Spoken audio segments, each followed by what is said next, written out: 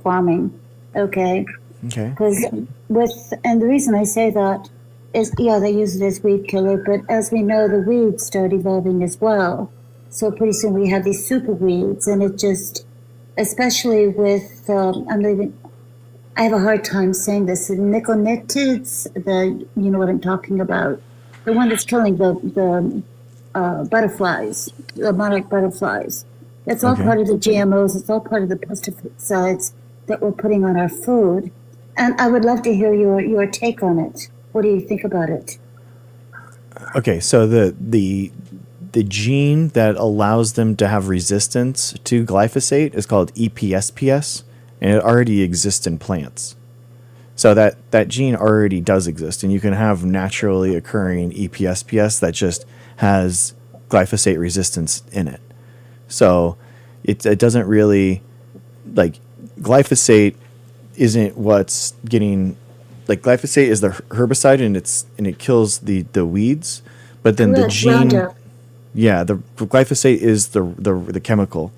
But the idea of, in pesticides, if you are actually against pesticides, then you should actually be for GM, like genetically modified foods, because they actually, on average and in total, you actually use less pesticides for genetically modified organisms than natural or non genetically modified organism food farming.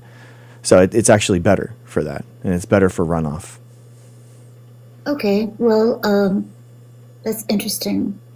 Yeah, you're right in that we do have a problem with runoff. So runoff is when farmers spray things onto plants and their crops, and basically they put too much onto it, and that it runs off into the soil, and then that runs off into the waterways and into our oceans. So you're right in that I totally agree there. But the way that you deal with that is to use less, like, volumetrically, like use just less pesticides in general, and you have to be more targeted, and that's, you can do that with genetically modified organisms. Okay, so basically, when you talk about the GMOs, the GMO plants, and that sort of thing, they're more weed resistant, that sort of thing. Um, you don't change the molecular function of the food, so to speak. You're You not are changing. you are changing, like, the DNA of that organism, absolutely. So that, that's kind of like the idea is that you are specifically and targetedly just changing one aspect of that organism, and that's what you want to do. And molecular biology is way more targeted than standard, like, breeding approaches. So, like, for example, we could use genetics, breeding, in order to create EPSPS, glyphosate resistance genes. But the problem is that what's going to happen is we're going to be changing tens of thousands of genes as opposed to a single gene through genetically modified organisms. That the analogy would be kind of like a broad kind of like scatter shot versus a single well placed shot. Okay, very interesting. I appreciate your take on it. Did you hear about the experiment that by a French scientist that was done years ago? And basically, Monsanto and those places making the glyphosate and that sort of thing. But basically, what he did is he did the exact same experiment as what Monsanto and Bayer and some of these other companies have done, except he took it out much longer. He used the same control, same experimental subject, the whole 9 yards. And he did this with mice. Okay. Now, obviously, this has done a lot. But by just lengthening the experiment in itself, making it twice as long instead of 90 days, he might have made it for 6 months. He found that the vast majority of the subjects that were getting the GMO food were suddenly having tumors. All right. So I think that there needs to be, my concern is with all of the GMOs in our food and that sort of thing, I think there needs to be more study, and I don't really trust when the corporations themselves are in charge of their own science and their own studies in order to tell the FDA that, okay, yeah, this is great, this is good. The other problem I have with it, and I forget what it's called, I'm sorry, I'm not in front of my computer, so I don't articulate very well right now, Okay. I guess. But it's also, what do you call it, the golden rice that they gave the Africans. I believe it was in the The African golden country. rice, yeah, with vitamin A. Vitamin A, the golden rice. And that seemed like a cure for hunger and that sort of thing. That never happened, But though. this, yeah, I'm sorry. It never happened because of the anti-genetically modified marketing and stuff. That golden rice never actually happened. Okay, but the seed that they bought, okay, it was basically owned by the corporations. And when they did grow these crops, they had to go every year to buy that seed because it would only be good for 1 year. Yeah. So one, like, Gen X is right in chat. Like, basically all of our food is genetically modified now. In the last 10,000 years since we started domesticating, like, corn, for example. I mean, look at like wild corn versus the corn that we have right now. A lot of that was just through breeding. It wasn't through molecular biology and targeted gene swaps and that kind of stuff. So your DNA of the food that you eat isn't going to have any impact on the nutrition value and stuff like that, because the ACTs and Gs are just going to be what that is. It's about what the protein that's expressed with those genes, right? That's going to be the main thing. And you're right in the fact that, like, what they take out and what they knock out inside of a plant is called the restorer gene, and that restorer gene is the one that produces seeds. And they do that because basically the plant is a product. So if you just have someone, like, you give someone a seed, then they can make more plant, and then they can make more seed, and then they can make more product, like, indefinitely. So they knock out that ability so that you do have to repurchase the plant. And I think that is a really important thing to let farmers know that, hey, this is going to be, how it's going to happen. And as scientists, we should have to prove ourselves and prove our product and say, hey, this is good enough for you to keep repurchasing because of this reason, this reason, this reason, and this productivity of this plant is going to be more efficient. It's going to be able to withstand climate change more readily, or the product that you make is going to be at a higher productivity, that it's not going to matter. So I think there is a communication issue. This has happened most famously with India and Monsanto and the corn that they sold over there. So I definitely do agree with you. The golden rice example that you brought up, so that's actually a really interesting case in the fact that this was a rice that didn't actually have the restorer knocked out. This was just something that they had developed just to have more vitamin A in it. Just kind of like how whole milk has more vitamin D, it's Right. fortified. And the idea was that it was to help people have less malnutrition for eyesight. So the idea was that you could actually, like, help people with better eyesight in Africa. But because of anti-genetically modified organism lobbying from the EU, it never happened. Okay. Okay. Well, that's very interesting. I appreciate your take on it. I'm going to do a little more research myself because this is something that I am very interested in. I normally just buy organic. I try to buy organic whenever I can.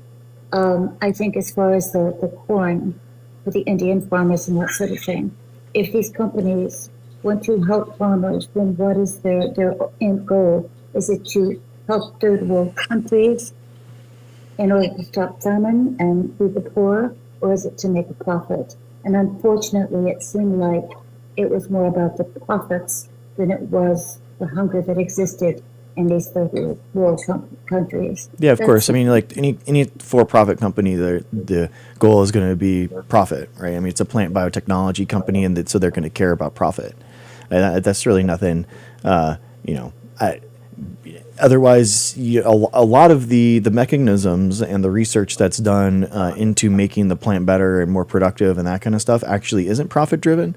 It happens at the universities through academia and through people like me that are trying to make plants more efficient and make photosynthesis more efficient and better over time. And then basically these for-profit companies kind of look at the mechanisms that people discovered in academia and then try to take some aspects of that and then incorporate it into their new product. So the United States is unique in the fact that we allow plants to be patented. It doesn't necessarily exist anywhere else in the world, and but at the same time, we have the most plant biotechnology companies, and our science that we have developed here helps feed the entire world through the Green Revolution. And you can look that up. It was like from the 1970s, and we have about 2 billion people on Earth that are being fed through genetically modified organisms, specifically through that, and we wouldn't have that plant productivity otherwise. Well, that's wonderful. And please, trust me when I say I don't bemoan anyone profit, but it's just with the kind of famine and hunger that exists in the world, for these products to be offered to these countries, the first thing has got to be to help the people, not to make a profit. I mean, the idea... profit in another way. So the big idea a lot of times for example, for some of the research that I did was to help plants live productively in areas that they wouldn't be able to otherwise. So it's called like abiotic stress. So abiotic stress is anything that isn't biologic. So anything that's not living. So basically climate, salt, water stress, that kind of stuff. And we were trying to make plants more productive in high salt areas, which is notoriously bad for farming. So the idea was in a lot of these desolate areas that don't have high productivity in their plants, the idea is to hey, you can actually create some crops and some plants that you can now grow there when you didn't have any plants that could grow before. And as climate change is going to be happening and Absolutely. And the environment's going to get worse and worse for people, it's really, really important that we actually have more and more plants that are drought tolerant. Oh, I believe me, I support you 100% because climate change is real. And there again, I live in Texas, and so I know how severe the summers especially can get in the droughts. So people like you are very important. I appreciate your service. I really do. Thank you for having me up. Thank you, Dina, for coming up. You're always welcome to come up. Thank you. Bye-bye. All right, thank you guys. Thank you for coming in. Thanks. Well, welcome in. All right, we got 3 people in the queue, so we'll go down the line. Slim Buddy, David, and then Muko Man. We'll do 10 minutes each, and we'll just go through as we can. So thanks for coming in.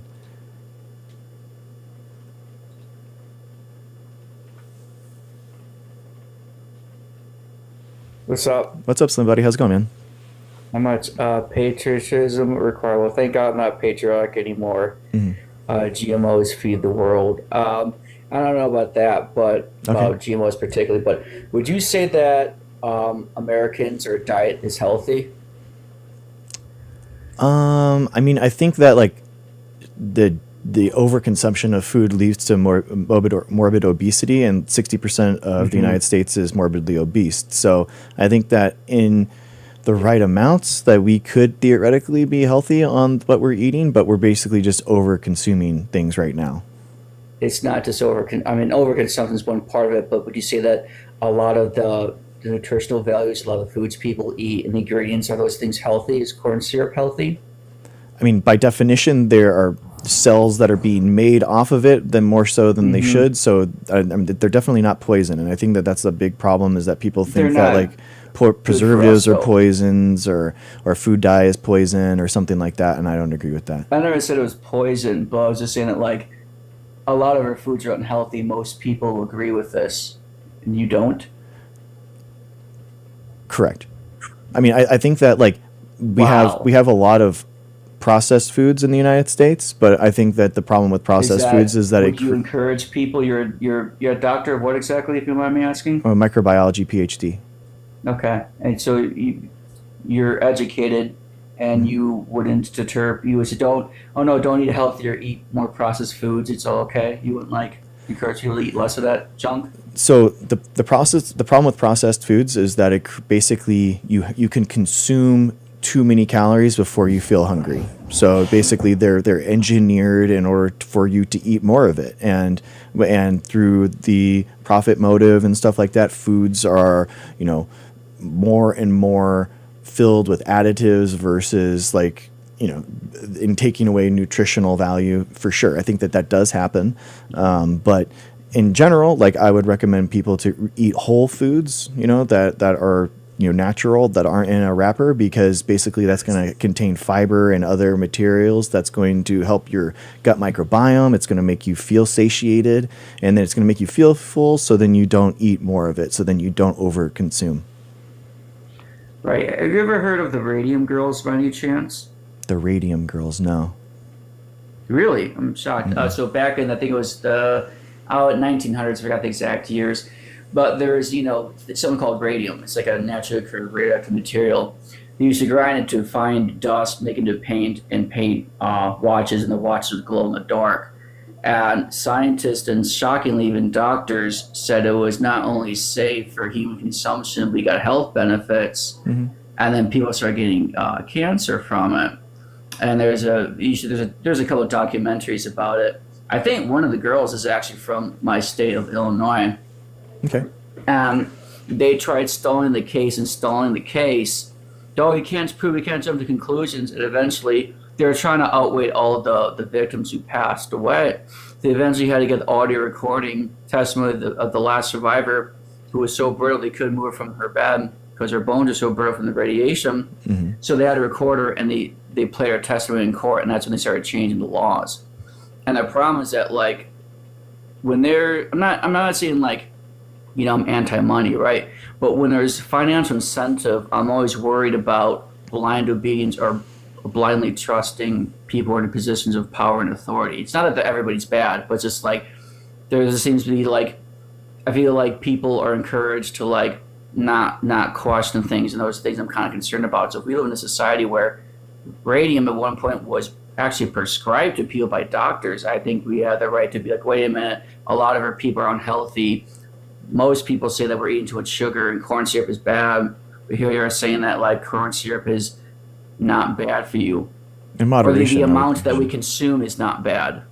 It's probably, we're over consuming it, obviously, right? Because people are morbidly obese. So But it's also, I mean, that too, of course. But it's also like a lot of the foods it sells, they're not, a lot of them are not really that healthy in this country. That's the issue too, don't you think? I think it's 90% obesity and 90% overconsumption.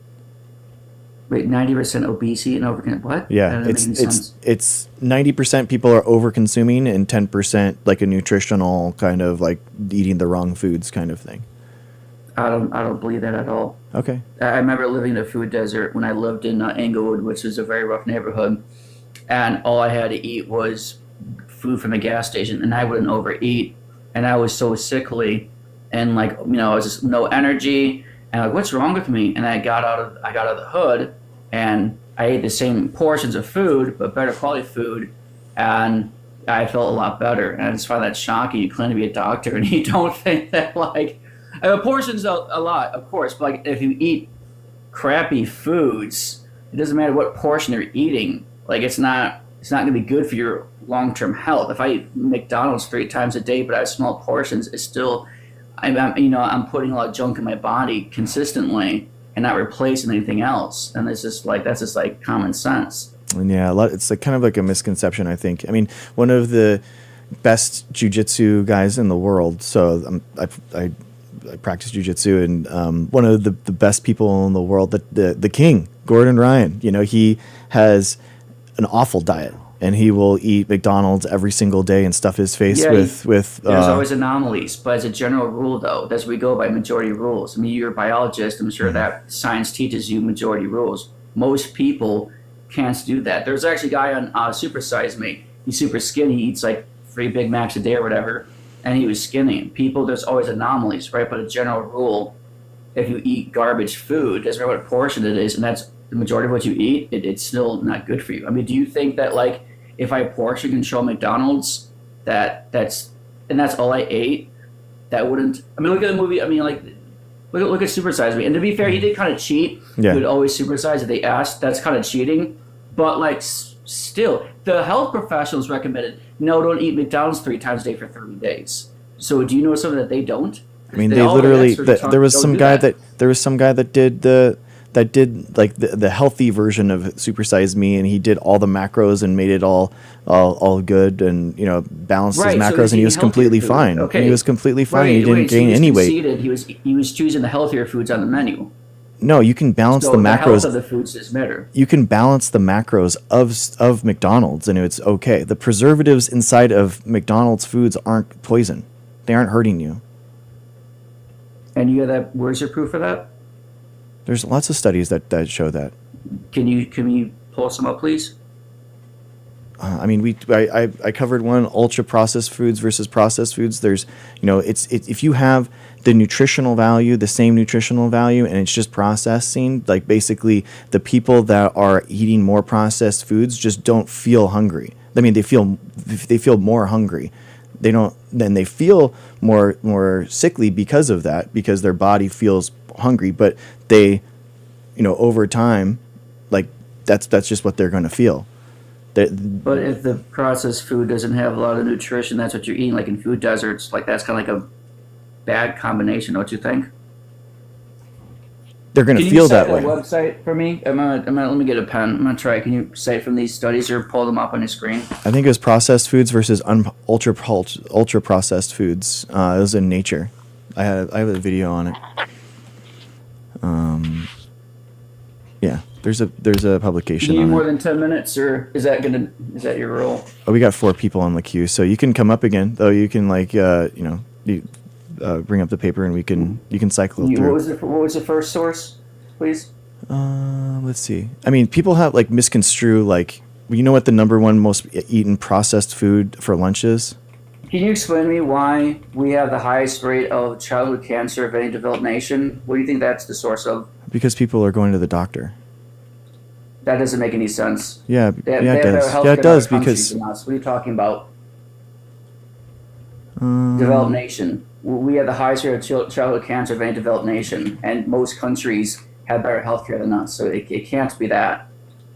It's not normal for a child to have cancer 3 times within their childhood. This is not normal. here's it's Dickin 2025 ultra processed or minimally processed diets following healthy dietary guidelines on weight and cardiometabolic health, a randomized crossover trial. Processed, unprocessed. All right, I'll look it up when I get the time. Yeah. But It's from Nature. If it's go back in a few more seconds, but Trump is fascist. What's wrong with that? Because he's fascist, and that's not a good thing. What's wrong with being fascist? Okay, well, there you go. That's your problem, bud. Yeah, groypers, man. Always, there's always a groyper. Yeah, exactly. All right, David. Thanks for waiting, dude.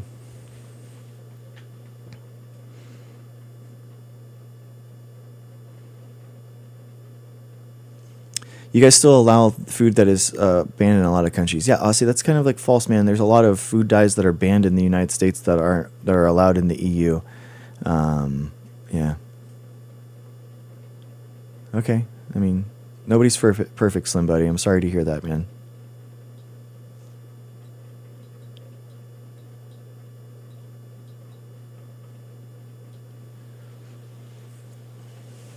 We can request up and we can talk about it.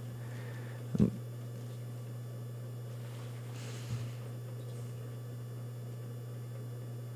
right, David disconnected. So go to Muko Man.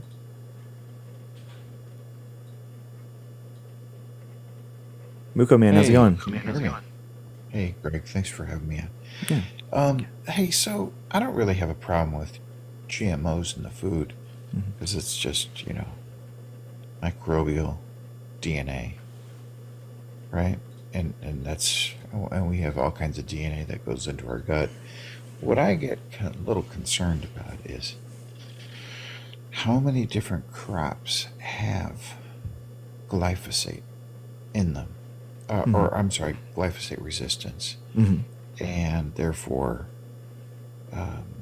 we're starting to see glyphosate in our food supply, in our water supply, at higher levels, I think, than we're tested.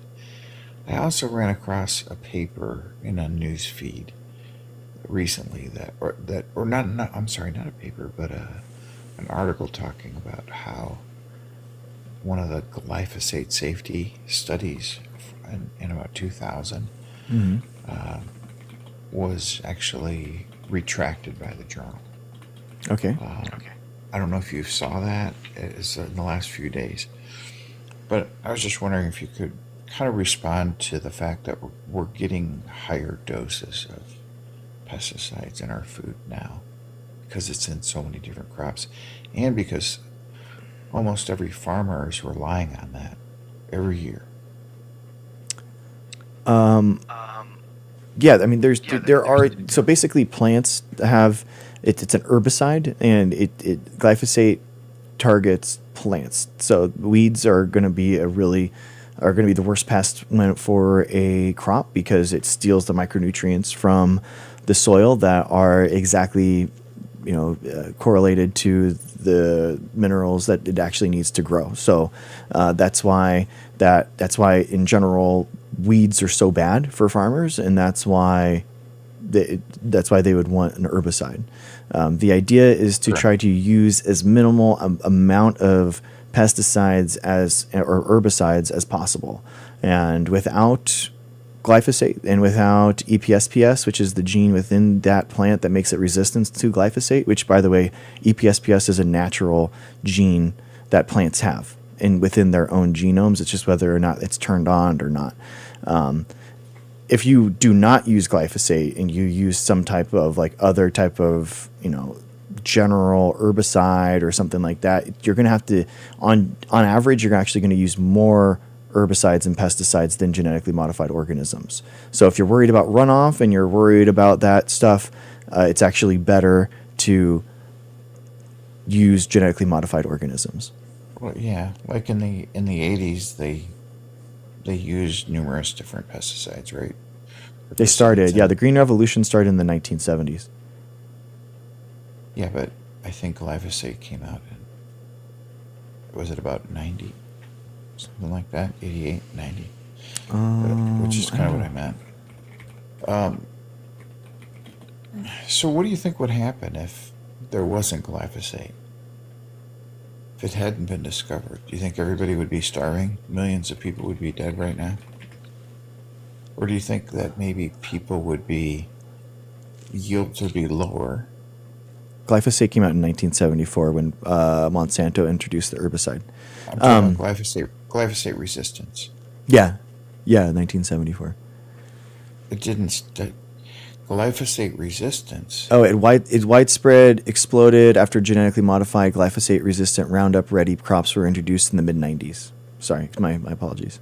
Right, that's okay. What do you think would happen if there wasn't glyphosate? You think millions of people would starve, or would maybe yields be a little lower? You'd have like per acre, you'd have less productivity, less plant productivity, because there'd be more weeds in general. You'd have more runoff. You'd have more herbicides leaching into the environment and into our waterways and into our oceans. And those two things probably. Okay, but yields would be lower, and probably crop prices, grain prices would be higher for food. Yeah, that's what I was saying. Yeah, right. Mm-hmm. So right now we have a massive amount of grains and agricultural products that are redirected to animal agriculture. So do you think maybe there'd be less animal agriculture? It'd probably be more expensive to do. So the prices would be more expensive probably. And people might have more of a plant-based diet. I mean, it might be more expensive, so people would eat less of it. Maybe, yeah. You'd probably have more hunger. Probably we have too many people people eat too much meat as it is. It's not healthy. Yeah, I mean, I recommend that in general. Eating more plants is probably better, than not. You can have a healthy meal with protein and get all your protein in a day without having to eat animal proteins. I'm just saying that if there, if we didn't have Roundup or glyphosate, we would be probably just eating less meat and maybe even eating more healthy. And I don't think there'd be millions and millions of people starving because we do have other herbicides, and the amount of herbicide or pesticides going into the environment would change. But having just such a high amount, I mean, glyphosate's literally showing up in our food and in water that we're drinking. Because of the runoff.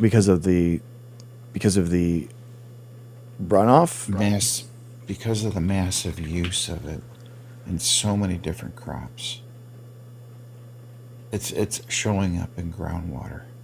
Oh yeah, because of the runoff. Yeah. If you used, Right. I mean, they should be, in general, people that are farming should be using less herbicides, and that's one of the better things. That's one of the things that we're trying to develop, and as plant biologists and stuff, we're trying to better Right that. now they're overusing glyphosate, and because of that, the first woman you had talked about the resistance, and now we're having weeds that are resistant to multiple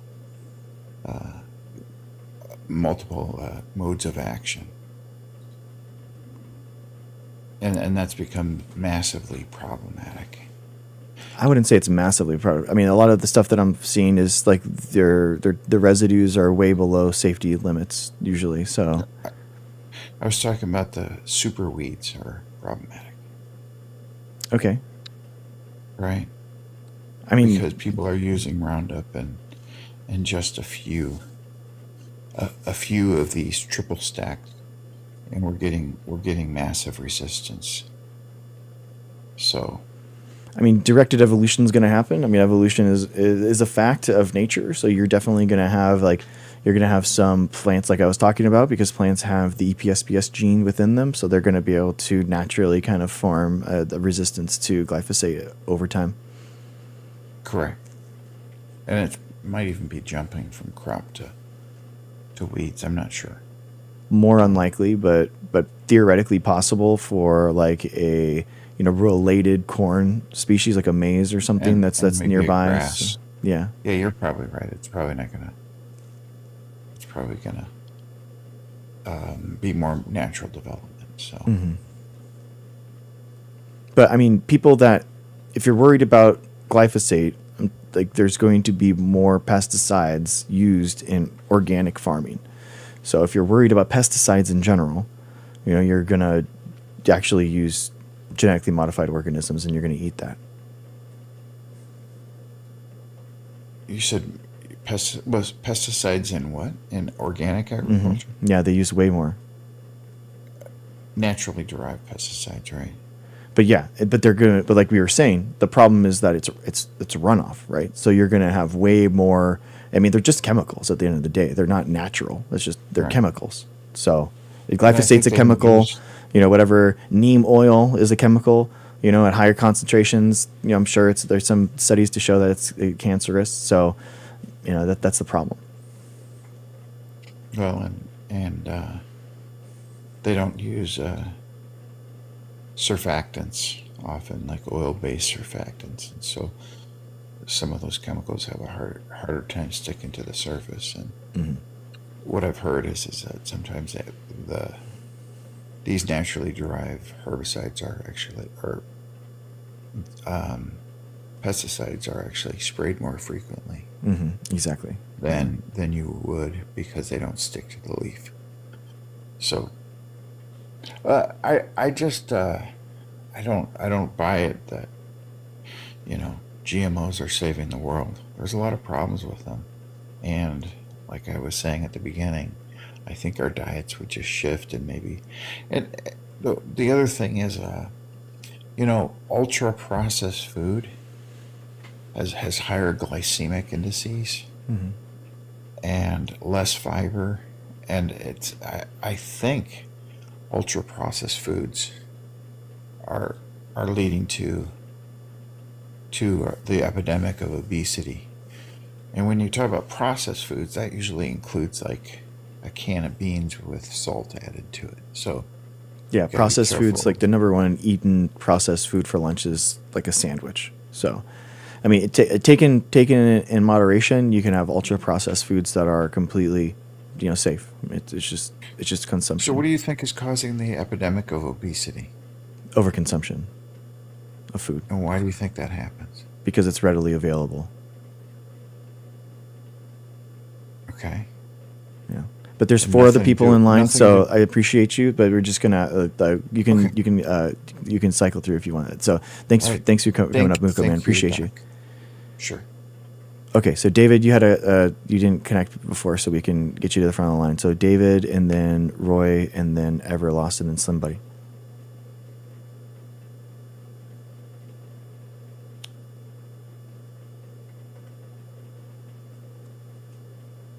Cool. Awesome, Everlost. David, hopefully he doesn't have the connection issue again, dude.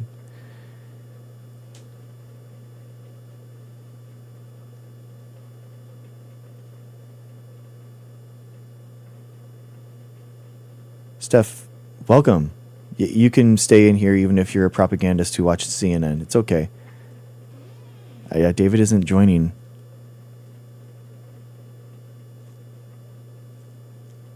I'm not hearing him. I'm not seeing him load on my screen.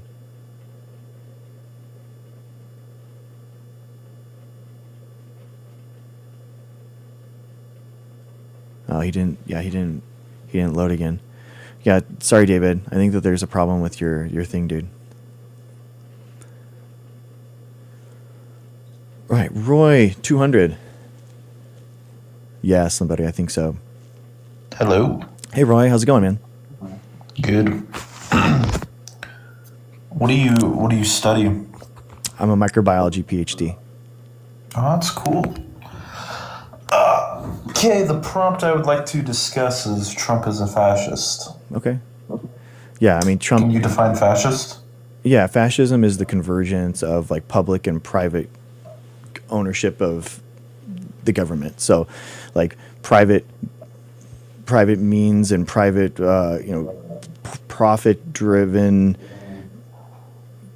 ideas with governmental powers, kind of thing. So the idea of like Nvidia having to pay Trump 15% of all their profit from China or something like that. That's definitely the convergence of private and public power.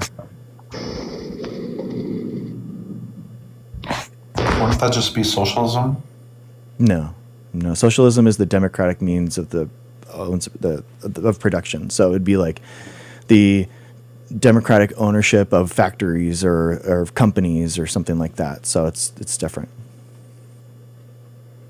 But a component of that would be the state owning a company, right? No, not necessarily. You can you can have a democratic ownership of the workplace, but you don't have the profits necessarily going to the government.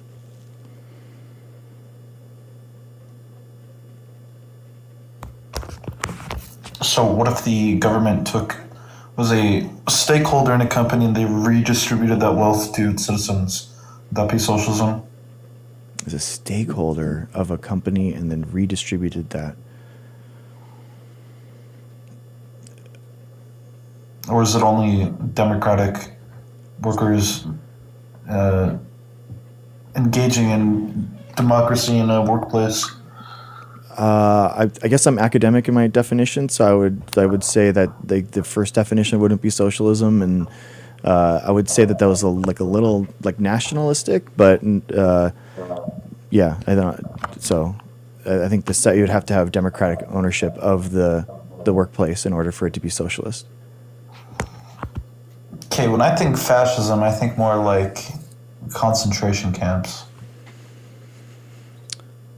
Well, I mean, that could be authoritarian. That could be a lot of reasons. And historically, that's been, authoritarian governments, with Germany, what happened in Germany. So it's kind of a different thing. I wouldn't say that necessarily fascism is the Holocaust. And what makes like the government taking 15% of Nvidia's revenue bad? Because it's a for-profit company and it's individualized outside of the government. You're describing it, yeah. Yeah. And do you see that as bad? Yeah. Yeah. Why? I mean, because you can't have the government just sitting there trying to collect 15% off of a company that didn't. I mean, wow. Isn't that what they do with taxation? But it's broader. It's broader than that. It's broader than a It is single broader. company. Yeah, taxation is way broader than that. Yeah, but it's similar. I think the biggest problem is that you could have like carve outs or individual rules for Nvidia that you wouldn't have for other companies, and then it's not fair to other companies that are trying to compete against Nvidia. Okay, that's fair. I would say that is a fair criticism of the administration, Okay, nice. along with the Intel stakes in Intel. Hmm. And so, for those reasons, you think the administration's fascist? Yeah, I mean, I think that like there's also like in terms of, you know, the confluence of public and private powers. I mean, you have like especially in capitalism, the need for more resources. So that definitely going over and taking over Venezuela for oil would definitely be a part of that as well, I think. Did we have an American investment in Venezuela that got seized by the Venezuelan government? Sure, I can see why you would say that. So, what do you think our response to that should be? I mean, it's a sovereign nation. So if they want to nationalize the investment that was within the United States, then they have the right to do that. I mean, yes, they have the right to do that. That would be like, we wouldn't want that for American investors to have all their investments seized, right? Unless you don't see that as a problem. I mean, it's a sovereign nation, so they have the right in order to say this is not I'm what not we want. I'm not saying they don't have the right. I'm saying that's not good that they do that. I'm not saying they can't. I'm saying they shouldn't. Well, that's part of the risk of having that investment as Exxon. Well, I think America should ensure that that doesn't happen. Okay, then that's just it's imperialist. Yeah, I mean, I guess you can say it. Sure. Mm-hmm. And Yeah, I mean, well, they're a sovereign nation, and so you should allow these sovereign nations to make their own decisions. what do you think of Maduro as a person, as a president? I have no opinion. I saw I was reading the UN ideas and the Carter Commission, the Carter's election body. You know, what they were saying about the previous two elections, and it does seem like there was some type of like shenanigans going on. I also saw that the international court out of the UN also had some human rights violations going on since like 2017. So, you know, it sounds like there was, some awful stuff going on, but at the same time, like, I don't think that we should be the world police. Do you think there's any situation that would warrant U.S. military action in a foreign country? Yeah, of course. Could you give an example?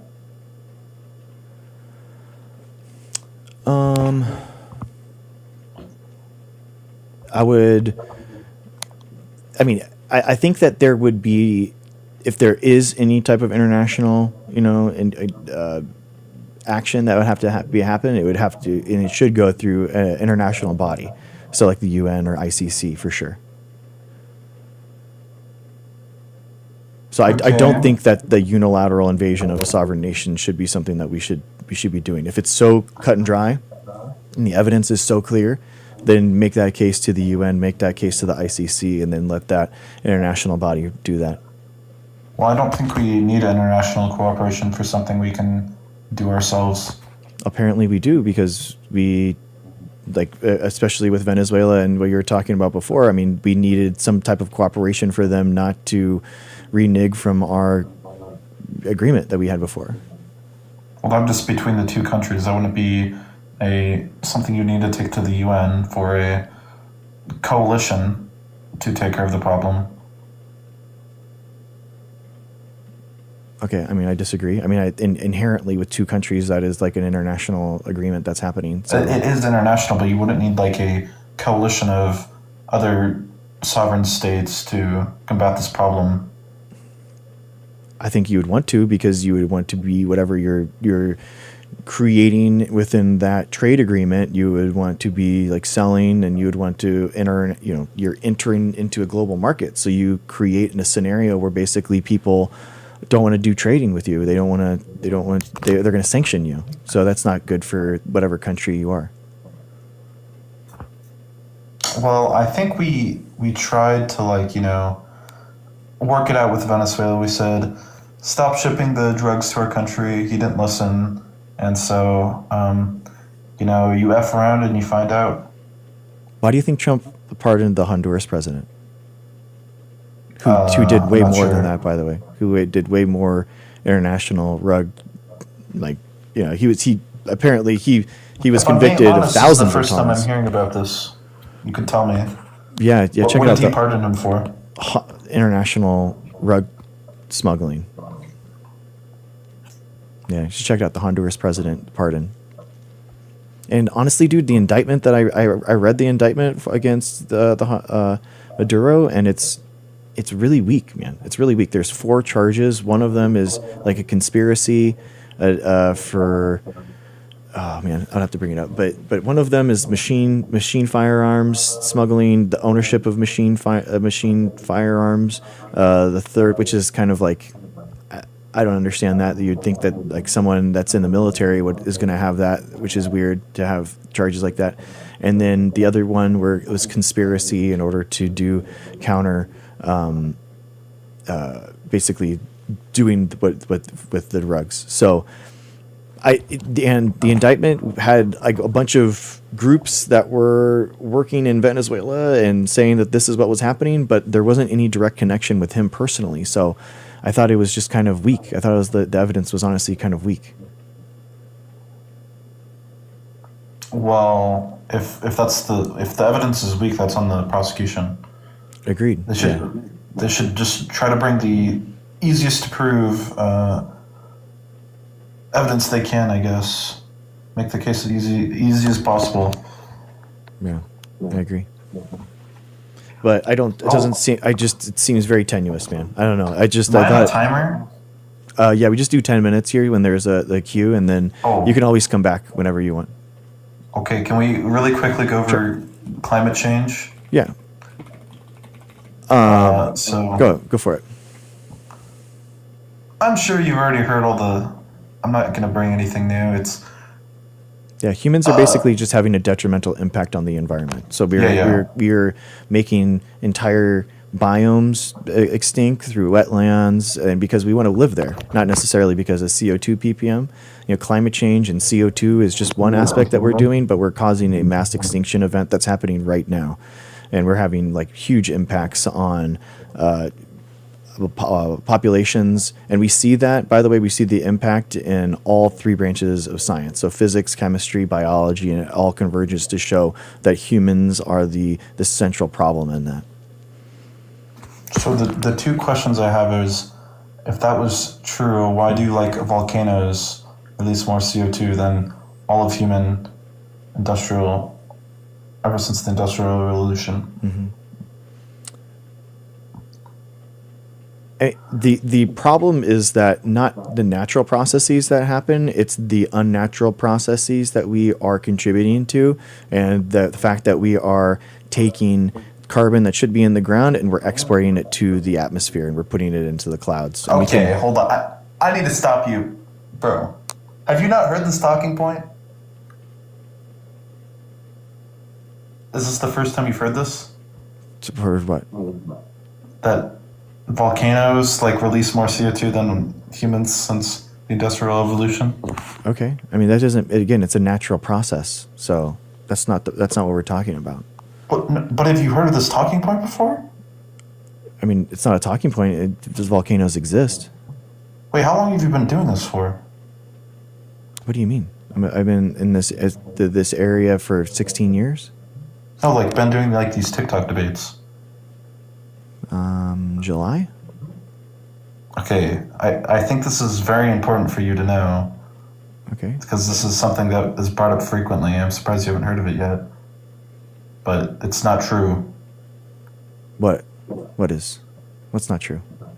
People all the time will say that what I just said, it's not true. I'm sorry. So you're saying that it's not true that Yes, if someone ever says this again, you have to say, you can look into it. I trust me, this is a very common talking point. Okay. Okay, you really didn't have the answer for that? I'm very disappointed. I don't understand what you're saying.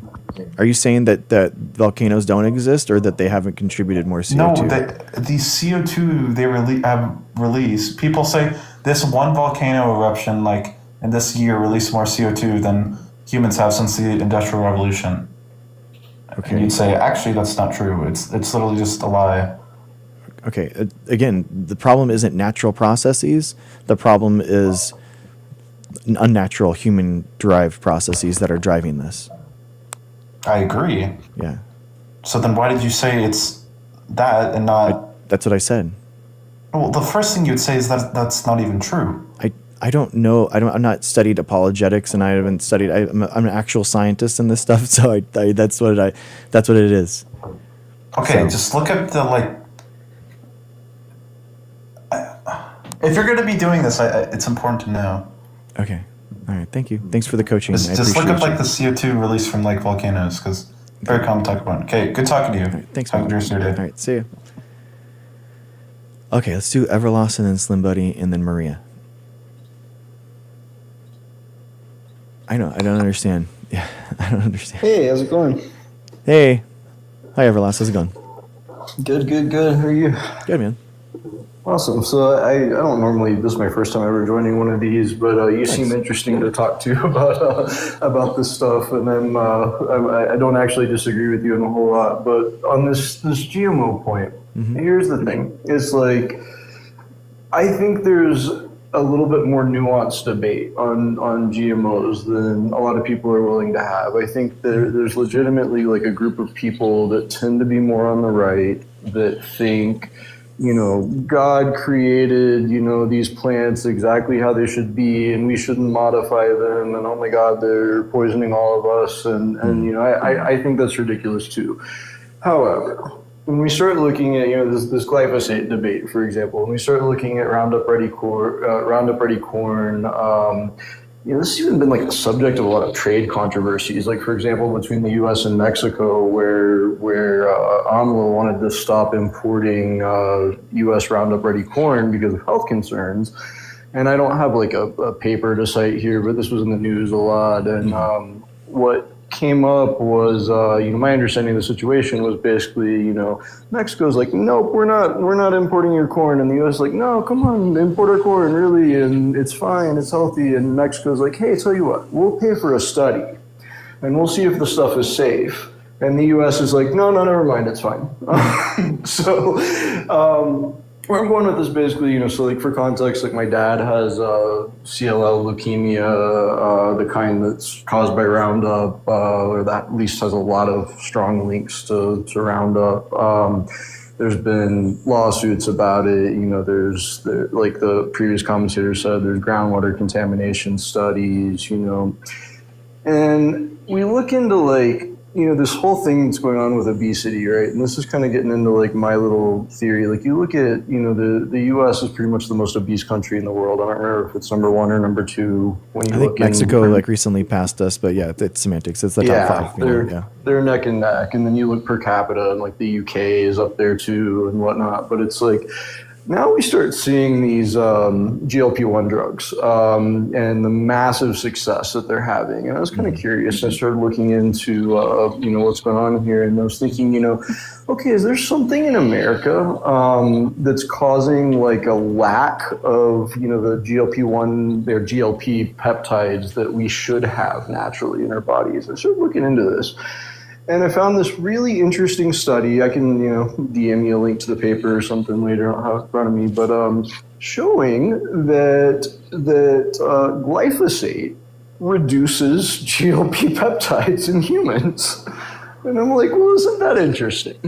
And and so TLDR, like where I'm going with this, I think like as a society we should have a more nuanced debate about GMOs, and it should be like, is this specific modification good and safe and whatnot? And really, like with this whole glyphosate thing and the Roundup Ready corn, the problem isn't the modification. Like I guarantee you can modify this corn with the whatever gene you were talking about earlier, and it's not going to cause any problems. The problem is that you're dousing the stuff in glyphosate, not that it's modified, right? And Sure. I just think we should have I think my main issue that I wanted to kind of debate with you is just that I don't really like, the way this GMO debate is presented as kind of like, either you're against science or you're not. I think there's some nuance here that we need to explore. What do you think about all that? So, I mean, my PhD lab, I was in a nanotechnology lab working on basically using nanotechnology to microdose like plants with herbicides. The idea is that, a lot of science and ecology, environmentalists, like we understand that a lot of the problem, exactly what you're talking about, it's the runoff. It's not necessarily the genetic modifications within the plants itself. It's the excessive amount of herbicides and pesticides that are used. So, and that's leaching into our water streams. It's leaching into and having problems with like the PFAS stuff with the herbicides that we're having, and the pesticides that are having a direct impact on our pollinators and our bee populations and stuff like that. So there's nobody that wants to like have less adverse side effects, from farming than ecologists and biologists. We're trying to decrease the amount of side effects basically. So you're exactly right. We're trying to use nanotechnology. We're trying to use and deliver nutrients at smaller amounts, so exactly how much they need when they need it, and not just spraying every nutrient however when they need it. Trying to micro deliver the herbicide and pesticides too, so we're using like lasers and drones in order to identify weeds and stuff like that. So so in the future, hopefully we use less of it. And genetic modification doesn't necessarily, like you were talking about, it doesn't necessarily have to actually be for herbicides and pesticides either. It can just be improving photosynthetic rates, for example. So we can create better chloroplasts, we can make higher photosynthetic rates, so we can make more plants per acre, and we can also create more drought tolerant plants, for example, or allow them to live and prosper in places that they basically couldn't. That would be dry and barren before. I think that makes a whole lot of sense. And I was just thinking about these little weed killing robots that you were talking about, and maybe that's kind of the keystone to a pesticide-free future. I mean, they're using lasers. It's really cool. Yeah. There's this laser thing. It's really cool. It goes around like on the when the plants are really small, and then it just takes little lasers and it identifies really quickly what looks like little weeds, and then just pops them with lasers before they grow up. So it's awesome, man. I mean, it really is cool.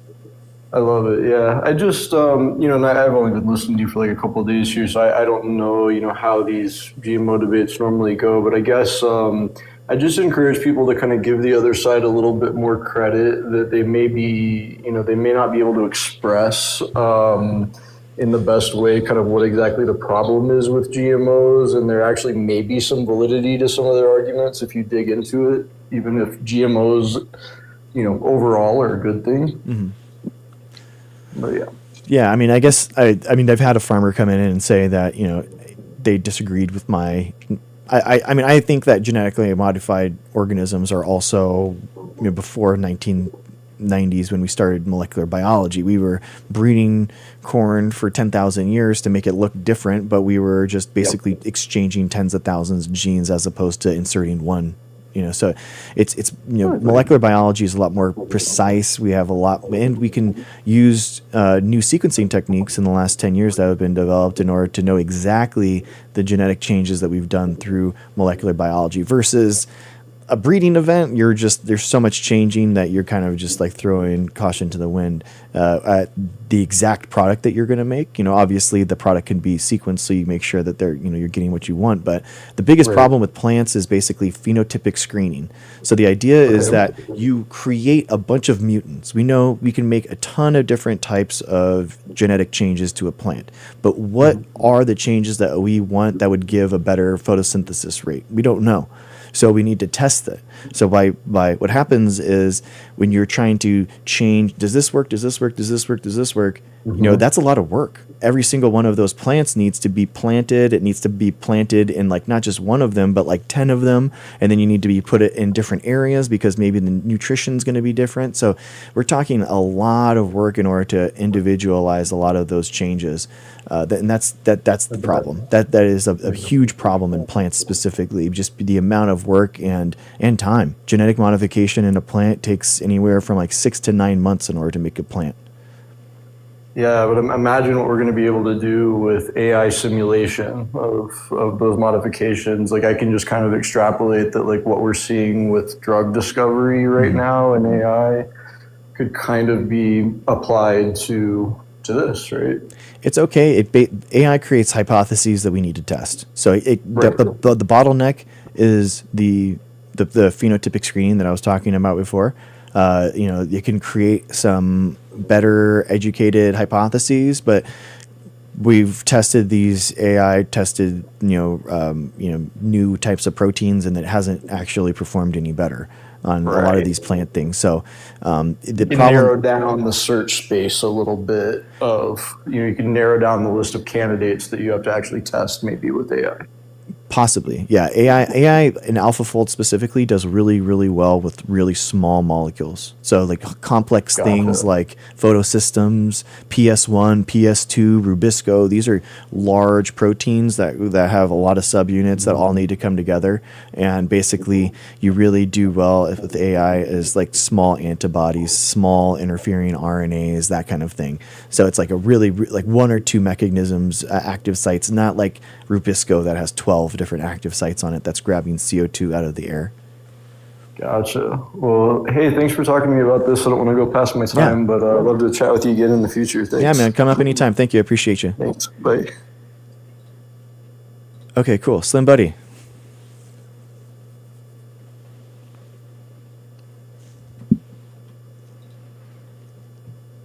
So What's up, man? I'm going to see if I can pull my picture up. My phone's kind of cruddy, but I looked into that. I looked up that processed foods are very unhealthy. Oh, okay. So I mean, this is the paper that I was talking about, the ultra processed versus minimally processed diets.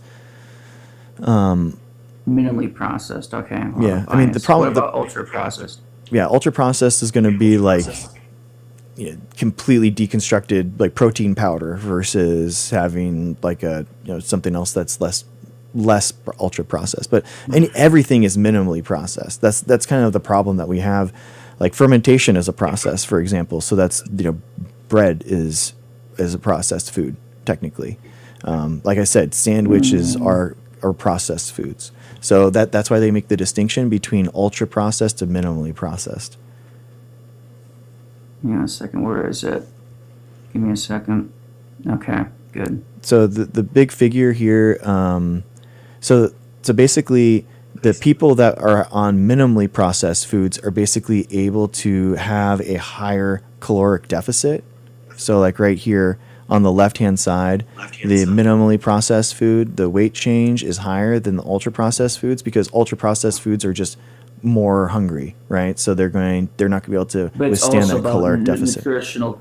It's also about nutritional quality as well, though. If your food does not have a lot of good nutrition, that's also a contributing factor, right? Sure. Yeah.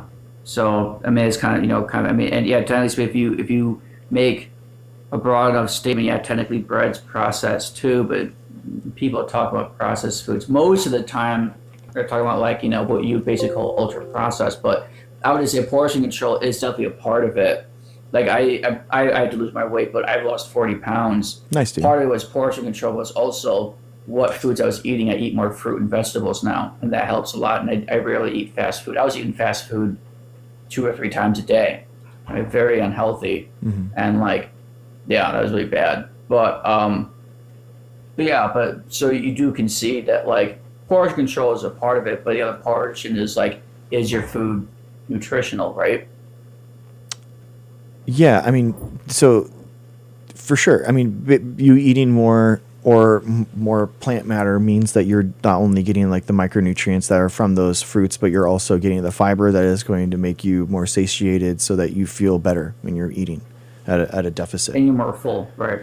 Yeah, that's what Okay, satiation that means. cleared Sorry. up. Yeah. Sorry, that satiation means You're fine. yeah, satiation just means that you feel good, you feel like you had a meal and you're good versus like having a protein shake, for example. Like when you have a protein shake, like I have a protein shake every day because that's how I need to get like the protein that I need in order to weightlift and jujitsu and that kind of thing. So, but I know that I kind of know that I'm going to not feel that full after I take my protein shake, and that's a good thing, right? So then I can eat some fiber with it. I can eat some cucumbers, some sweet peppers, something like that with it. So then I marry that ultra processed foods with the the protein and getting those macros that I need. I need those 40 grams of protein, but then also getting that plant fiber and for my gut microbiome, for my satiation levels, and feeling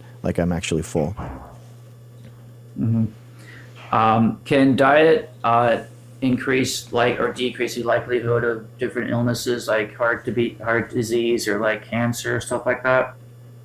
I'm sorry. Not necessarily the portion per se, but like, I mean, portion is a big part of it, of course, but like, what's in the food, can that affect your overall health?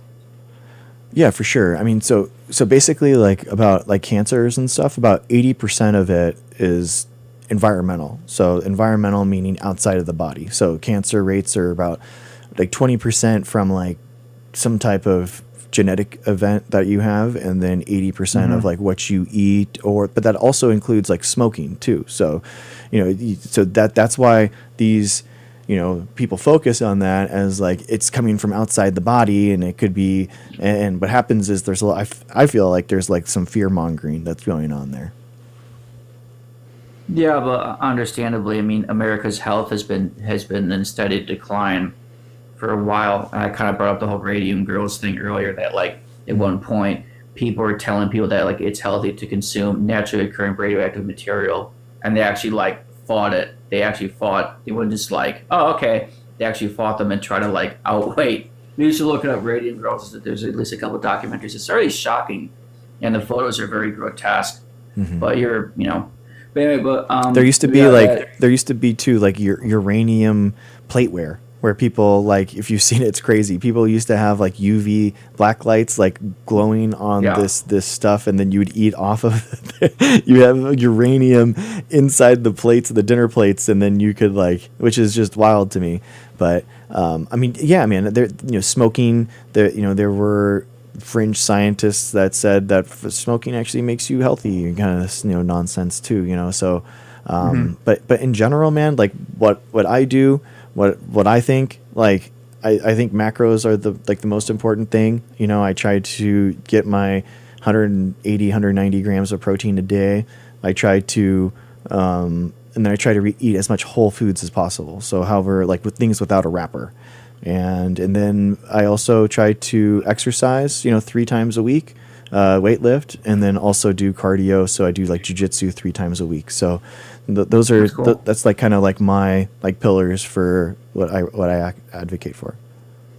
Okay. So the I want to go back to the Trump is a fascist. So can you make a concise argument to why fascism is bad?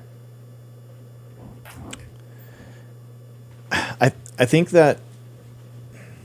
we exist in a global community, and like hyper nationalistic policies like that are just kind of naive, and they're going to drive a country downward and into kind of like a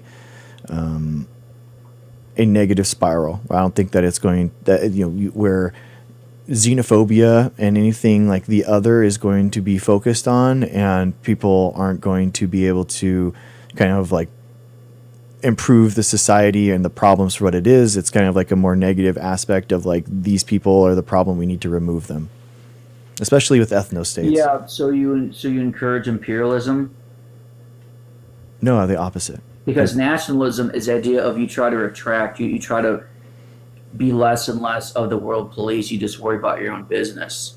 Mm-hmm. And xenophobia is very well founded. I mean, like I'm very into your thing is like biology. Mine is like native cultures, right? So the Amazon cultures are doing way better than the natives in North America because they were more resistant to outsiders. Well, not just any outsider, but mass waves of outsiders coming in. There's one particular tribe called the Mosquitero. They're from Peru, and they pretty much unalive any outsider they cross paths with. And I mean, it's working for them. They live completely sovereign. They don't have nearly any of the problems that indigenous people who are totally, enveloped by us in North America. Yeah, so I guess, I mean, as a scientist, man, in order to tackle really hard problems, you need a diversity of approaches and backgrounds in order to tackle and find solutions, basically. So the idea is that, what was that? It's been working for them for 40,000 years, and they're healthier because they're more independent from, the outside world. I mean, they do let outsiders come in occasionally, but you have to get permission. You have to make sure you're not bringing smugs, you're not carrying illnesses, stuff like that. But they're quite much more healthier and happier than indigenous people overall in like North America. Do you think that humans were Because more they were healthy? very fierce, staunch defenders. Do you think that humans were more or less healthy 100,000 years ago? Oh, I know for a fact that they're more healthy. I base it off of the health of indigenous people who are completely sovereign. They're very strong. They're very robust. Okay, They don't have heart disease. They don't have diabetes. They don't have cancers. I don't want to say it doesn't ever happen, but I want to basically say it never happens, but I'm not going to say an absolute. So it's very, very rare. They don't have issues with addiction, and it's shockingly, it's not like they have nothing. I mean, they have naturally occurring substances that get you, high. But dude, it's natural. It's not used. 100,000 years ago, people lived until they were 30, and most 50% Yeah, that's of not true. 50% of kids used to die before they're 13. Also so, not true. Yeah, absolutely. So is. how can you Absolutely explain to is me? true. Wait. So explain to me how indigenous populations in the Amazon are very, very healthy, and they live. I can actually even pull up a photo of an elder that was born in like 1930. His name's Chief Rani. Hang on, give me a second. I mean, bro, they exist. I'm sure that Benjamin They're- Franklin they- lived they- until they he was live- 80 or something, But they and live now. or Plato and they've lived always until lived. That's the thing, though. Plato lived until he was 90 or something, but that doesn't mean that the average Okay. person was living until that age. It was like some rare But I'm occurrences. man. saying for indigenous people, they live healthy lives, and most of them live pretty decently, and they live mostly how they lived 40,000 years ago. Where's Do you my think? picture? Do you think that There it viruses is. exist? Do you think that viruses are real? Hang on a second. Is it showing up? Yeah, I mean, people can see Oh, him. come on, I have no yeah. doubt that he exists, man. That's not my point. I'm saying that like diseases from viruses, for example, that are caused by viruses aren't going to be, they're not going to, they're not going to be having those They have technologies that natural- can save them. They have natural remedies. They can take care of themselves. Most of the medicines actually we get from the Amazon. Do we No, I actually mean, there's grow- Tylenol. people That's actually grow acetaminophen is medicine from then? like tree bark and stuff, but no, not. I mean, not in modern medicine. Yeah, no, there's a lot of stuff. My father's a doctor. I know a little bit about this. He was talking about how they would, they would use different people would experiment with different substances, and it was actually an exhibit in the Field Museum about how they got this specific substance from the tribe that puts it on their darts for hunting woolly monkeys. But they've been doing very fine for 40,000 years. It's when outsiders come in with their pollution and their technology and their outside illnesses, that's when it becomes a problem. And their alcohol and their smugs, that's when it becomes a problem. But they've been living healthy, happy lives for 40,000 plus years. And you should look up, I can give you specific tribes, the Kalapalo. But dude, I have but it spelled for you. there's- Kalapalo. That's one tribe. Very robust. The Karubo, Korbu. The Métis, they're pretty healthy too. Kayapo, Kayapo. These are all indigenous people you can look up and you see how strong and fit they are. And they have a lot of elders in their communities. I mean, they've been living sustainably for tens of thousands of years. yeah, I just don't think that's unchanged. true. I mean, they might have been I existing mean, as a not tribe, true, but they're not. This is reality. But dude, their quality of how long they're living, there's going to be in They you know, they live better lives than us, and they live to how life can you in say their better? 80s, I don't most of them. understand. But again, they're going to They're be healthier, rampant they're through healthier, vaccine they have less preventable disease, They have They gonna, have less. They have they're less not going to have pollution. They don't need vaccines because they have natural medicines. exactly. So All the viruses illnesses, exist. So again, they've adapted. You don't understand. They've adapted to all the illnesses No. from the jungle, that and they have doesn't- natural no, remedies. no They have humans. No, medicines. dude, They you have don't adapt medicines to too. diseases that are caused by viruses. People you used to explain die to me why they're hundreds of doing so thousands, good? millions of people. How are you 5 gonna million. argue with somebody? 5 Do you know million what the people. Kalpo are? 5 million people are saved Hold on a every second, hold on a year second. You're gonna from argue with somebody who knows vaccines, more and indigenous people than you. 5 Make it make million, sense. 5 million people every year are saved by vaccines. 4 million of those are children. That's Why just are a they fact. doing That's fine just then that's without just a fact. vaccines? Well, they could be wiped out by something, a vaccine By preventable. outsiders, bring it. Yeah. No, If the outsider exactly. comes No, in, yeah. vaccines. No, viruses exist. That's why I asked you. No, Do but viruses I'm saying, you exist? understand what I'm saying though? The illnesses, they're used to the tropical illnesses. If outsiders come in, yes, it can cause a problem, and then they would need vaccines. No, But the no, point is that I viruses find exist. interesting, No, raising dude, your no, voice to passovers. somebody. No, passive. You know, no, I know. So you know more than about. Okay, what country is the Kalpo tribe from? It's I don't. It Without doesn't matter looking about it the. I don't know. I don't It know. does matter. I'm more doesn't- knowledgeable than you. That's You're trying to awesome. raise your voice to me. I find I'm that not raising funny. my voice at all, dude. Yes, I'm you s- are. Okay, all right. There's someone else in the queue, and your timer's up. You're gonna have to go back. Nah, you lost this debate, so you have a good day. Okay, bud. All right. You won. You won. You won the debate. You won. You're so strong and you're so masculine. I can't deal with you. Thank you so much. Okay. Mariel M. Mercado.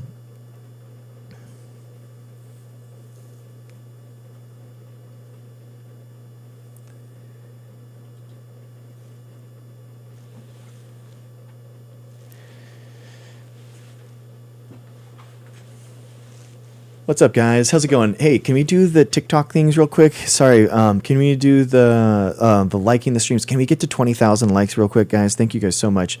Thank you for the heart me's. Thank you so much. Thank you for reposting and sharing the live.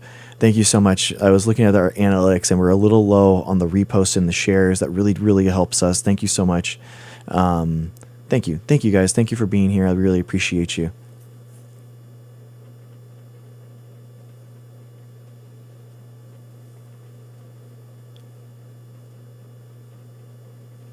Thank you, Diane. Thank you. Appreciate you. Nice to see you, Ghostbusters. What's up, Nick Smith? Amy, nice to see you, as always. Gen Xer, how's it going?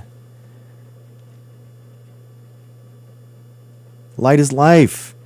Light is life. You know, you were my #1 guest last year, and my first year of streaming on TikTok, you were my #1 guest. I think we did 10 hours together last year. Yes, how's it going?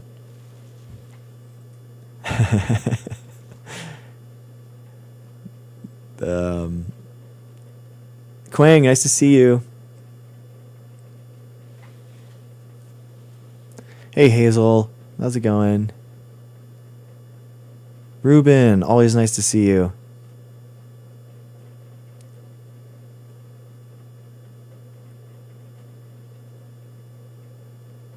All right, guys.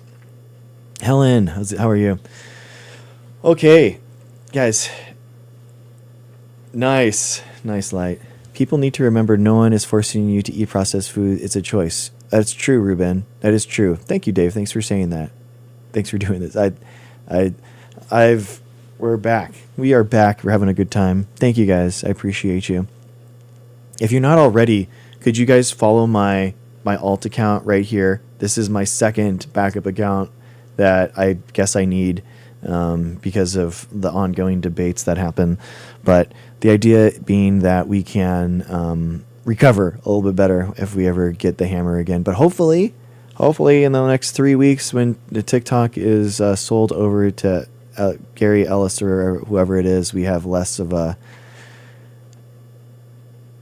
hammer going on. I would love for them to open up the floodgates on free speech, man. Free speech on TikTok. I would genuinely love that. So, what would the last guy do if he had an actual medical emergency too? Diane, I think that if he had it, he would rely on medical science. But if someone in the indigenous tribes that he was talking about, that person would perish and nobody would talk about them. So that's kind of it. Exactly, Hollywood. Yeah, caveman ate all organic and they only lived to 30 years old. Exactly. In order to combat this, the only other way to do that is to think that basically the Earth is 6,000 years old, that humans used to live to 1,000 years old, and in the last 100 years, it's kind of changed, and now people are more sick because of that. So that's the only way that I think that people can actually get around that idea. But unfortunately, reality is a little bit different than that. Trump saved Palestine and now Venezuela. That's exciting. I can't wait to talk to you. Don't pew pew the messenger. Oh, you can't because you don't have enough followers. Oh, Gen Xer, thank you. Appreciate you.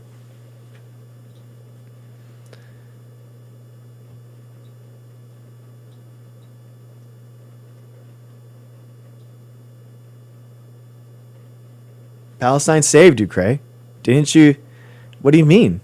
Didn't you see the AI video? What are you talking about, Ducray? It's all better. They put it's a Riviera, like a new modern amazing at Las Vegas, in the Middle East now. It's I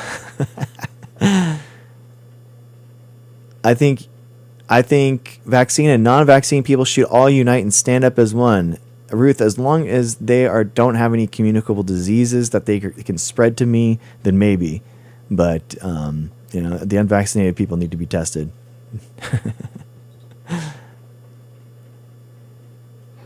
What's up, D Bentley? How's it going, man? Hey, it's going well. How about you? Good. What do you want to talk about? Yeah. I disagree that patriotism requires vaccines. Okay.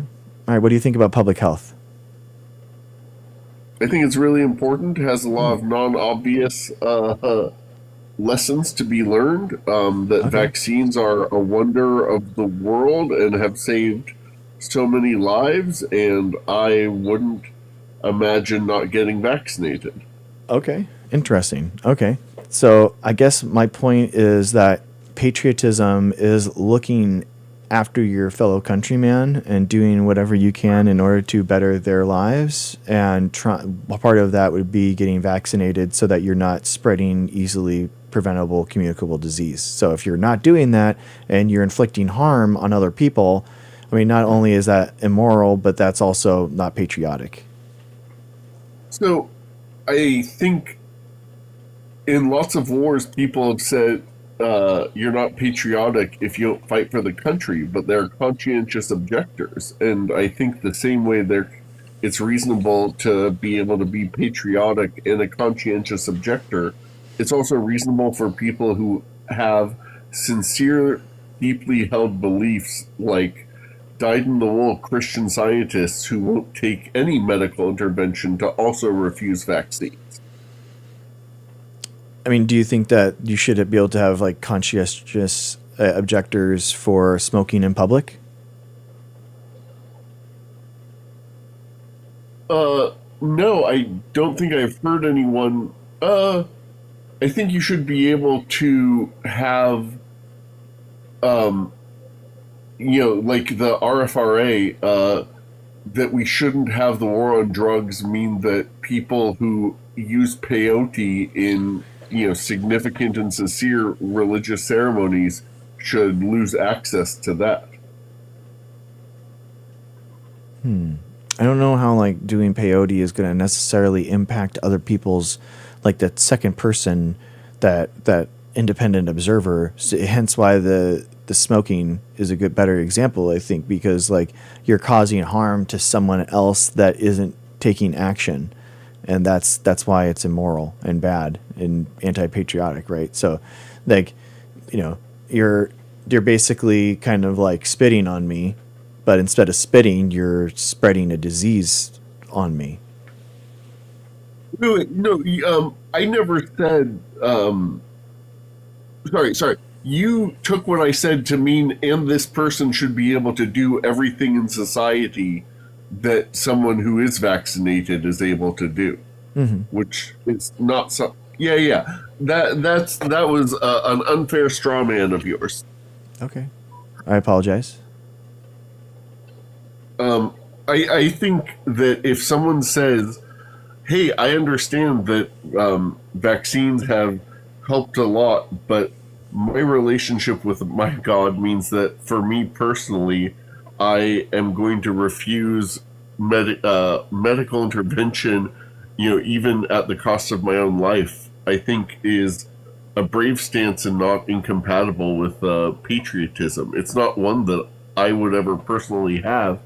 And I think there are way too many people who abuse religious exemptions when they do not have it so deeply held, the same way conscientious objectors, people have claimed to be it, but shown to be false. So this is maybe a 0.0001% case, but I think it just shows that the absolutism in the phrasing of your statement is slightly unwarranted. Yeah, there's no religion that talks anything about vaccines, so no vaccine is incompatible with any religion. It's just contrived. What about Christian Scientists? Is there anything that says in their book, the Bible, about vaccines? Is their book the Bible? The Bible has child sacrifice. So what if someone wanted child sacrifice? And they say, "That's my religion, man. What are you going to do?" But it's either me. I'd rather die than not sacrifice this kid. It's like that. Okay, I thought that the book of Christian Science was by Mary Baker Eddy, not the Bible. Honestly, I'm not familiar with Christian Science. I thought it was just 1879. I mean, I guess the first smallpox vaccine was 1796. So I don't. Yeah, I think if you, I don't understand if you wrestle with public health. I think Christian Scientists have been on the forefront of lots of cases of especially when it comes to like divorced parents and trying to co-parent. But people who will refuse a transfusion even as they're bleeding out. That's is it Seventh-day Adventists? What is it? They refuse blood transfusions, something like that. I mean, at the end of the day, I don't think that we should strap people down like in order to like vaccinate them. So like it at the end of the day, I don't think that it should be. I think that we should make friction within society in order to make people do that, make vaccines. So I think that, like, for example, Australia pays people you don't get your child tax credit every year. So we're talking about $8,000 a year that you lose if you do not get your child vaccinated. In European countries, it's a fine. It's like a one-time fine. In the United States and in Canada, it's the friction is getting your kid into public schools, and people can't afford private schools, and they can't afford to homeschool. So then they sure, but what's that have to do with patriotism? Like I would agree with all of those interventions. Well, I'm yeah, but that's different than the point about patriotism. public health. I think public health is patriotic, and therefore vaccines are public health. So therefore, patriotism is patriotic. Patriotism is vaccine. Vaccines are patriotic. I think that's broadly true, but doesn't speak to the case of someone who can't sit on a jury for religious reasons. Like patriotism requires jury duty, but does it? If it's all right if there are people who can't serve on a jury as long as there's still a critical mass, right? Okay. I mean, I think it's just being unvaccinated is selfish. I don't think selfish people are patriotic. But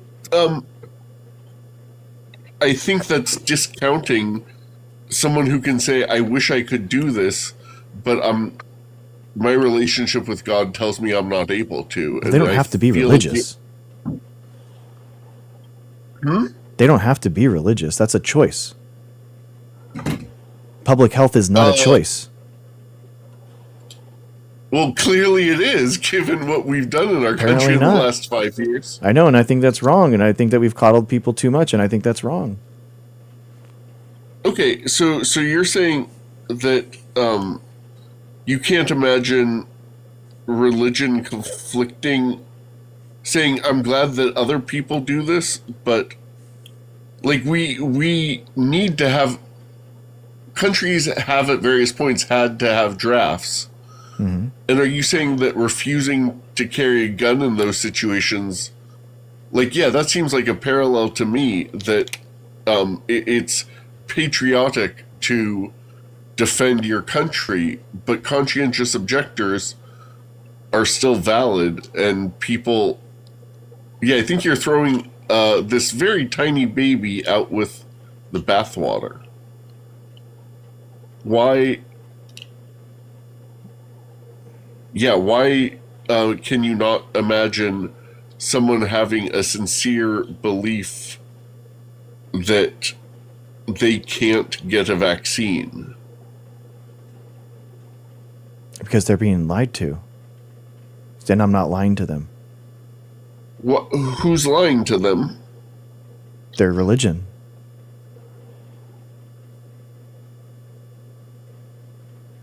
Is their religion lying to them about thou shalt not kill?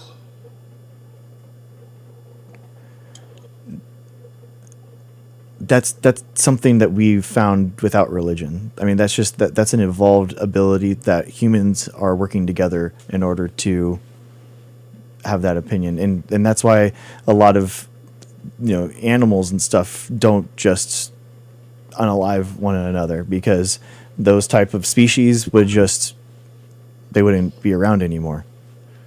So it's an evolved trait. That's an evolved trait that has nothing to do with religion. Yeah.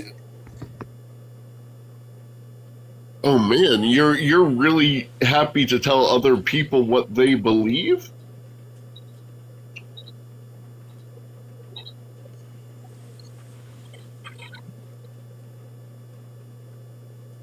I think that in terms of public health, yeah, absolutely.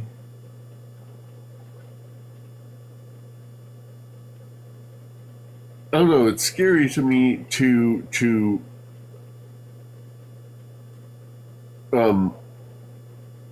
right, like I could agree with you for 99% of the cases, but that you can't imagine that there are some people who have a valid belief that wouldn't change your policy goal, but would allow us to I'd say the First Amendment is patriotic, but you seem to put.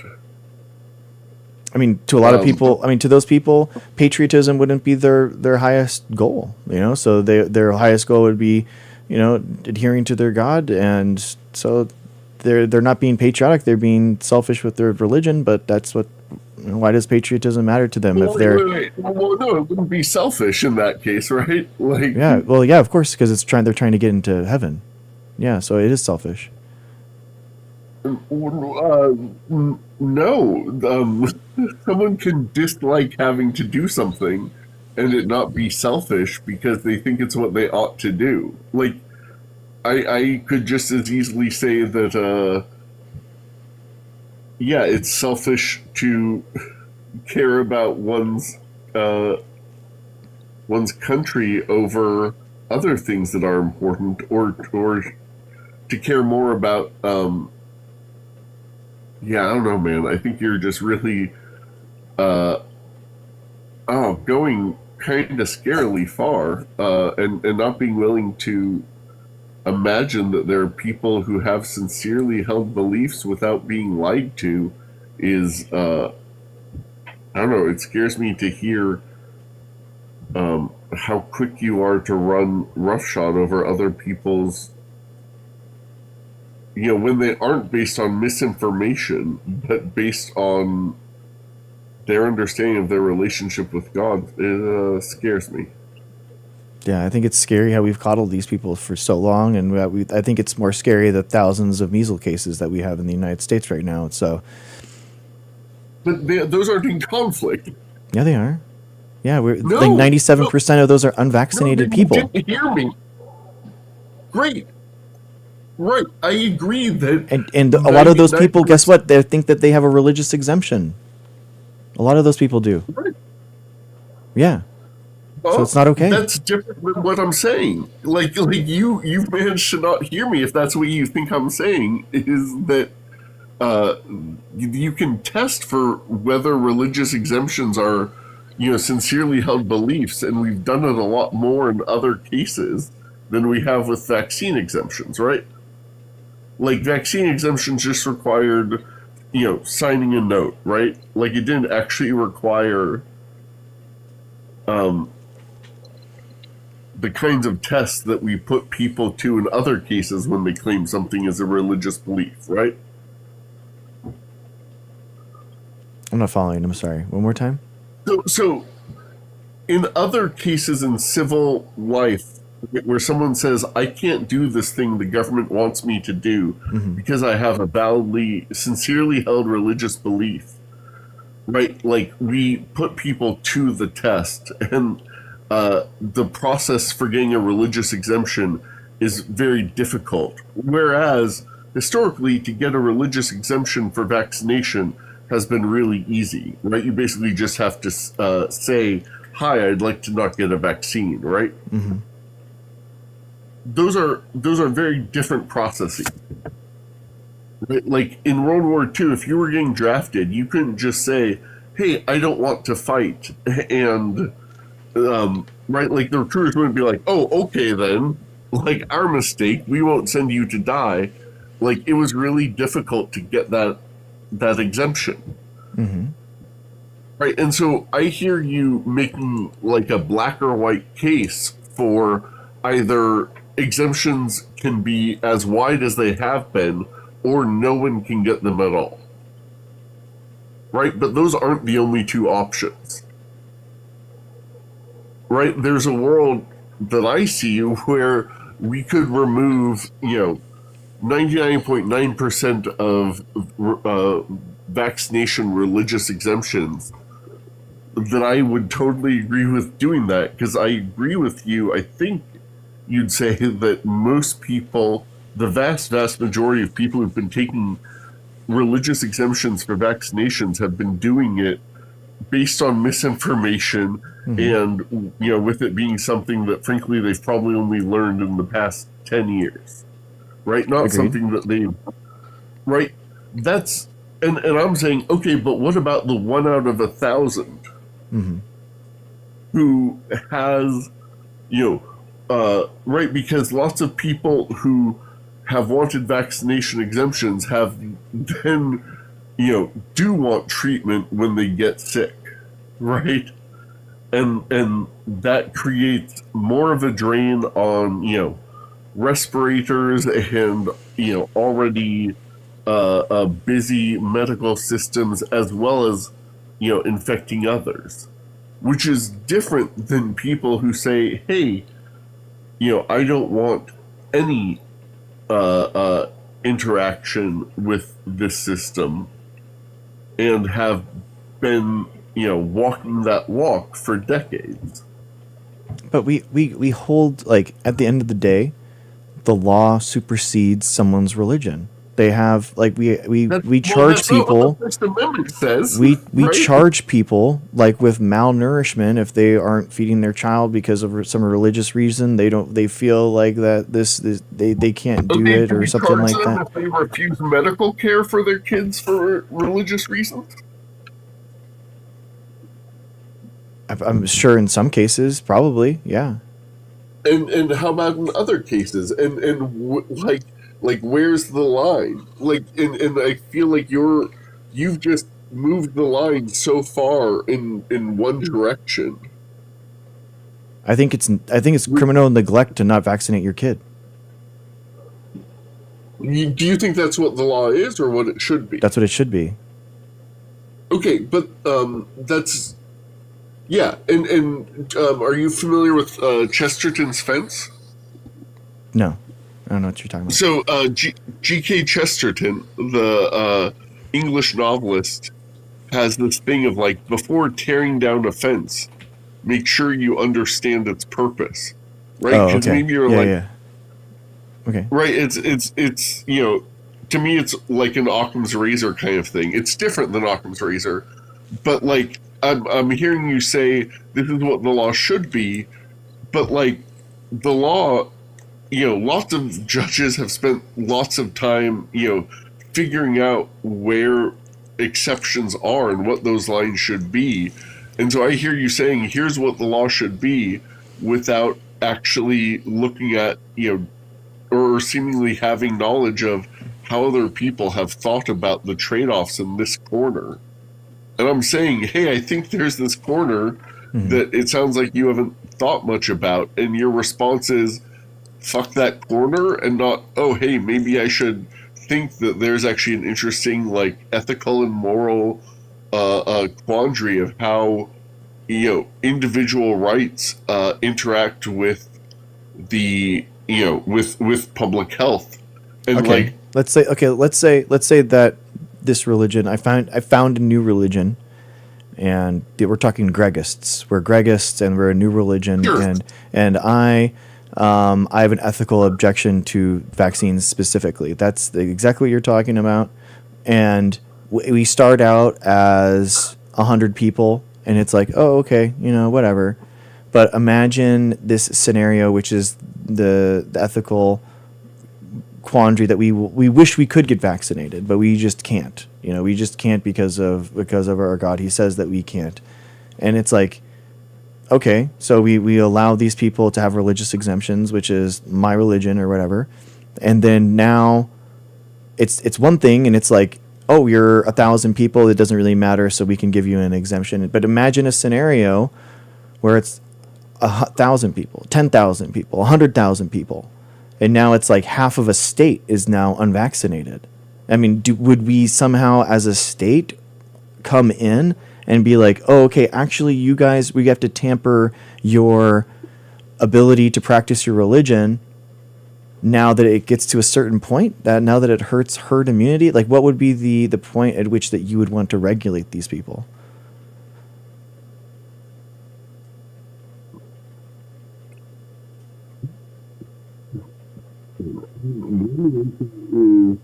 I can't hear you. Your Bluetooth speaker might have just Can you hear me now? No. better, but it's still bad. Did your Bluetooth speaker connect maybe?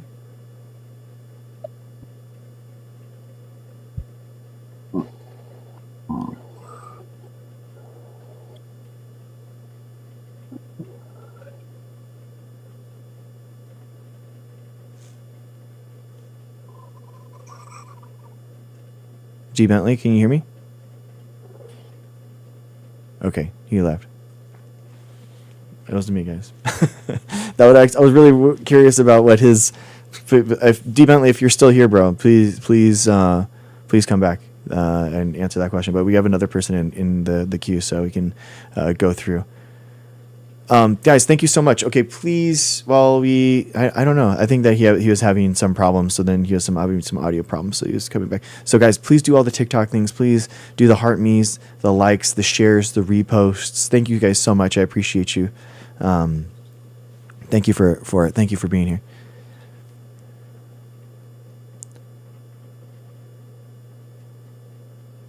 Trevor, how's it going, man? What's up, man? How you doing? Good. What's up? What do you want to talk about? Just want to hear your opinion on Venezuela and all that kind of sorts things. Yeah, man. I mean, so like internationally, I think that if he was that bad of a guy, they should have gone just through the United Nations and the ICC. And the ICC was actually already had like civil rights violations and multiple cases open. So I think Trump probably should have just done that. It seems like Trump illegally went through and deposed this leader, specifically not because he wanted this justice for these narco-terrorism charges, but he wanted the oil specifically. So it's awful. It's illegal, I think, for our Constitution for what he did, but it's awful, I think. So can I ask, what would the United Nations do? In your opinion, what power do they hold? I think the United Nations and the ICC is as powerful as we help them have that power. So if other countries want to not listen to them and know the world community doesn't listen to the United Nations, then it's toothless. But if you have kind of like that, all those nations coming together and bolstering the UN, then it's as strong as those nations are. So like, for example, we didn't do much against Putin and Crimea. And now we are kind of seeing the same thing with Trump, I think, because it's not just going to be Venezuela. They're talking about Cuba. They're talking about Colombia. They're talking about Mexico.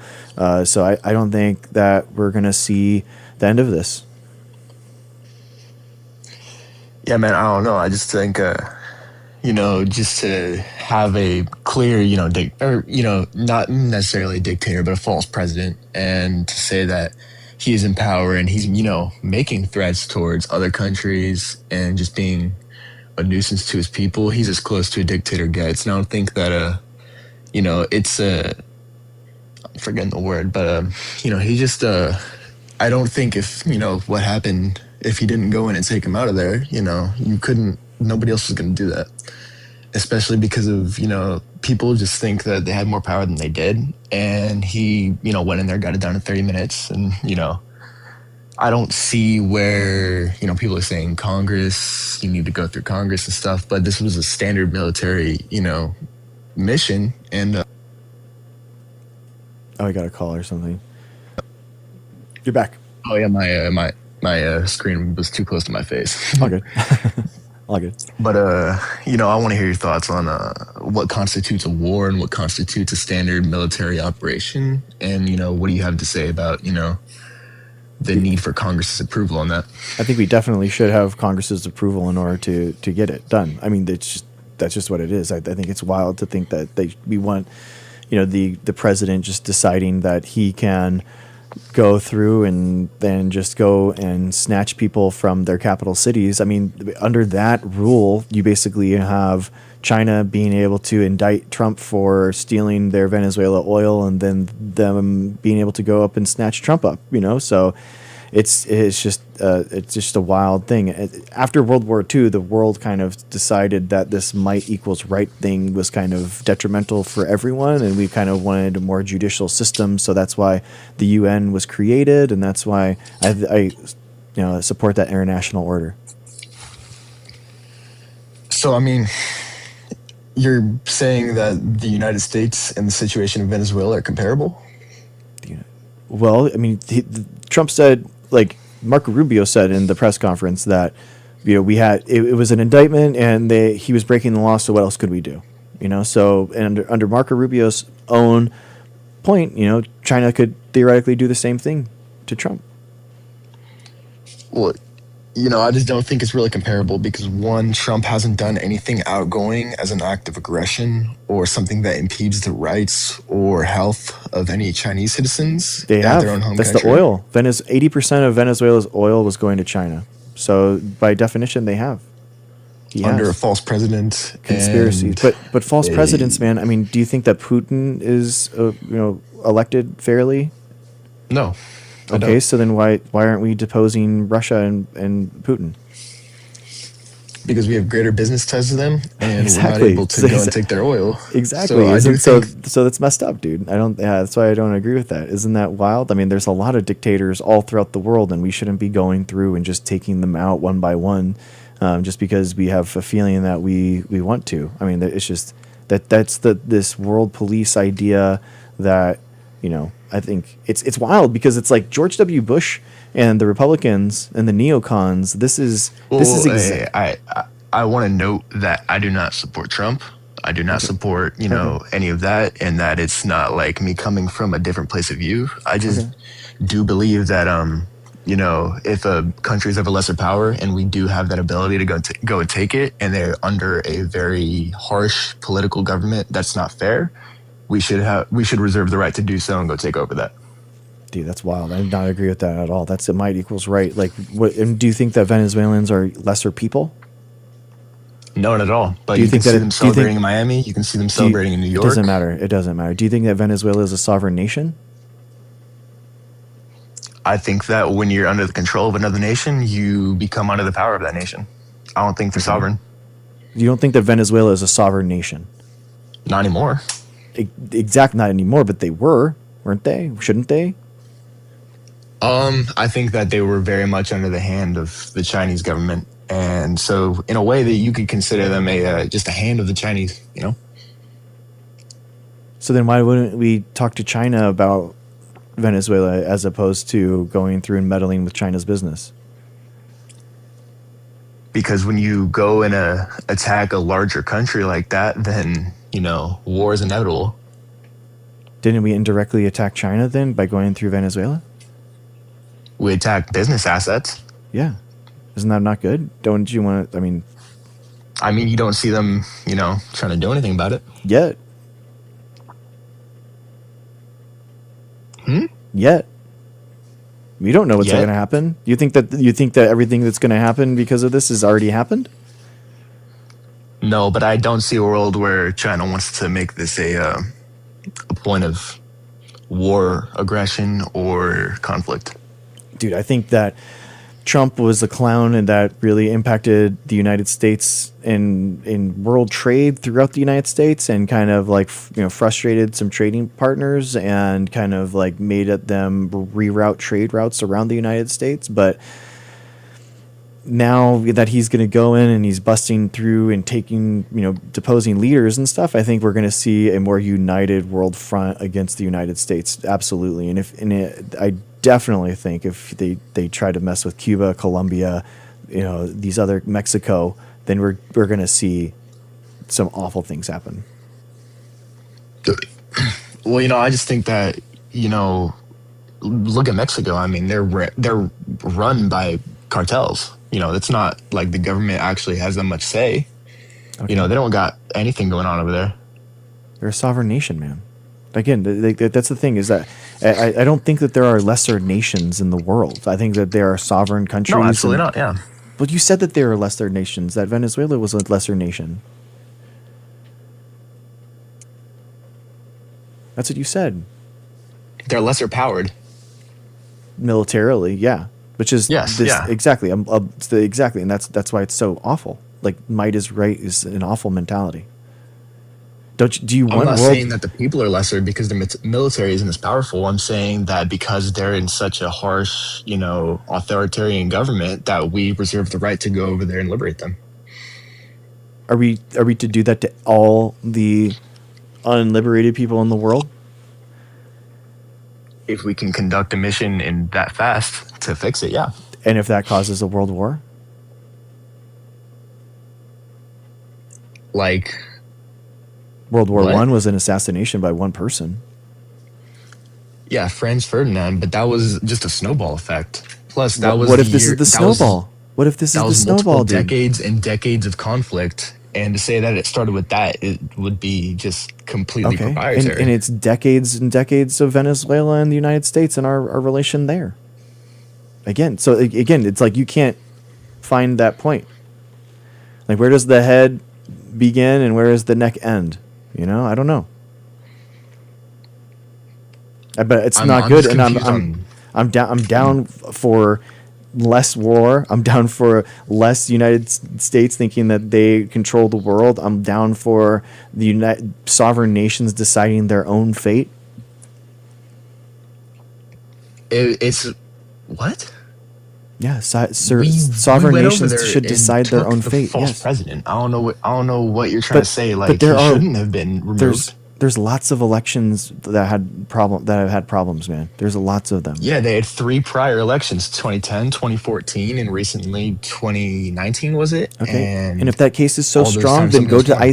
the ICC, go to the UN, make that case, and let's see what happens then. But the United States shouldn't unilaterally make that decision.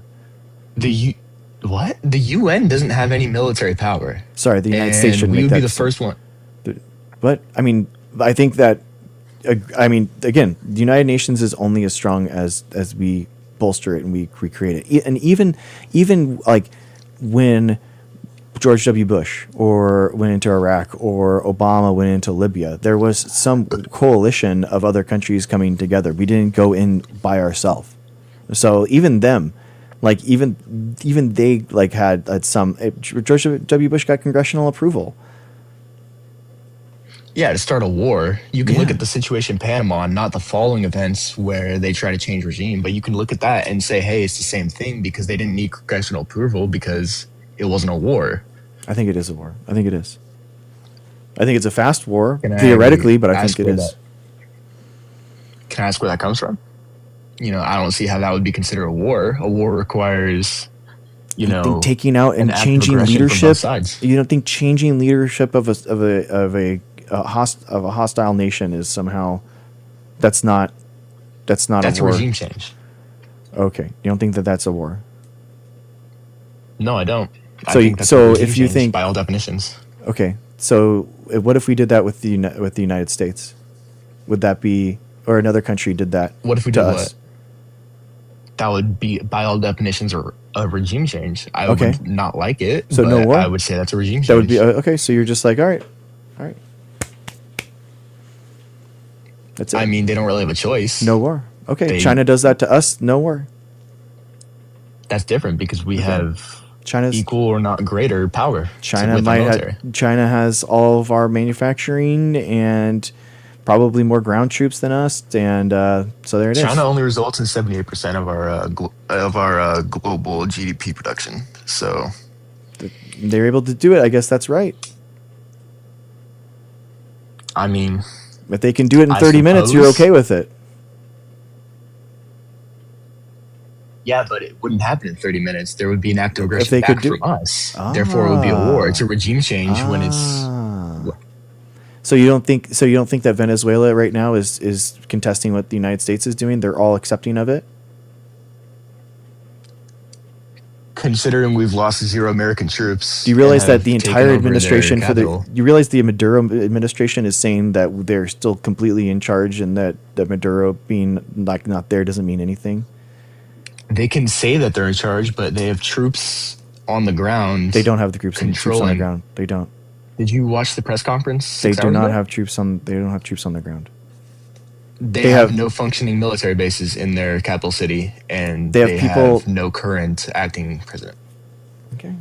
I mean, dude, if the vice president and the president got knocked out in the United States, the House of Representatives leader goes, the Speaker of the House goes up. So I'm sure that they have another person. Yeah, their that's vice up there. president, quote unquote, assumed control. Yeah. But they don't really have any power or saying anything because they have Who are we no to say? supporters. Who are we to say? Dude, this is why it's a war. This is why Trump started a war. This is what it's naive to think that it's not.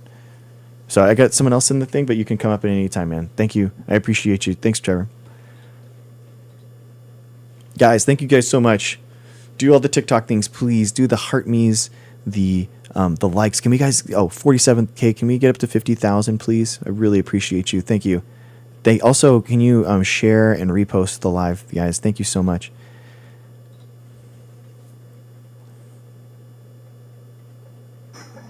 D Pelletier, how's it going?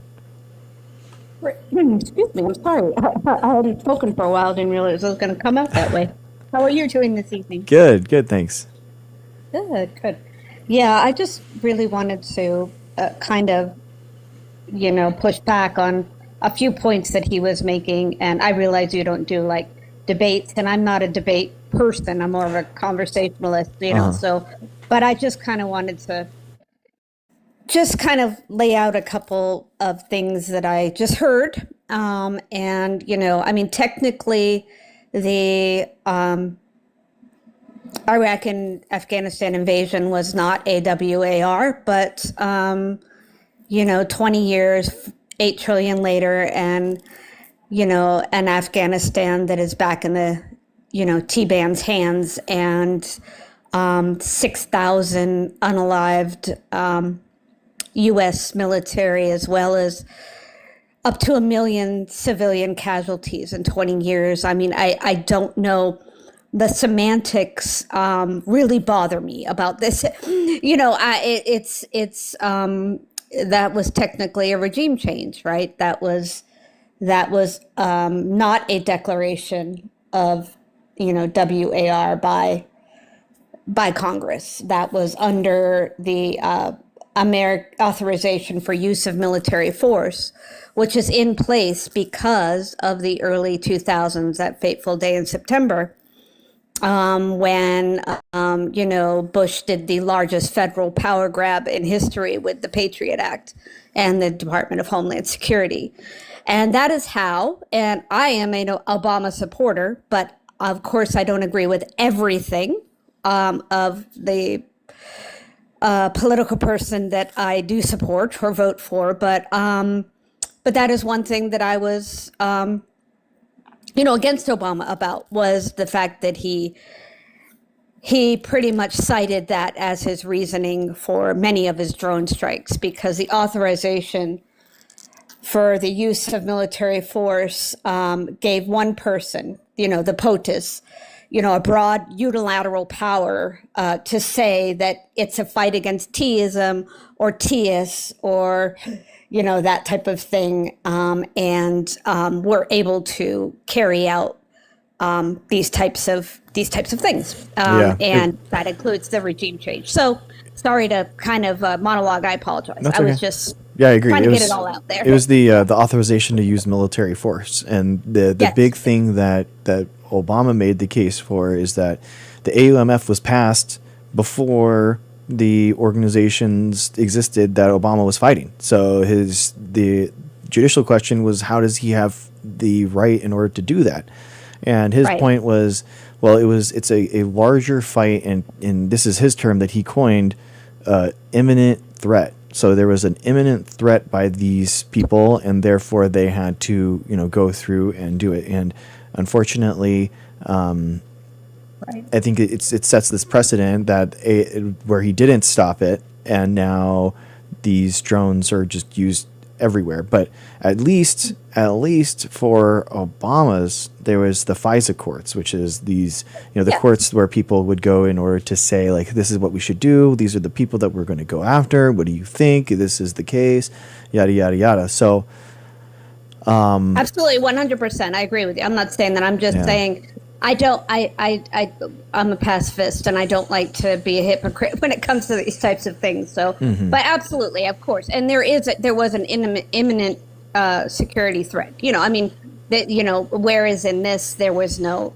imminent security threat at all to the United States or to any of our military or U.S. citizens, et cetera, et cetera. So, Exactly. obviously, it is different. I do understand that. I'm not trying to claim that it is comparative, in that sense. But I agree with you.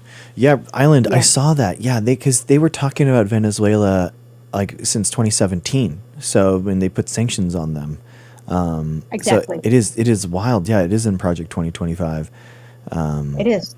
This unilateral force, this unilateral kind of being able to do this international political kind of international military violence, right? Exactly. This unilateral that the executive, that the POTUS can do this was that was in Project 2025. Absolutely. Yeah, it's 100%. and it's larger kind of like of their understanding of the Constitution, where it's called the unitary executive theory, where Congress and the judiciary are just kind of like vestigial organs, and we really are electing a quasi king with the president, and everything runs through them, and that's just what it is. And it's wild.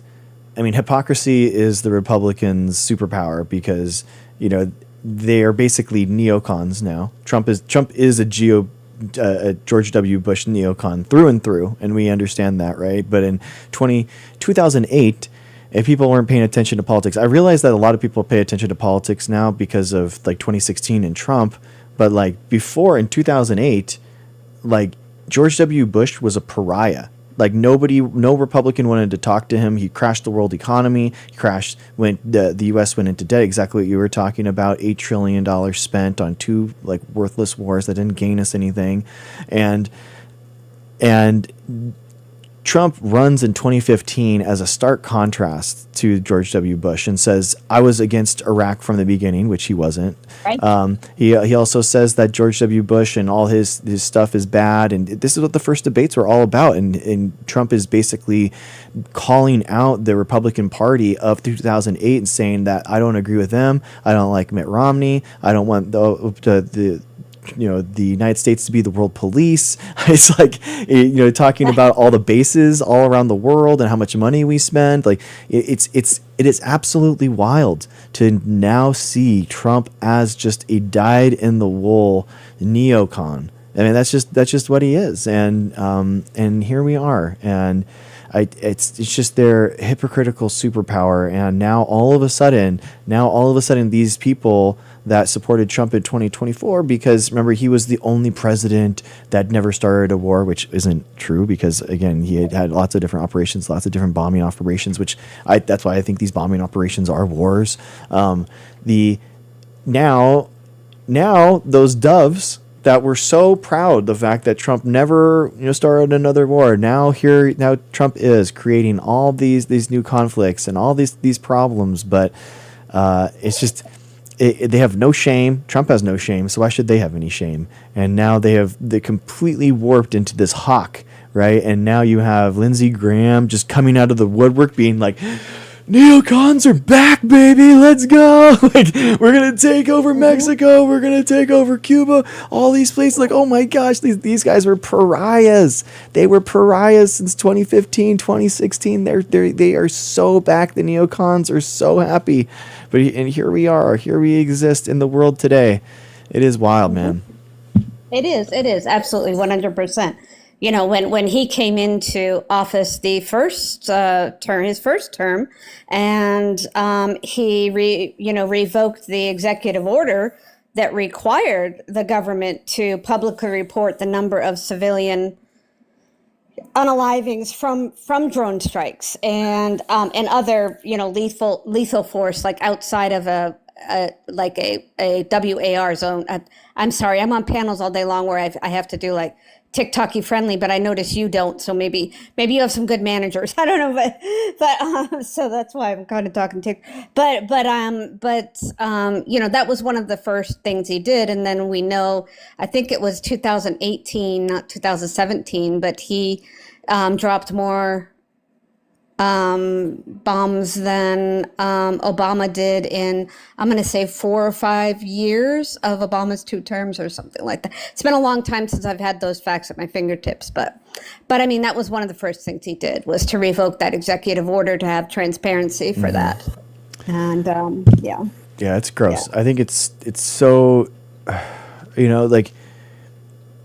it's just such a stark contrast between the United States spending billions of dollars on this insane war for oil in Venezuela. Meanwhile, China is spending hundreds of billions of dollars on sustainable and renewable energy deployments and putting down tens of thousands of miles of high-speed rail a year. And where are we? Where are we off on this? Like, can we get some America first, please? Can we actually work on actually creating jobs? The only thing that Trump has done in the United States is create our economics to the point where no the capital expenditure is down. Businesses don't want to spend money in the United States because it's so tumultuous. It's not a safe economy in order to invest in, so they haven't been investing. And they took $400 billion of economic development money that the Biden administration had earmarked for infrastructure and the CHIPS and Science Act, and they took it for tax cuts for billionaires. So again, we started a war, we have tax cuts for billionaires, and we have mass unemployment for scientists and engineers in the United States right now. Yes. What have we accomplished? What have we accomplished? Absolutely nothing. Absolutely That is nothing but awful. manufacture fear and rile a base up and throw red meat at him so that he can keep them frothing at the mouth. That's how I Exactly. look at it. Thank you. So that they will hang on his every word. So that they will put him on a pedestal and say, he is the one and only. He is. That's why they call it, the cult mentality, because 100%. he is. Yeah, because that's where it is. I just want to 100%. do this, and I know you probably want to move on, but Yeah, thank you for coming up. I appreciate you. Thank you for how do I pronounce the D? yeah. So everybody usually calls me D. Okay, D. Everybody calls me D. But this was something interesting, real quick, if I could. That Sure. I don't know if anybody follows Mr. Global, but he's amazing. Okay. I would say that if you can, to please give him a follow. He is. His name is Matt Randolph, and he's globally recognized in the oil and gas industry. 33 years. He actually owns now Sentinel Energy, which is a upstream oil and gas company, and pretty much oil and gas companies call him for advice and consult with him. And if you follow him, he can really help you understand what is happening in Venezuela and how these U.S. oil companies are not going to be going there. That the amount of money they would have to spend on rebuilding the infrastructure before they even start drilling or anything like that would be the amount where they could go and buy another oil company, like like Exxon could go and buy Citgo, right, for $140 billion or whatever. So, and that they have already pretty much left Venezuela. The last time the U.S. oil company, they left Venezuela a long time ago, and they spent $500 billion up in Canada for close to the same kind of heavy crude that is in the ground in Venezuela, because of course there's different kind of crude, right? Uh-huh. And so he basically lays it out fairly well. I mean, I realize I just kind of wanted to throw that out there for anybody that wants to kind of understand how this is not going to benefit the people of Venezuela. We've seen that before. We see it time and time again. Didn't benefit the people of Iraq. It didn't benefit the people of Afghanistan. It didn't. It hasn't benefited, the people of Cuba. I mean, nothing benefits when we get involved and we do these regime changes and we put people in power and we arm them and give them money and stuff. It never works out for the benefit of the people, and it's not going to work out for Venezuela. And we drill the most oil in the world, and we have the most. And how has that benefited us, right? Exactly. So, anyways, I just want to throw that out there. If anybody wants to kind of hear this understanding of that, nothing's really going to happen with the oil. It's really not. I mean, the U.S. companies are not going back there. They've already pretty much said we're not going back. And he even brings up one other thing. He even brings up the diplomacy of the oil companies, where Magda's going to come back with, oh no, the CEO of Exxon stood up and said, oh no, we're looking at that, da da da da da. But he talks about but you won't ever see the check. Because that's what they do. They go around and they'll say one thing in one conference room, and they'll go down the hall to the other conference room. And he's been in this 33 years, and he knows what he's talking about, right? And they'll go down the next conference room and they'll say something totally different. It's diplomacy, right? They're it's all that kind of politician talk, right? Yeah. So, anyways, I just kind of wanted to also throw that out. Awesome. If anybody didn't. Thank you. Wasn't aware. Yeah, thank Thanks, you for Ray. that. Thank you, Dee. I appreciate you. Yeah, I'll put his the username in the chat, guys, so you can check him out. It's at Mr. Global 2 TOO. So thank you, Dee. Thank you. I appreciate you. Yeah, Have a good day. Okay. You too. Bye. Okay, Mr. Global TOO, guys. No periods. David's back. Hopefully he got the. There he's back. Cool. Okay, What's up, David? How's it Greg, going, man? listen, man. Dude, she's the last lady, man. Was she ever gonna shut the fuck up? Holy shit, Okay, dude. chill. It's okay. I mean, bro, God. First of all, Greg, Venezuela doesn't produce as much oil as you think, bro. They make about a million barrels per day. How much does America make? Way more. We're like the #1 producer in the world. Okay, so bro, we're not going there for fucking just oil, dude. We're going there to stop the drugs coming here. What do you mean, bro? I mean, that's what Trump said. That's what Trump said, that they could Okay, they have so- they have the #1 reserves. That's what he was talking about. They have the #1 untapped reserves out of all Greg, the other oil countries. coming from Venezuela is dirty crude oil, buddy. We need to refine it. Okay, No, we don't. it's We heavier. don't really It's a need their oil. You know that, right? It's a heavier weight than what we have. We have a lighter type of, because it's from fracking. What do you So mean, they- bro? Greg, you modify oil, dude. What are you talking about? It's dirty crude oil. You have to refine it, right? Okay. Yeah. Yes. And again, bro, we're not just going there for a million barrels a day. That's fucking nothing, bud. We're going there to take out a drug lord, guy. Okay. So then why did he pardon the Honduras president, who is smuggling like tens of thousands of tons? Yeah, that's of, a great point, dude. And it's a power move, Greg. It's backdoor talks that we're never going to know the answers to, bud. So when you have the guy Hernandez, who really, bro, they indicted him on some weird shit if you look at it. And it's like, hey, we'll pardon you, Hernandez, but we're going to take over control of your shitty government and we're going to fix it. That's the power move, Greg. That's what you don't understand. Okay. I mean, what's the power move? What are they trying to do? Well, dude, they're gonna vote in the same party over there, but they're gonna control him, dude. They're not gonna put in another Hernandez if they're bringing drugs here from Honduras, dude. Okay. And second of all, the indictment, bro, is very sketchy. When you read about, oh, he had machine guns and he's moving cocaine and this and that, I don't know if I really believe a lot of that shit. But regardless, Just to be clear, you're talking about Maduro, the Venezuelan president's indictment, right? Well, no, you brought up Hernandez from Honduras, right? Okay, because why did we pardon? You said, why did we pardon him? I'm telling you why, Greg. It's a power move, bud. But I'm telling you, the machine gun thing was in the Maduro indictment as well. That was the second and the third and the fourth indictments. So I can bring up the charges right now. It's very tenuous, man. It wasn't like it right, really. No, but Greg, we're taking out all the drug lords and we're taking over their country, man. So you want to do Mexico, Colombia, Cuba? That's all on the table now. Pretty much. Why? Pretty what are you much, talking man. about? Why would we? Greg, you want a world war? What are you doing? What are you talking listen, about? Bro, listen, Greg. We played nice the first 4 years. We're not playing nice anymore with these drug lords. We're taking them out, guy. You should be happy about it. No, you guys are creating a world war. Like, what are you talking about? The people over there are celebrating in the streets, Greg. What are you talking about? Dude, in Iraq happy, they celebrated bud. too. In Iraq they celebrated too. No, they didn't. Well, Yes, they did. Okay, and what are you talking about? And Yeah. Iraq is better off now, right? I mean, we're destabilized, and we spent $8 trillion over there. I mean, Greg, bro. We I was in destabilized the Iraq entire Hold region. on, Greg, I was in Iraq in 2005, buddy. Okay. And you're I'm okay with pretty sure creation of ISIS? I'm pretty sure they're doing better off right now, guy. You realize that like the Iraq War created ISIS, right?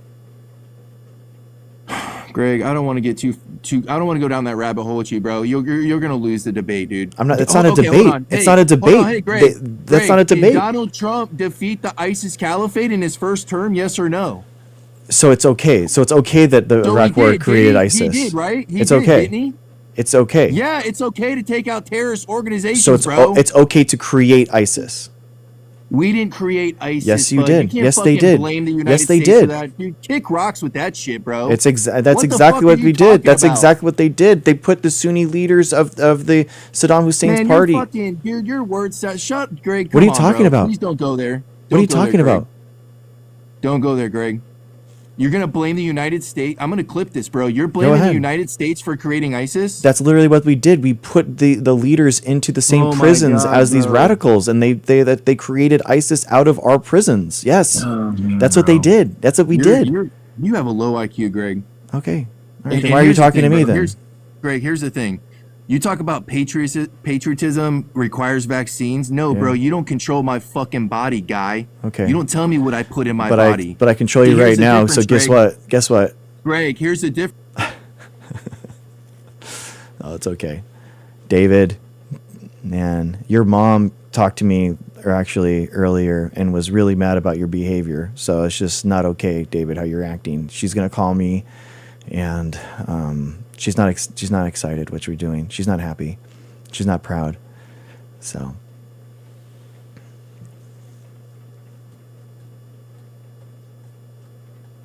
be nicer to women. That's what she told me many times. You need to be nicer to women, David. Ruben, the Fox News left him in all caps. Oh, it's so funny. All right, guys, do the TikTok things. Thank you so much. Thank you for the stars or the what's it called? That's the heart me's. Thank you guys so much. Thank you for that. Thank you for the reposts and the shares. Thank you for the likes, 1,000, 100, 1,000. Thank you guys so much. I really appreciate you. Oh yeah, and dude, thank you so much to Nicholas on Ven again, dude. Thank you so much. I don't know who you are, but another $20. I thank you so much, man. You don't have your thing in here, so maybe I don't know. But thank you so much, man. Genuinely do appreciate you so much. Michael Michaels. Oh, Nick Smith, is that you, man? Thank you so much, dude. Really, dude, it really makes so much of a difference. You have no idea. I appreciate you.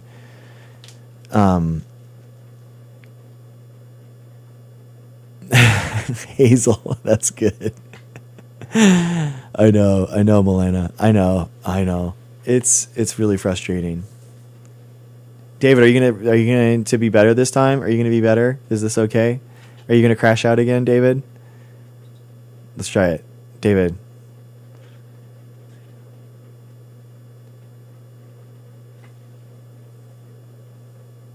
David, let's Bro, both why'd you kick me, bro? let's both turn it down to like a 3, okay? So we can talk and have a conversation. that's fine. Okay? All right. That's fine. Okay. Okay. Now listen, Greg. David.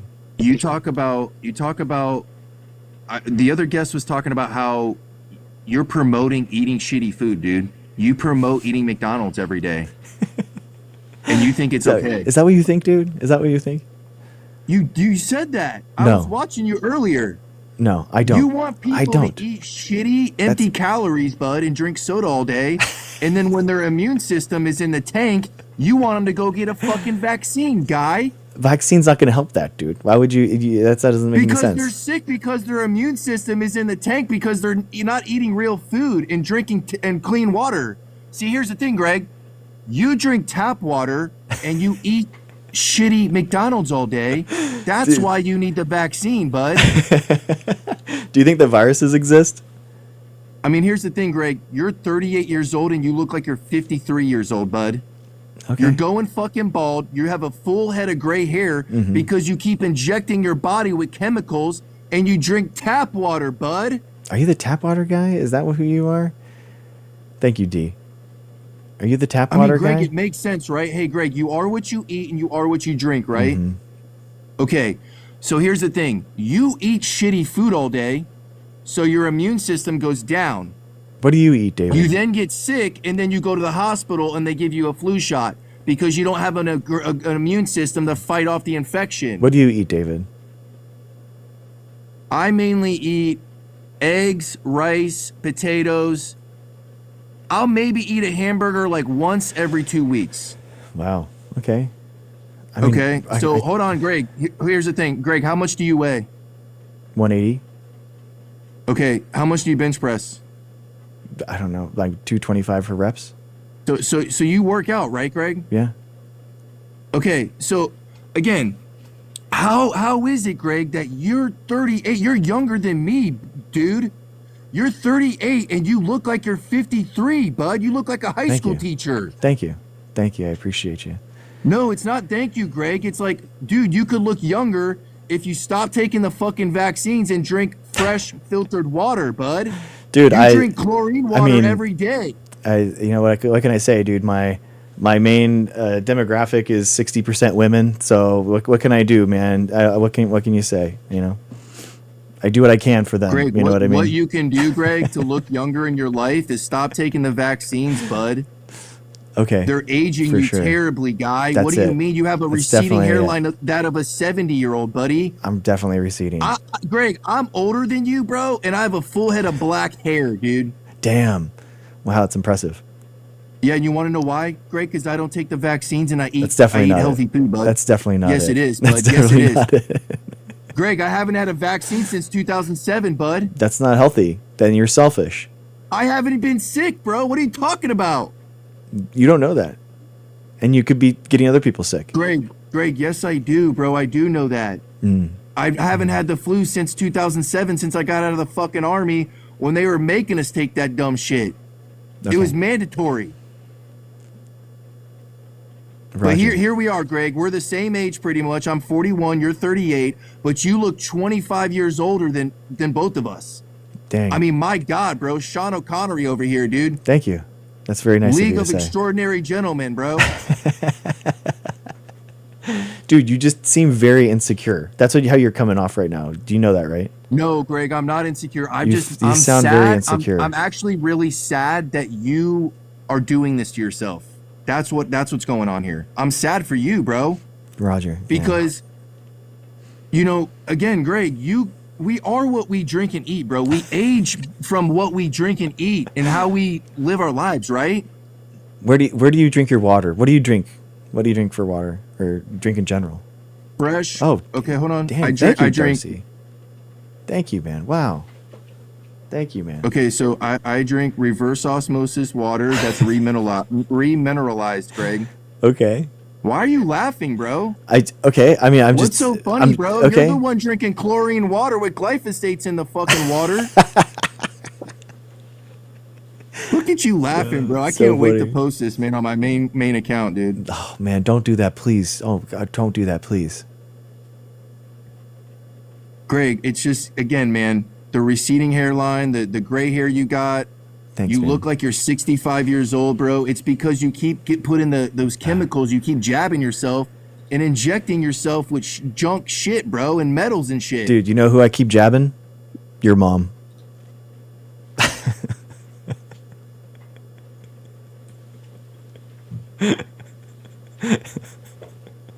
Okay, guys. All right, David. All right, we're gonna have to put a pause until tomorrow. Okay, you got your 10 minutes are up, bro. You got 10 tomorrow. Tomorrow, you're good. You're good. But all right, we're done. Okay, Katsui.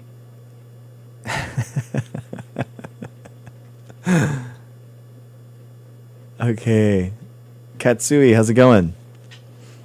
Pretty well, actually. It's a nice night. Okay, nice, good, man.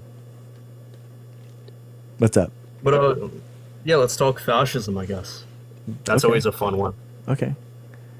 Yeah, so I think like fascism is basically the confluence of governmental powers and private for-profit motive, and using both of those kind of together, and where the government takes over parts of and works with private companies to make a profit and keep those profits privatized, but within the government sphere of influence. So like a good example would be NVIDIA taking like 15% cut of NVIDIA and Intel, and then also the strong kind of like imperialist aspect taking over and using the oil from Venezuela, which is just openly what Trump said that he was going to do in the press conference. Yeah, I would say, I guess to start off, preface everything.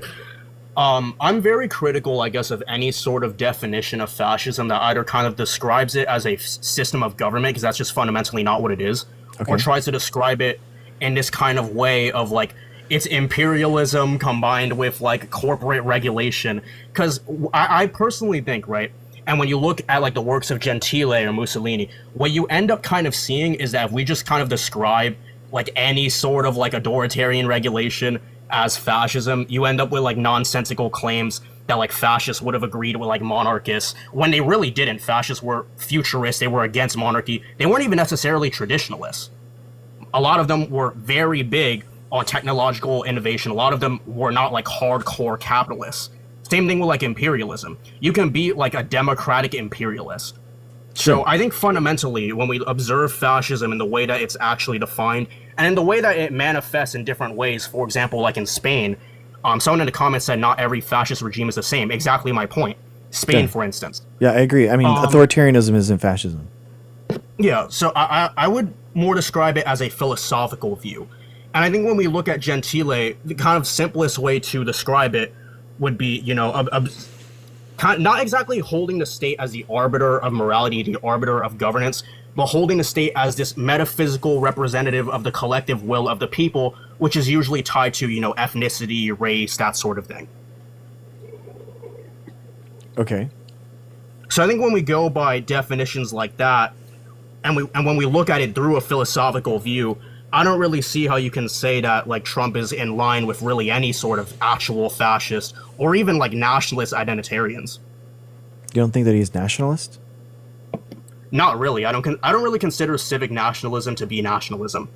I think it's kind of an oxymoron. Okay. Yeah, I mean, Okay. even the Then word what would you nation- describe? What could you describe? Then what would you describe for Trump's ideology? Then how would you describe Trump? I mean, he's more kind of like, I wouldn't say centrist. He is a right winger. He is fundamentally a right winger. I would not say that he is like a nationalist. I would not say he is a fascist. I would even argue that like if you look 20, 40, 50 years ago, he's actually relatively in line with progressives of that era on social issues. For example, on gay marriage or even on things like race and immigration. Yeah. He's pro-legal immigration. Agreed. Yeah, I mean, 30 years ago. But I mean, we're talking. I don't. I would agree with you. I don't think that he was fascist then, and I actually don't even think that he was fascist in like really in his first administration. You know, it's really in the last year what he's done with NVIDIA and taking those private profits for the administration and this odd material-based power grab. Mm-hmm. I mean, even when we look at the word, like when we're describing nationalism as a concept, the word nation quite literally can be broken down into tribe or race or, you know, this kind of idea of a like collective shared group of people. Even on something like religion, people can share like a religion and that could be like what defines their nation. I don't think he has any actual uniform definition of what America is. And that's actually why I'm critical of him, because it's just this idea of America being some sort of, in itself, an idea is ridiculous. Nations are not ideas. Nations are not like sets of values. Nations have an actual definition that's grounded in a tangible reality, in a shared communal characteristic. So you're saying that you want more of an ethno-state then? I think that all nations, in the actual literal meaning of the word nation, as in a nation state, are effectively ethno-states. I think the most successful states in the world are all basically ethno-states. Yeah, for example, China. It's like 95% native-born Chinese. And even if we go into that 5%, it's other Asians. It's people on the same continent. You don't have like there's no like epidemic of like white people in China. You just don't see that. But you don't think that the United States is like uniquely different and beneficial, like in regards to like what we've been able to do in our history or anything like that? Not really. Up until like 1965, we actually had way stricter borders than we do even under Trump now. For example, under the 1924 Immigration Act, we like had actual quotas in place on Latin America, on, you know, Asia, on Africa, on all these different countries, even on some European countries at one point in time. So And even if we go like post 1965, it wasn't really until the 80s and the 90s and even a little bit into 2000s when we really saw like these surges of like Latin American or Asian or African migrants. This is a relatively new thing. I mean, I guess I see the United States using immigration beneficially in order to solve problems like scientifically, which is my field. So like I've seen the, immigration tied to a lot of awesome things that have happened, in regards to Europe and the physicists that came over after World War II and like what we've been able to do because of that. I see it personally with the people that I meet that are, here because of H-1B visas or that are coming because they have their PhD and they wanted to do research and they wanted to learn how to do things for their postdoc. And then they are world experts and they are incredible assets that any country would want to have. And they choose to stay here and they have families here and they contribute to our ecosystem of technology companies that allows us in the United States uniquely to put ourselves on kind of like a higher level of the production chain where we are kind of like creating the technologies that all the other countries produce and manufacture. I think what a lot of people on your end and even a lot of Republicans fail to acknowledge is the quality of these migrants. And I think it does a great disservice to the native-born Americans in this country to suggest that, someone from like India, which is, if we're just being honest, a complete like unsuccessful shithole with like mass poverty and not. 1 billion people. Dude, there's lots of immigrant.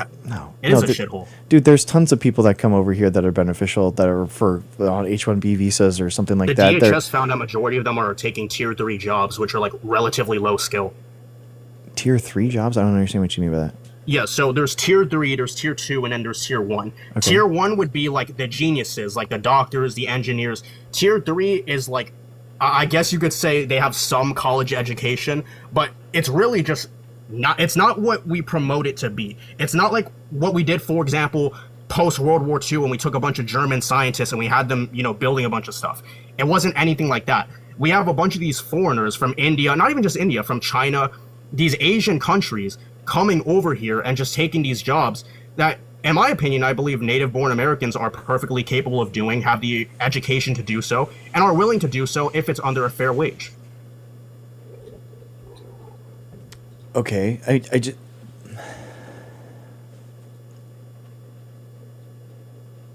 I guess like I see these immigrants creating more of a larger, broadening the economy, allowing more companies to be made, and a lot of these immigrants are tied to businesses that are being opened, and they allow a broader population of companies to exist in the United States, and it's a lot faster to increase our population size and increase our economy by doing something like that versus like having kids, for example.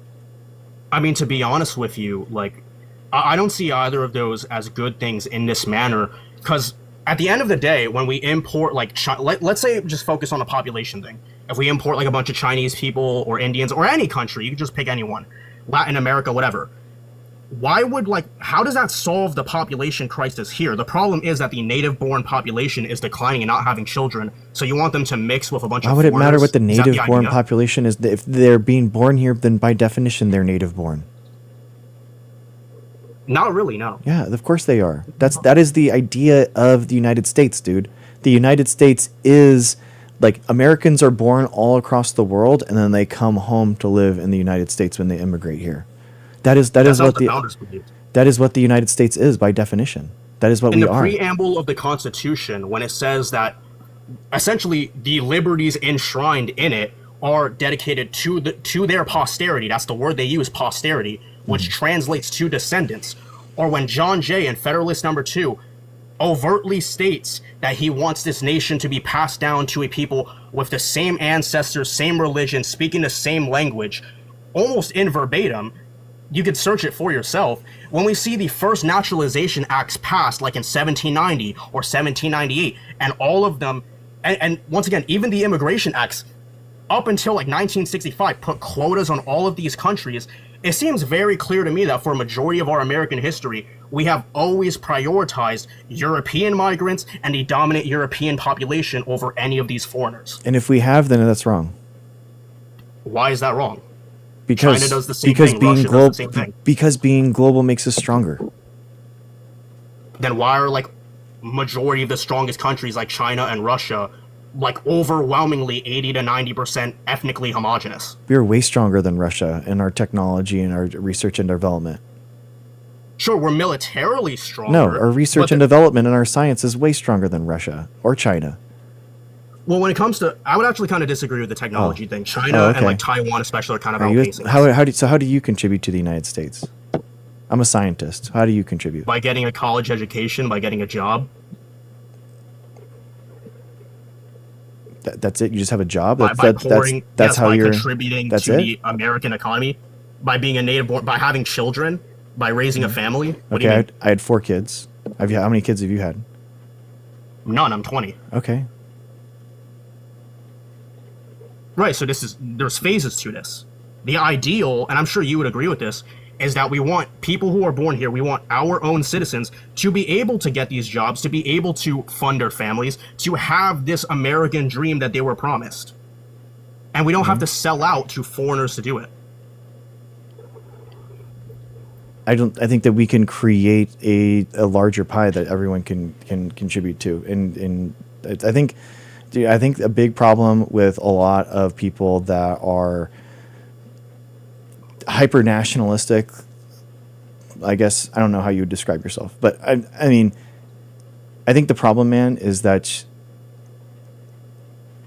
it shocks me how little people that follow like Nick Fuentes or something are actually contributing to the United States. That's what actually honestly blows my mind.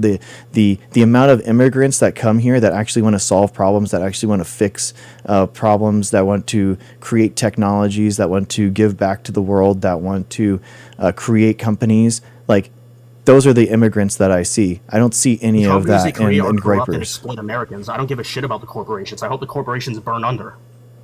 Why would you care for them? I'm not talking about well, I mean, what do you mean, small companies and stuff? That's what is I'm talking created out of about the research and globalist development. billionaires that import these people and that fund the NGOs that bring more of them in.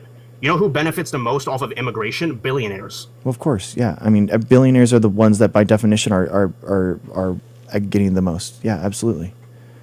Right. So if virtually almost every billionaire, aside from a handful, like maybe Elon Musk, and even he supports the H-1Bs, all support the exact same chain migration scam that has been gutting our culture, gutting our economy, gutting our native-born Americans, It's not gutting, depriving dude. them of No, jobs. no, it's not, dude. No, the problem is that like people like you, man, you just want to hand out. That's the problem. You need to do things and actually contribute to the world, and you need to contribute to the United States. That's what you need to do. You need to stop complaining. You need to be a man, and you need to get shit done. Do it. We quite literally are. You aren't, though. You're There's sitting plenty here. of Americans. No, you're There are not. plenty of people. You're not. The Groypers aren't. Fuentes isn't. Stop following him. I mean, what even is this argument? It's like you're not contributing if you're Yeah, not. If you 'cause you're don't have being like weak. 5 kids like I You're do. being weak. There's phases to life. You're being weak.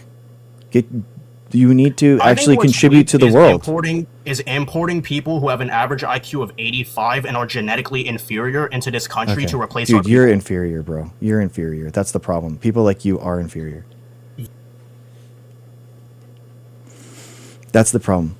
These weak men are the problems, guys.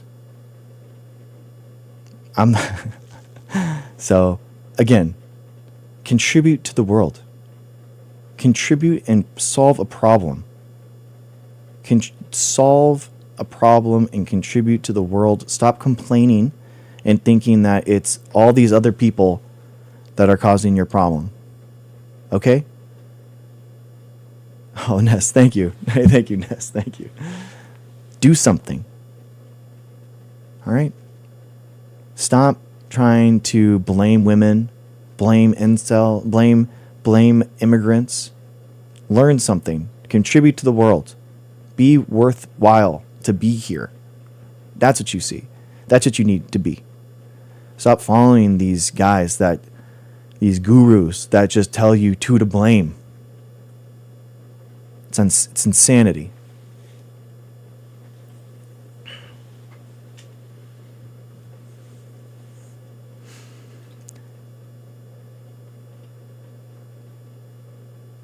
What do you do? I'm a scientist.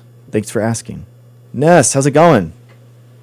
Dr. G, it is not even 8 o'clock in the morning in London. I need a cocktail. I need a fucking cocktail after those last few guests. Ness, you know what's so funny is that you gin up your accent when you talk to me, and then I watch your Barre videos, and you are all American, and it's all gone. And then Do you know what it is? It's that when I'm in front of clients, it comes out. So I just had the poshest woman you've ever met in your whole life come to my studio, and I think I just absorb it. Nice, I love it. It's so good, Dude. I just wanted to bring a friendly voice up onto your platform because those last few were shocking.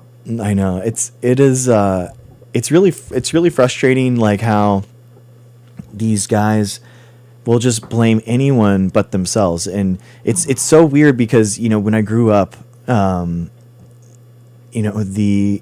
rugged individualism, the Republican Party was all about that, right? Where it's just like improve yourself, work on you, and the Democrats were like, let's work on the government, and that's kind of like the theme, that the meme that kind of like used to exist. And then now the Republicans, and because of Nick Fuentes and these people, have kind of like come in with this new, like, I have nothing to contribute and I can't contribute because of blank, fill in the blank. And it's just blanket xenophobia, misogyny, racism, all this nonsense, as opposed to like, bro, like, just work on yourself, educate yourself, man. Do what you can in order to try to improve the world and the community around you, and try, look out after one another. As opposed to this nonsense that's being pushed by these, again, gurus, man. These people are following these gurus.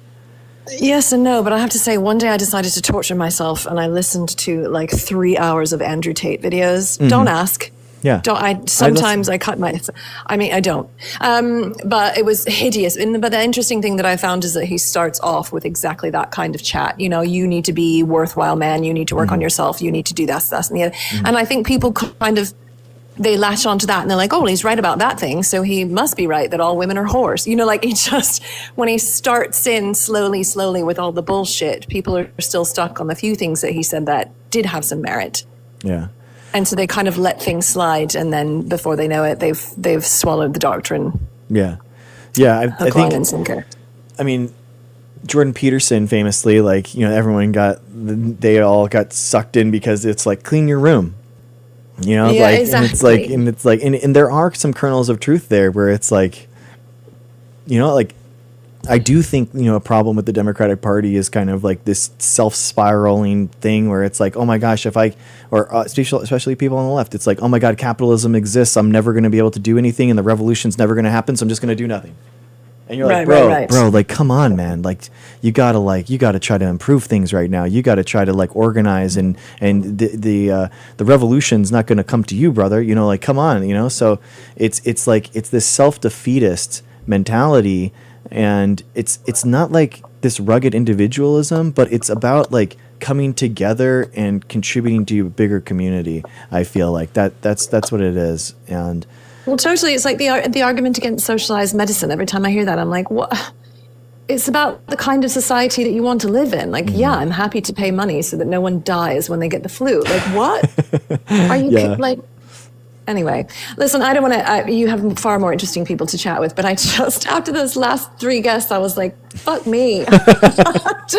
Ness, you're always in the front of the line. Hello to him. You're awesome. Also, can all of the ladies in the chat back me up when I say that stop. Don't do this. Don't that do David this. guy, Stop. that Stop. David Don't guy, do this. no, Don't that David guy clearly did not want to turn on his camera and be put straight to shame. I know. And I'm saying this is a very happily married woman who's now mutually following your wife. Oh, nice. That was some bullshit. Wow. That was some bullshit. Dang, you got in. That's amazing. Yeah, she's awesome. Those kind of guys, it's a good Yes, thank you, Ducre. I see you. I don't know. I don't know. I don't understand these guys. I actually do the same thing, and I hate watch a lot of these people and these right-wing people trying to understand. Like I infiltrate groups that I don't understand, kind of for fun. I don't know it's a sickness. I don't know what it is, or I'm a It sounds like a sickness. I'm a sociologist or something. I'm trying to understand why these people understand get them, and like, and they do have kind of like this community that they form. You know, they do have like this type of community where it's like it's us against the world, and it's like kind of that populist mentality where it's like, hey, you know, we can, you know, everyone's out trying to get us, but we have each other, kind of thing. And it's like, Yeah. and Yeah. I think that we should try to create like better communities on the left of people that are like looking out for one another, like mutual aid groups and stuff like that. So. Oh, You know? that guy that you had on your chat the other day, he was on the live Mm-hmm. and he was like, oh, well, supporting a genocide. What was it? And he was like, the Democrats are yeah. support. Oh, Jesus Christ. Anyway, I'm going to go now. Lovely to speak to you. Okay, Ness. All right, always. Bye, everyone. Bye, Hillary. Bye. Cheers. All right, guys. Thank you guys so much. Can we get the hearts and can we get to 100,000? Can we do that? Can we please? It would make me so happy. Thank you guys so much. And thank you for being here. Thank you for watching. And thank you for the likes. 1, 100, 1,000, 100,000. Whatever you want. Oh yeah, this guy's saying that I did nothing and I've contributed nothing. I want to talk to that guy. Oh, there he is. Thank you guys. Thank you for sharing and reposting the live too. I really appreciate you. It really helps get us out to everyone. You think you know so much but can't back up your thoughts and facts. Well, I just invited you to have a cordial, fun conversation. So would love to talk to you, man. SHIMDAGIZZIM. Oh, you got usurped. Ghostbusters. Okay. Shockle. How's it going? Good. So I'm French, so I'm gonna have a little accent as well. Perfect. I love it. So yeah, I was just gonna talk about vaccines. Okay. But first of all, I would say, for me, that you take it or you not take it is everyone's belief. Me, I didn't take it, but in my family, some people took it because, like, if you wanted to go out during the COVID thing, you couldn't go out in a restaurant and stuff like that if you didn't take the vaccine. So some of my family took it because they wanted to go out. Some didn't take it, but everyone respect everyone's choice. Okay. So that's already a good thing. I think everyone should respect everyone's choice and stuff like that. But that's only where I'm kind of like, I think for the COVID vaccine, I'm not ready for it. But after, as I said, everyone's choice. For the other vaccine, the only things, I think some vaccines are good, some vaccines are not that needed. But the funny thing is, like, for example, in Europe, every country, France, Italy, Spain, England, we all have different vaccines. So like, it doesn't seem like it's, how do you say that? Necessary? Not necessary, but it's funny that we all have, like, I would have thought like we all have the same kind of like vaccines. But so for me, there's a part where I think there's money involved in that, because most of the country got their own laboratory and they buy the vaccine from their respective laboratory. So for me, there's a big, I think it's kind of connected with pharma lobbies, but yeah, but just the vaccine COVID for me is not really needed. And I think to say that all doctors agreed, someone was saying earlier in a comment that all doctors agreed that COVID vaccine was fine. No, it's not true, because I remember with the Twitter files, it did reveal that like some people were shadow banned because they were opposing the COVID vaccine, or at least they were asking more time to see if it was really efficient or not. Yeah, so all So- the trials showed that the COVID vaccine was absolutely safe and effective. The first round was 94% efficacious, which is like insanely high considering that most years it's only about like 60 to 70% for a flu, even on a good year. So it's it was extremely effective, and they're super safe, and they actually are the new studies that have come out in the last 2 months. We've seen that they actually have like an anti-cancer effect. So they actually allow your body to be primed to better attack cancer cells. And then on top of that, there's a second effect that we're just now understanding where it'll actually allow your tumors to be more effectively attacked by anti-tumor medication. And then in regards to manufacturing them, you're right in the fact that a lot of these manufacturing companies, large biopharmaceutical companies will usually manufacture them, but you can have other countries testing batches of these vaccines to make sure that they're safe and effective. So like, for example, Denmark does this. Denmark will test the pharmaceutical companies in the United States, their safety protocols. So we're talking like the vaccine schedule is safe and effective, and it has nothing to do with the pharmaceutical companies in the United States. It has nothing to do with our regulatory processes in the United States. So it really is kind of like a global consensus that's been raised that's completely outside of our pharmaceutical profits. So it's definitely not connected to that. Yeah, but I think there is, because normally every vaccine that is created, I think you got like a phase to control if they're effective or not. I think the first phase is you need 4 years or something like that. So this one was not. No, there's in, four I different. can't remember which phase it was, No. which was the phase or whatever, but it was not really tested in 4 years lapse time. It was tested. There's 4 different phases, so it's 4 independent stages of, and that's what they do. And basically, the Operation Warp Speed, which is what happened in the United States with Trump, and basically the stages normally will be one, and then there will be a little bit of lag time, and then there will be a second one, and then another one, and then a little lag time, and then the other one. But because of Operation Warp Speed, they're allowed to kind of overlap just like the tail ends for a little bit.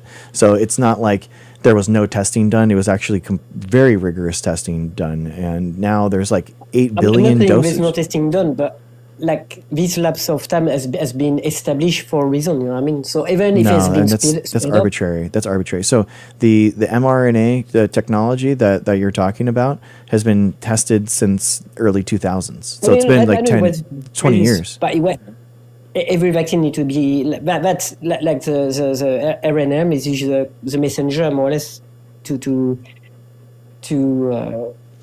carry the vaccine, but it's that is different from the vaccine itself. But I mean, do you think people should still at least should have a choice to choose if they want it or not? I mean, I think that it should be I don't think that we should strap people down and inject something into someone, but I think that there should be social friction so that everyone does it. And I think that people are bad parents if they don't vaccinate their kids, and it's like neglect to not vaccinate your child.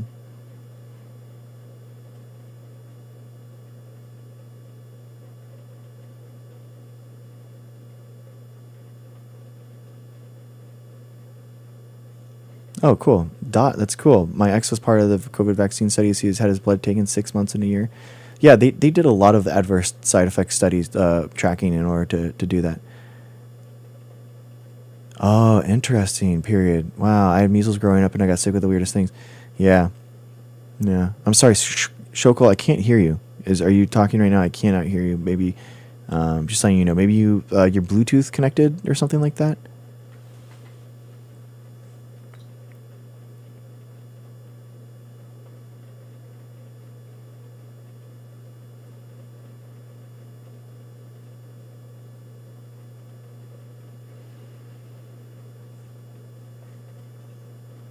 I guess I wonder the possible damage by not being exposed to viruses regularly. I mean, I guess you kind of are, right? I mean, if you're vaccinated, are you not, like, we don't get it? Or do you mean like with a mask?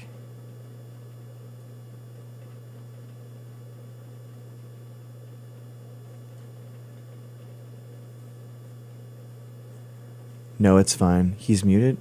No, he's not muted. My alt account is muted. Host easily brainwashed. Okay. Oh, okay. All right. Well, I'll invite you, Dink Gamer. Let's see.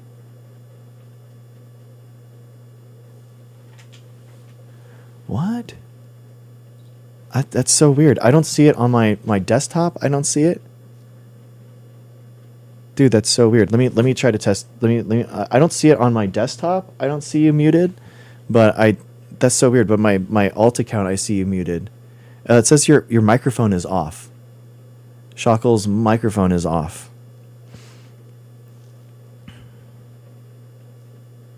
I'm trying to unmute you and there we go. Can you try now?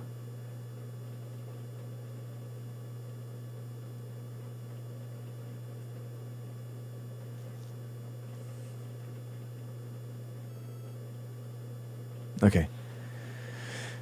Gail, I sent him an invite to unmute and it said his microphone was off. Let's try again. Hey, man. Yeah, it's working now. Perfect. Yeah, there Okay, you go. okay. Perfect. My alarm went on, so maybe it did bug somewhere. I don't know. Oh, okay. I'll get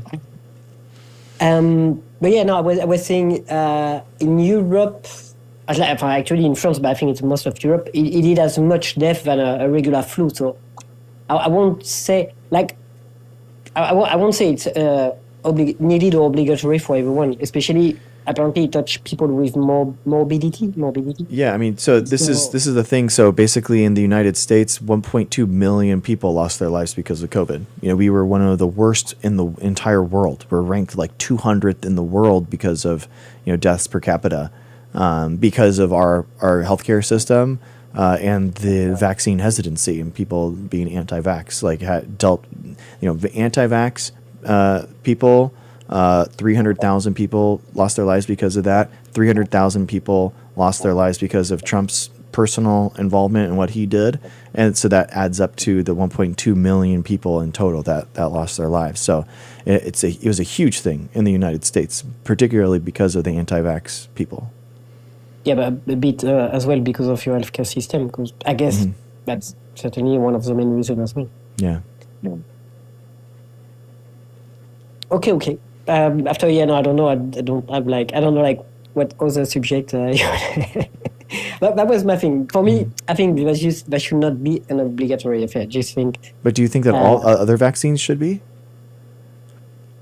No, not even because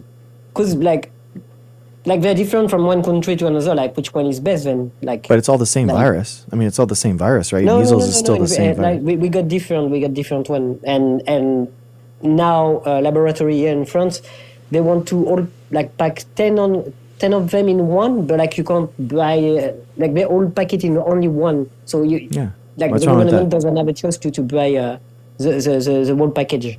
Yeah, what's wrong with that? But it's a bit more expensive for the government to buy, but less shots. Why would that be then? Sorry? Why would less shots be worse? Because I guess before, previously you had to have 3 months between each shot, and now they want to do. Yeah, there's no reason. Shot. There's no reason to. So if you can package more vaccines into one, it's less shots, and you get people vaccinated more quickly. Yeah, but then it's discrediting what the doctors were saying before. No, it's just new technology. I don't know. Yeah, I mean, so when a kid will put some dirt in their mouths when they are 2 years old and they're crawling, a 1-year-old, they're crawling around and they put dirt in their mouth. Do you think that there's going to be more than 10 particles that their body is going to have to sort through and create antibodies for?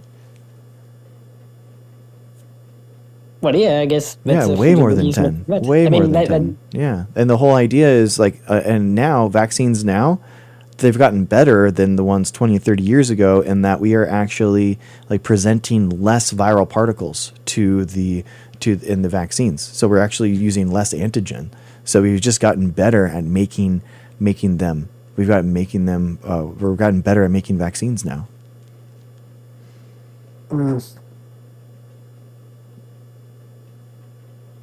I mean, I don't know. I don't know if they have changed here that much, but like the only thing I say is just like because they're different from each country. Like that, they don't seem necessary. They seem necessary in one country and not in the other one. If you know what I mean. So then, is it like should you have a choice on what you're putting in your kids? I mean, that should be your choice as well. No, not really. No, I mean because it's like, I mean, should it like should it be your choice to feed them? But you could compare like what's called like the you got a community in United States who doesn't use electricity and Amish and people. Amish people get Amish vaccinated. people, yeah. I mean, you could compare like do a study on them because they don't took much and the rest of the people and see if there's a big difference. No, they're about 60% vaccinated. They get vaccinated. Okay. Yes, they do. Yeah, freedom, they do. Because I saw that they were not. No, they are. It was in a congress audit, and they were comparing that, and they were not vaccinated, and they see there were less side effects that in normal people. No, they don't. It's a fake story. Yeah, but it was in a congress, so you're saying that the people who said that in congress were lying? They're lying. Yeah. Okay. Yeah, unfortunately, there's a lot of people that tout themselves as medical experts, and they're doing congressional testimony, and they're lawyers, so they have no idea what they're talking about, some of them. Or they are like PhDs and MDs that have created a new false persona, and now they're a world expert on something that they have no idea about, and that's how they're getting paid. So they say that vaccines are bad, and then they sell supplements. And they sell kind of like rosemary tinctures, or they sell whatever like fake supplements in order to make money off of people. So it's actually the other way. You're worried about vaccines making a lot of money, but it's actually the other way. This fake nature or natural supplement foundation, that industry is actually way more profitable, completely unregulated, and harming people at the same time. So it's basically all the fears people have of pharmaceutical companies, all in one, all wrapped in one, and it makes all of us more unsafe because of it. Okay, but then why like all voices for opposition of the vaccine were like shadow banned? Like it was doctors from they weren't. school as well. I mean, they were knowing the subject, and I mean even if you see people who were saying like, for example, that.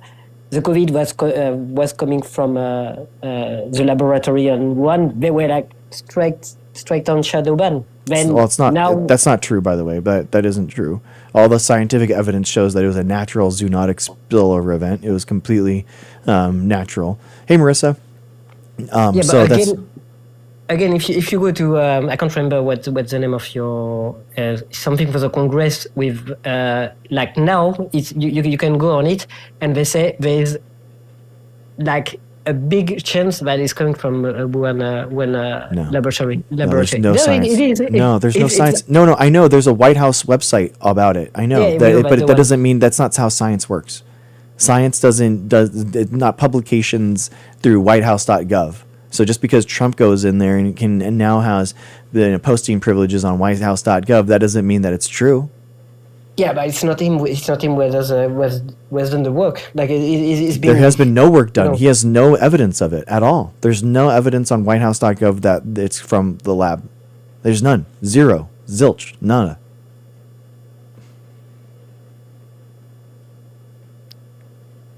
So okay. So we can only believe some people and some not. Then Science. Science is the only one that actually has all the data open, that you can view it, that you can see what it is, and there's a worldwide consensus on it. That's it. That's the only one. Consensus. If you shadow ban everyone would. There wasn't a shadow ban. There isn't one. Yeah, There's you not. had the Twitter files. The Twitter files. The Twitter files showed that the Biden administration didn't shadow ban them. And by the way, a lot of this stuff. It didn't. No, it didn't. No, Matt Taibbi. No. Everywhere in the world who were shadow banned. No, they weren't. No, they weren't. After that, they've been reinstated in everyone everyone that questioned that, everyone knows all the conspiracies about COVID. It's completely open and in the air. Everyone's talking about that. It is not shadow banned. One, it was the Trump administration in 2020 that was actually in the first year of the pandemic, okay? And then two, Matt Taibbi, the journalist that did the Twitter files, did say that there was no actual coordination between the Biden administration and the social media companies. There just wasn't. He tweeted that out himself. You can read that. No, they were... They were FBI cells in Twitter, so like... No, they didn't. You're talking about the Twitter files. No, they didn't. Matt Taibbi said itself. FBI cells. Like, okay. The FBI says what? We don't have the same information. The FBI says what? FBI cells. FBI cell in cells Twitter. What? What is by FBI cells Twitter? Even what as a guy from Facebook, even him said, next time I won't follow the rules imposed to me to shadow ban people. So even him said it. Dude, whatever Zuckerberg says on Joe Rogan, you're gonna believe that nonsense? Again, he was trying to right-wing grift for the incoming Trump administration, and he was trying to pay off the Trump administration to get on the Trump's good side. That's what actually was happening. Yeah, but it still implies that yes, he did shadow ban or he did censor. He didn't. No, there wasn't. There wasn't. Yeah. There isn't. Okay, well, let's disagree on that. Okay, but that was all from me. I'm gonna get the Twitter files quote from. No, but I followed the Twitter file. I know what I said. Okay, well then you should know that Matt Taibbi says in one of the posts on the Twitter files that there was no coordination. That should have been your conclusion. Is that your conclusion? I didn't watch Matt Taibbi, but like I will watch it just to make sure we're on the same page. Researcher Matt Taibbi found no evidence of government involvement in Twitter's decision to initially withhold the story. Which story? You're on something specific, but yeah, the FBI was on. They were. Well, the Twitter files is a lot of that. The Twitter files was specifically about Hunter Biden's laptop. A lot of that was. That was about shadow banning doctors. That was about shadow banning different adversary, whatever. That was yes. They are private companies that wanted to make their own decision about it. It wasn't at the behest of the governments. They didn't want bad things posted that are going to impact medical decisions. They're making their own decisions as a private company what they want on their platform. No, I couldn't agree with that because Telegram didn't want to have his headquarters in America because of that. So that would be false to say that.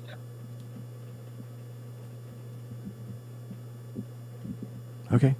After you're gonna say to Joe Rogan maybe again, but there is many points that point out that no, maybe not the government, but the FBI, which is a part of the government, even if they are sometimes. I mean, the FBI saying things. Do you think that the FBI is going to be truthful always?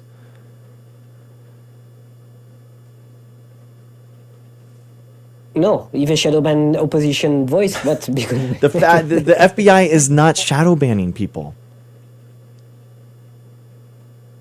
It was like they were made to. Dude, the FBI is not shadow banning people. Private corporations were making their own decisions on what they should do. It's And not the so- FBI. It's not the FBI. Okay, let's say there were no FBI. That was only the decision of the corporation. Yeah. Why will they ban doctors and people who voice opposition to the safety of vaccine COVID? Why?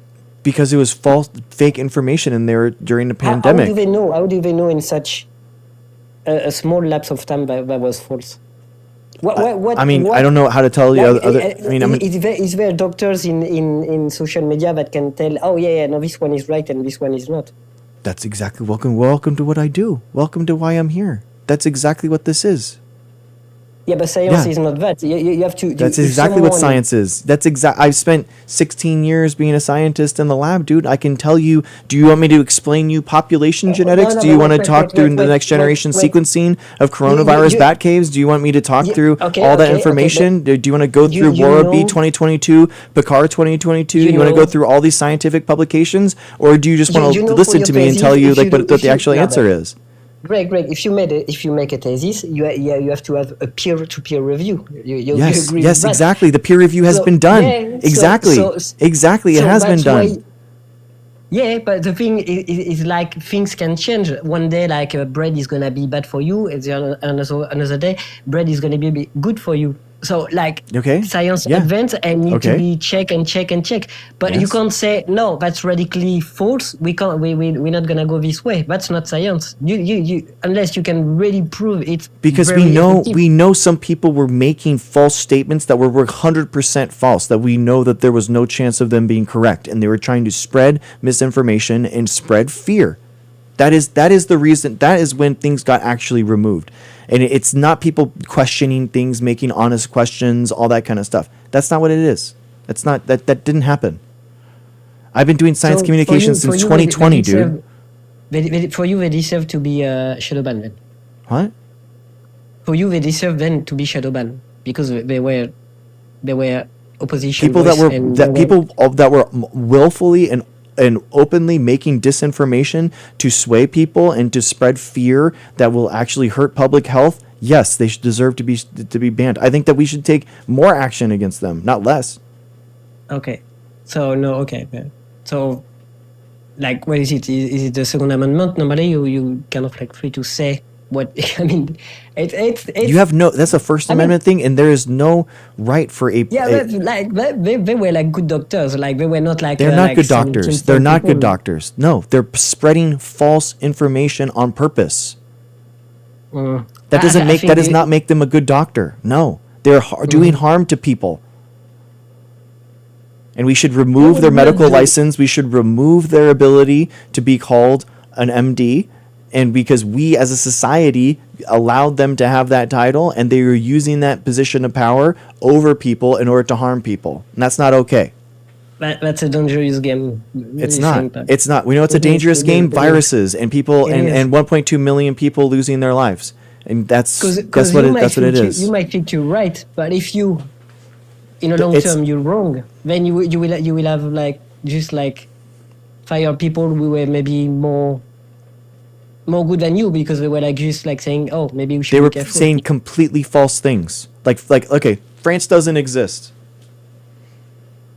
No, it was not like that. Like Yes, it it was is. a bit No, what do you more mean? than that. Why That are was you? a bit more Wait. than You're that. trying to say me that Wait. France exists? Show me evidence that France exists. I don't mind, but you're not forbidden to say it. Exactly. So you haven't proven that No, France you said- should you exist. said- So you said- therefore no, we should. because you said What's that, wrong? you should be forbidden of platform. That's What's wrong? different. So therefore France doesn't exist. So But, therefore you're trying therefore to take me- everyone you're trying living. to take me by emotion, but it doesn't work like that. Well, what do you think the appeals to disinformation are? They are No, all because- emotion. They are all emotion. You think then I will say, oh, because you said that, then you should be forbidden from the platform TikTok and every social network because you say France doesn't exist. It's okay if you want to debate that, debate it, but like you're not forbidden. You shouldn't be forbidden to say it. Okay, so that's why we should be able to invade France and do whatever we want with all the minerals and the people there. Sorry? You heard me. Why? No, I didn't hear what Fran- what you said. if France doesn't exist, then that space is ours now, and anyone that lives there is ours. Is that okay with you? Well, we're gonna go to war then. Oh, okay. So maybe it's like a dangerous thing to actually put information out there that these people, that this thing that exists, that obviously does exist, that's been shown to exist. Yeah, but if you go this way, then so many people should be out of internet now. Because yes, Like, knowingly, 'cause, like, no, Venezuela is it's not. No, it's not. You're misinterpreting. People that are creating the disinformation, the MDs, the PhDs that are knowingly spreading false rumors that wind up hurting people, those people should be removed from the platforms and their licenses should be removed. People that hear it secondhand and that just learn about these things, they are victims. We shouldn't penalize those people. Those people are victims of they are spreading misinformation. Disinformation is higher. Disinformation comes from sources that are supposed to be believable, that people are supposed to believe, that we have given people a higher status in society in order to actually say things that are correct. Those are the people that we should take out, not the misinformation spreaders. To the people that are misinformed, that is why this whole thing exists. That's why I'm here. That's why I'm answering questions, and that's why I think that's what we can do as science, explainers, to walk people through, to educate people on what the actual science is, so that they're not misinformed anymore. Yeah, but like you take the power of a bit of the almighty over everyone else. Like No, it's not. It's not. No. It's just it's laws. It's laws that exist. It is Like, debate, if and it's people- not okay. The debate happens at science and at the publication level. You are not a part of this debate. This right here, what we are having, is not the scientific debate. That's not what it is. Yeah, but like, see, it is because like No, it's not. as I said, This isn't science, and this just isn't the in debate. France- It's not. Just in France, in the 80s, bread was bad.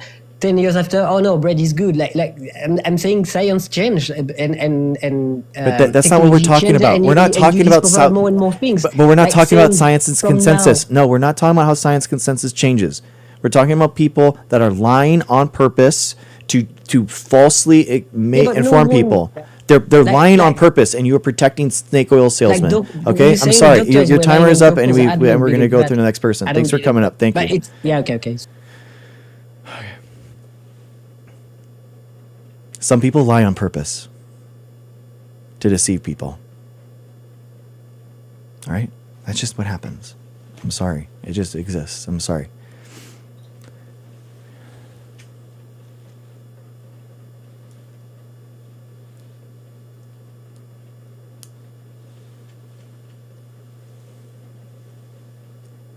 Freedom, how's it going? I don't want to go. No, I'm not going up there. I don't like to talk in boxes, but I don't know why you're lying about the vaccines. It's Okay. crap. Okay. Yeah. Why do you think There's I'm a lying? lot of evidence out there stating that it was all done purposely. No, there's people not. are There's people that are lying to you, and I'm telling you the no, truth. I don't think so. Yeah. No, we see the Mhm. data.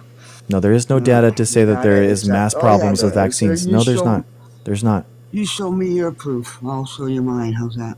Okay. How many people? How many kids used to die before puberty 100 years ago? I don't know. 50%. 50% of kids used to lose their life before puberty. Okay, well, How many people now? people died. 0.4%. 0.4%, and that drop from 50% to 0.4% child mortality is driven by antibiotics and vaccines, because 5 million people every year are saved because of vaccines, 4 million of which are children. That's just the facts. That's what it is. Yeah. How many kids have something wrong with them today? And then in the 70s, like disabilities of some sort. Do The you same know amount that data existed on now, that? but now we have names for them. No. Yeah. Autism existed before the 90s and 2000s. Yeah. Autism existed. It's a a genetic thing that exists. Do you know I how was a many? kid. Do you I'm know how? 60. I know. Do you know? Do There you know was how? none. Do you know how many left-handed people existed 150 years ago? Not many. Zero. There's more today. Zero. There were zero left-handed people because, You're not- yeah, there were zero because you weren't allowed to be left-handed. So once we gave a name to left-handed people and we allowed left-handed people to exist, now we see their numbers rise up, right? And then on top of that, we see left-handed people existing and we see ambidextrous people existing, so they can write with their left and their right hand. We would never have known that ambidextrous people existed until we allowed left-handed people to exist. That's why we see a broader range of neurodivergence, because we accept that neurodivergence does exist. That I can give you that because my daughter has the ability to do both hands. Okay, exactly. And your own lived experience shows that that is why, like, autism numbers are rising. That's exactly right. No, it's Yes, rising because yes. they take too many. No, it doesn't. It's not The because of food their we eat rising is any. No, fra- it's not. The food we eat is No, it's not. poison. It's not. Skyler No, it's spraying not. is It's not poison. No, it's not. It's that people are sick because they are fat. 60% of America is morbidly obese. And it's not because of preservatives. It's not because of food dye. It's because people overeat. Well, in the 70s, we weren't fat. Now Yeah, everybody's because fat. yes, because we have more Because they readily change available food now. That's why. The food is more readily available, so people can overeat easier. That's so why. you're telling me fluoride is good for our teeth? Yes, yes. In our Nothing's water? wrong No, with it's yes. There's nothing wrong with fluoride in our water. It helps people. It helps people receive less dental care. It's good for. No, I don't agree. It's true. I mean, that's They what the tell you data to brush your shows. teeth with- they tell you to brush your teeth with peroxide or No. baking soda. No, no. Who are you? Who do you hear this stuff from? Who is I lying to hear you? from people that I have friends that have not used toothpaste and done that, and they don't have cavities. They're lying. I mean, I don't know who they're lying. They're hearing things from, but they're getting stuff from podcasts, and they're not getting their stuff from actual medical professionals. They don't know what they're talking about. Well, there's all kinds of doctors that lost their jobs, Then they're and lying. coming out and telling you why they've lost their Because jobs. they're lying. That's why. They're lying. Well, you're the first one that I've heard that is going against it. So Well, they I must know. be paying you big bucks to do I'm not this. getting paid. I'm not getting paid. I'm getting $9.52 to be here for 3 hours and 30 minutes. How much are you paid an hour? I'm getting nothing.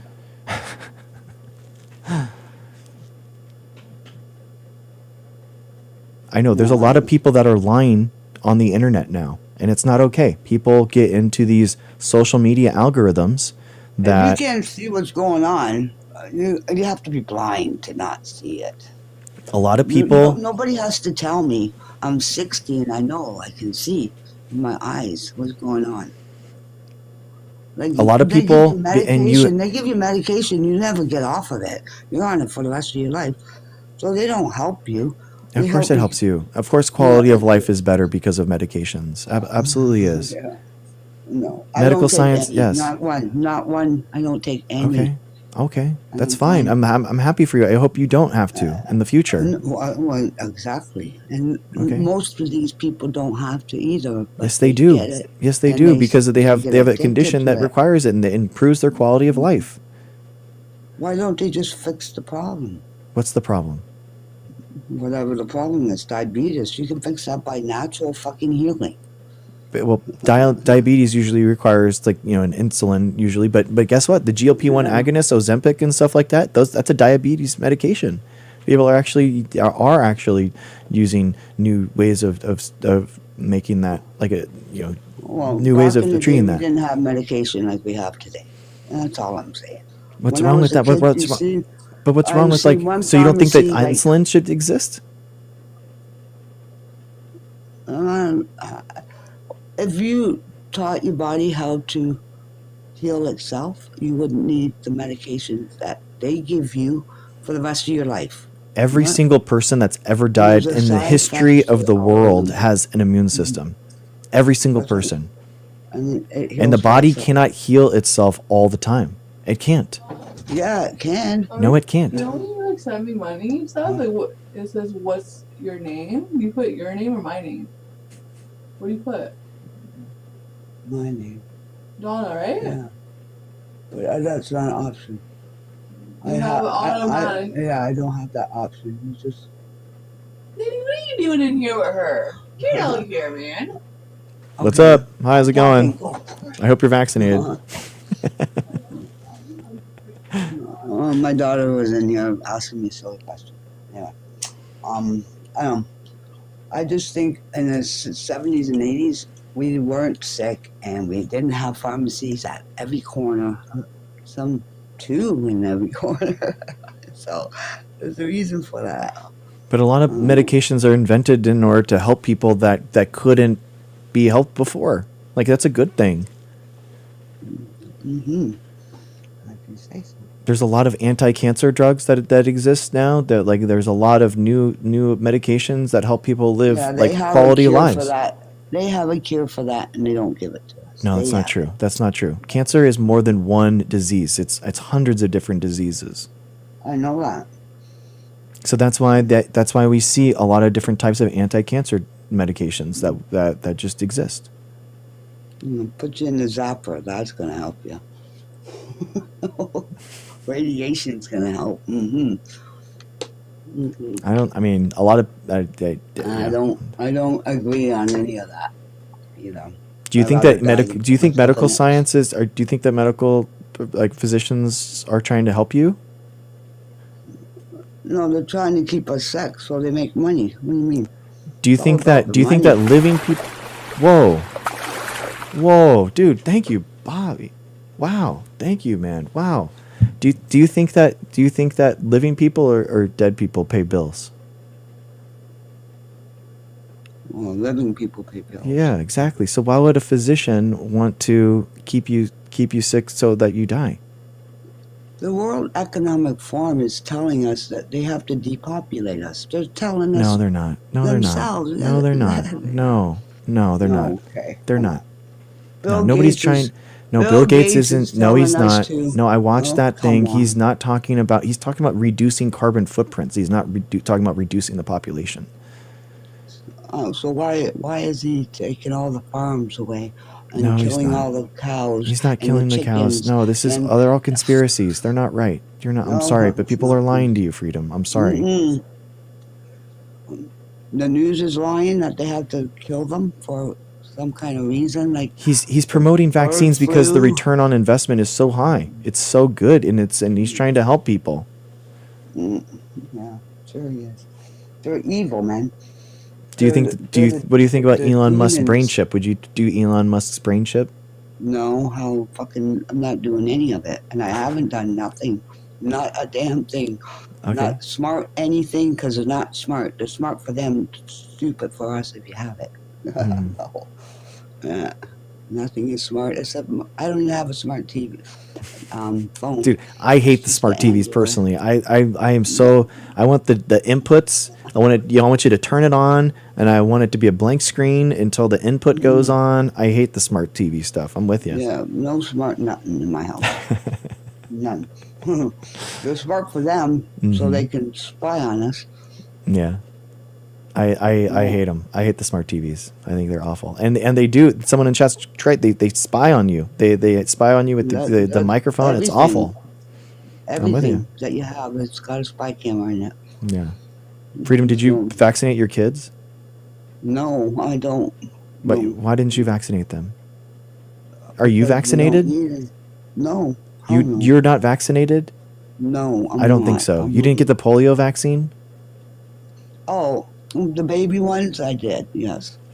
Freedom, come on. 60 years ago. Come on, yeah, but it still works. Come on, that's what we're talking about. What do you mean? You are vaccinated. Freedom, you got it. You should give your daughter the same rights and the same abilities to live in that world that you did. Free of polio, free of measles, right? And what we're seeing now is that we're seeing measles spread. And we could have, these unvaccinated people could spread these diseases that would going to harm people. My kids are all grown up, and they had their first 3 or 4. That's it. So they are vaccinated. Freedom. Yeah, Yeah, they are. Then they are.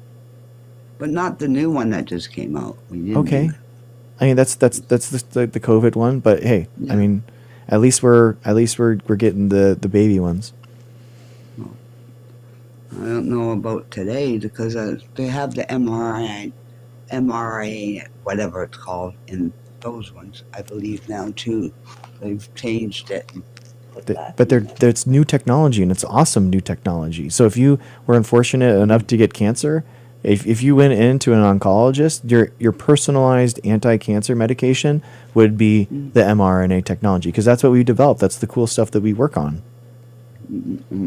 Well, I don't know. A lot of kids are coming out like back in the 70s or the 80s. There was 1 out of 10,000 kids that had a problem with something. Right now, there's 1 out of 36. Well, yeah, because we have names for things now.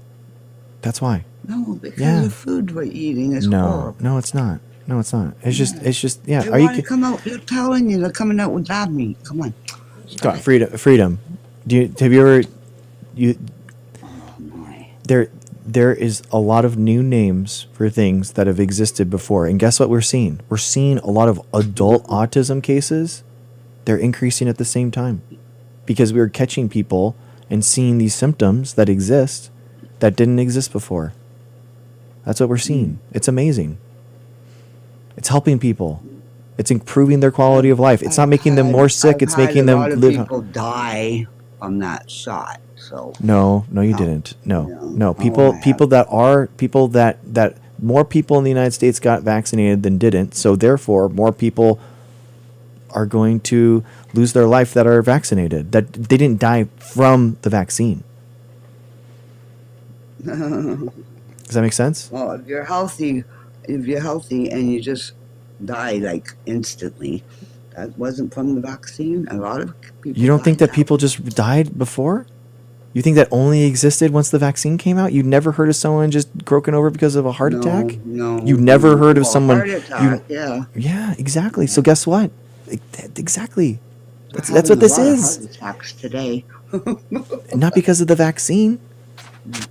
You know the right answer, freedom. If you say these things, and then I ask you, and then you're like, yeah, actually, yeah, that does happen. So I think like you're on the right track, but I think that unfortunately people have lied to you, and unfortunately, you people that you trust, and now that's what's happening. But you know the right answer. You got vaccinated as a kid. Your kiddos got vaccinated, so that means you're a good mom. I hope that your grandchildren, if you have grandchildren, they're getting vaccinated. I got one, but we're not having any more because we can't live in this world the way it's going today. So I'm sorry to hear about can't that. afford to live. So why? I'm sorry to hear about that. I hope you have more grandbabies in your future. Well, they're telling us they're depopulating. No, they're not. No, they're not. Yeah. Nobody's They're saying that, getting rid freedom. of the white people. No, they're not. No, they're not. No, there's not. Nobody's doing that. Oh, well, they're telling us they are. No. Whoever said that to you is lying to you. Forum is telling No, us. nobody is. Who? There's too many Do you even people know here. what has the World Economic Forum ever done to you? Who is the World Economic Forum? Those are the people that are running everything. Those are the people that are running. Have you met them before? No. Exactly. Nobody has. They're not running anything. They own 85% of the corporations. No, they don't. Billionaires do. Not the World Economic Forum. Billionaires. Elon Musk, Bezos, those kind of guys. Those are the people that are actually running things and are making things really bad. Are the World Economic Forum. They No, own no, it. they're not. Do you think that Trump is answering to the World Economic Forum? No, he's the only one that's not. Exactly. You don't think that Trump would sit there and bend the knee to the World Economic Forum? Hell no, right? Well, I'm hoping he's not. He's not. There is nothing above Trump that's telling him what to do. I think he's allowed to do so much, but he won't be allowed to do everything. No, he can do whatever he wants. It's stop. obvious. He It's ain't it's gonna pretty stop. obvious he's doing whatever he wants, right? Okay, Freedom. I got to go to someone else, but thank you so Okay. much. Thank you. Please, in the future, hey, please, if one of your friends or you hear about this stuff, please, can you come in here and can you ask the question and can we talk about whatever you hear? Yeah. Well, Okay. I need some receipts from you now. Get Okay. my receipts for you. Okay. I'll Sounds call good. you. Please, you're always welcome back. Thank you. Please come back, okay? Yep. Okay, thank you, Right. Freedom. Have a good night. Bye. Okay, so. All right, guys. Thank you, guys. Thank you so much. Can we get all the heart me's? Thank you. 205 people in here. Thank you guys so much. We have Zaphod and then Dave next. Thank you. Can we do all the TikTok things, guys? Can we do the heart me's? Thank you for 100,000 likes. Can you guys do the shares and reposts too? That means so much to me. Thank you guys. Thank you guys so much. Thank you to thank you so much. Thank you to Nicholas. Thank you to Bobby. Thank you guys. I really, really appreciate you guys. Thank you. Thank you. I know, Marissa. This is amazing. Thank you, guys. This is incredible. Thank you so much. I appreciate you all so much for being here. Thank you. All right, Zaphod next. Hey, Sarah. Zaphod, how's it going, man?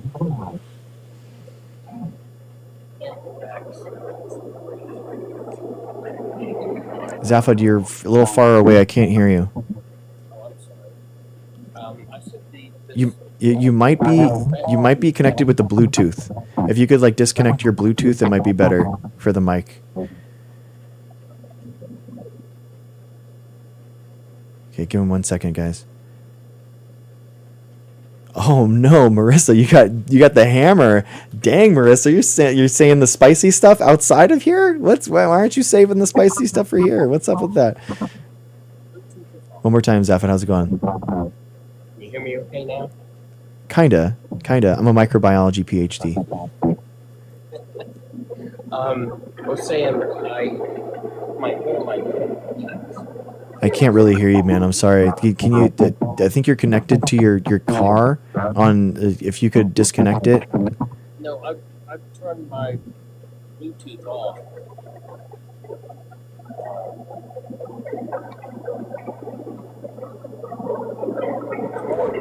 No way, Marissa. Are you serious? Okay, sorry, Zaphod. Can you just try headphones or something? I'm gonna go to someone else and then I'll come right back to you. Okay. All right. Thanks, man. Thank you for waiting. I appreciate you. Sorry for the sound, but it's just I can't hear you. Thanks, man. I appreciate you. All right, Dave.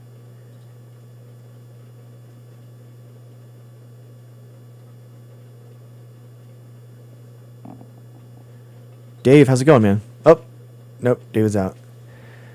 Not a guy you'd page on an airplane, not a doctor. Oh, Amy Z. Oh, man. How you're breaking my heart. You're breaking my heart. All right, Gail. Gail or David? All right, guys. All right, we'll do this, but you know what? We're going to do a galaxy to drop him. How about that? A galaxy to drop him. We're doing opposition only right now. Sorry, Gail. Sorry, Gen Xer. Just a galaxy to drop David. Let's see how fast it happens. David, what's up, brother? Greg, you are a certified grifter, bro. Thank you. I appreciate you. Bro, you up here simping for money, dude, is diabolical, bud. What are you talking about? Don't you think that like the bro, entire? You need the money that bad? What do you mean? I lost my. I got. Well, I mean, I got. You don't have a job? Well, our entire research and development company in San Diego got laid off because of Trump. So not right now. Basically, you haven't had a fucking job for a long time, Greg, is what you're saying. October. Yeah. Yeah. Why It's don't sad. you blame Biden It's for sad. that? You're blaming Trump for that? Well, it was literally because of Trump's tariffs. It was like literally that. Yeah, that's the reason. So because Trump's tariffs is the reason why you don't have a fucking job, right? Yeah. No, it's a German company. That was the whole reason. And there's a lot of economic uncertainty because of Trump. So that's All a you lot of guys German. do is A lot of blame Trump for everything. that Greg. literally. All you do is It blame him for literally. everything, It's bud. literally Trump. It's because the CEO was like, "What are you going to do?" Oh, thank you, Bobby. Let's blame Trump for you having All right. a fucking receding hairline, bud. Okay, Let's you know. blame him for you having gray hair. Oh, man. You know who doesn't complain about my hair? I mean, you can't Your even mom. groom your fucking mother. Oh, Thank you, Bobby. Thank you. Bobby saved us all. Zappod's back. We'll try it again. Zappod, how's it going, man? Good. There we go. Oh, perfect, dude. Perfect. How's it going, man? Okay, great. Going good. I was saying that these anti-vaxxers, of course, they all say they're not anti-vaxxers, but it's one of the pet peeves of mine. I used to go to a discussion group, a monthly discussion group, and the couple that hosted it were anti-vaxxers. And one evening, they got on the HPV vaccine about how terrible it is, and how it only protects against 2 variants of it, and there's all these others, and there was another person there, and I were coming back with things like, well, it's better to be protected against 2 than none. Yeah. And my friend is looking stuff up, as we're talking. He's going, well, those are the 2 variants that cause cancer. 80% of the problems or whatever it was. So the HPV vaccine is literally anti-cancer. It's wild. Well, yeah, he said, these are the types of cancer it can cause. This is the frequency of the cancer, and this is the percentage of people that die from the cancer and so forth. And they were saying, well, it needs to be tested for like 20 years. And they're like, you're going to test for 20 years? These are the number of people that are going to die waiting on those tests to complete. And we keep hitting them with these facts, and it's just no good. It's like they've got a suit of armor on that those facts are just going to bounce right off. Yeah, so what I think is happening is like basically people live in a reality that's constructed by their social media algorithms. So basically these people, and you saw, I hope Freedom is still in the chat, but I think that, Freedom was a good example of this, where she has a lived reality that's existed, right? She understands that it's like, oh, I have a neurodivergent kiddo. I have, vaccines are safe and effective for me and for my kids. But then as soon as like, oh, have you gotten vaccinated, or vaccine safe and effective? It's like, no, they're not. And it's like, well, you're a lived experience of that. Like, so people that have, they get into their social media algorithms and they see, think about how many anti-vax stories you must see if you have like an algorithm that's just this stuff. 1,000 a week, and then they come into here, and that she literally said that, right? She was like, "You're the only person that's saying this," and I'm like, "But I mean, there's a lot of people that are lying to you. What can I say? You got a lot of people that are lying to you, unfortunately, but I am not lying to you." So I think that's what's happening. I think a lot of people are not science literate. I'm not a scientist, but I did take a lot of science in high school and a lot in college, a lot more than the minimum required. And that has helped me to be able to understand the scientific process and be able to interpret the things I'm hearing and know that that's good science or that's not good science, and so forth. And also how to look it up. If I'm unsure, how do I find out what the scientific consensus is instead of just some guy on TikTok? I know, right? It's a very inefficient process. I don't think that's true for most people. Yeah.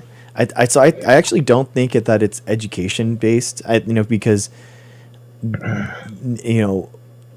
I think it's people needing to like trust that there's expertise that exists that are outside of your domain that you're just never going to understand. And I think that's okay. You're never going to truly understand how an airplane works, or airplane is flown, right? But you get into one and you understand that there's a process that creates, you going from one place to the other. And the same thing with science. Like science is, you don't need to understand the scientific process. You don't need to understand what actually happens, but you need to understand that there is a whole community of scientists throughout the entire globe, and that we all fight and check and balance one another, and we would put down in order to concoct and in order to lie about something that's as large as vaccines, it would require a global conspiracy amongst, you know, 1 million people in the world, and that's just never is actually going to happen. So what happens is that you have these foundational conspiracies that people believe, you know, for example, like flat earth and stuff.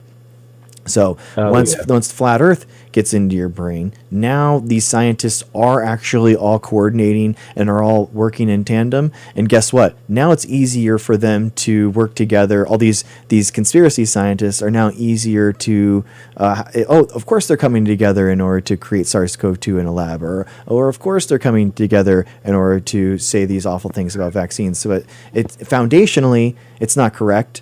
That scientists are working together, and there's actually people like me, right, that are, and by the way, as a PhD, you're coming up and you're trained in order to test these hypotheses, in order to rattle, you know, the sides of the wall and be like, is this true? Does this make sense? I'm going to read these papers and stuff like that. And every single time that a new scientist, a new PhD comes up within that field, that is a new opportunity in order to say, whoa, there's nothing here. This is insane. And that doesn't happen because scientific consensus is sturdy. It's slow moving. It happens over time. That's what stand on the shoulders of giants means, right? Where you are the consensus moves rather slowly, but together we move to somewhere new in solving problems.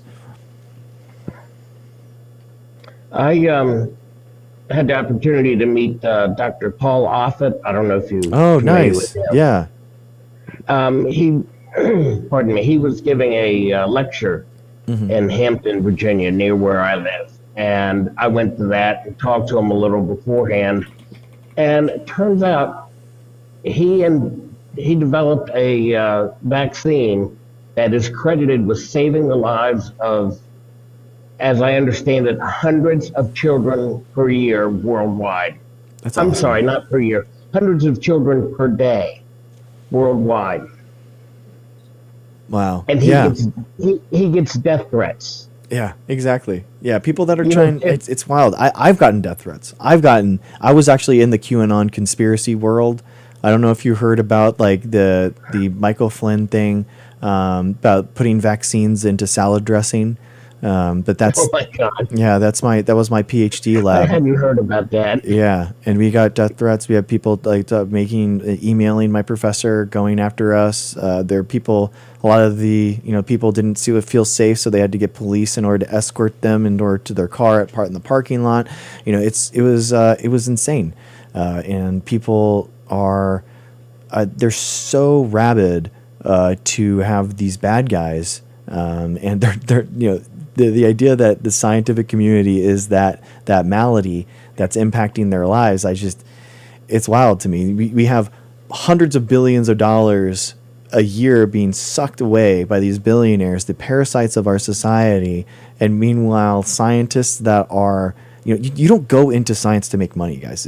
Scientists aren't paid well. And in San Diego, after my PhD, you're as a postdoc, which is like in academia at the school, you're making $70,000 to $80,000 a year in San Diego. That's not a lot. That's not a lot to live in San Diego. So the idea that I could very easily have used my my PhD in order to go into like the finance world or something like that and work at one of these investment banks and make or these engineers for these the Mag 7 companies and make 10 times that but science is different. Scientists want to give back to the world to solve a problem, to try to create a better world, and that's kind of like what the scientific process is. That's what we're trying to do. So to hone in and malign scientists is the exact wrong people in my view. Yeah, well, I mean, there's some that deserve it. Like there was a guy at Eastern Virginia Medical School during the height of the COVID thing. There was spouting all kinds of misinformation. I mean, stuff that was known to be false. And he got a lot of pushback from the administration there. And he was, oh, I'm being oppressed. No, they're telling you to quit lying. Yeah. Yeah, exactly. So there are, not every scientist is perfect, but, it's, for the most part, I may not trust an individual scientist, but I trust the scientific consensus. Yeah, exactly. And I know it will change if new information becomes available. I mean, I'm old enough that I'm 65. I'm old enough that I have seen scientific consensus change on things in my lifetime. And people will throw that up. Oh, science said this, and now they're saying that. Yeah, because they don't hold on to one thing, and they get better information. They refine their outlook. But exactly. Well, thank you so much, Zappa. Thanks for doing the mic check and getting onto a better. I appreciate you. Thank you for hopping on. But okay. By the way, I agree with all 5 of your statements up there. Okay, cool. Thank you. Thanks for. I appreciate you. Thanks for hopping in. Thank you. All right. Thanks. All right. Thank you, Zapod. Thank you. Sorry, I didn't mean to kick you like that mid sentence. Please, guys, could we do the TikTok things with the stars? And thank you for 100, 1,000 likes. Thank you for all of those. Thank you, and thank you for sharing and reposting the stream. It really helps. I appreciate you guys. Thank you so much. Textier.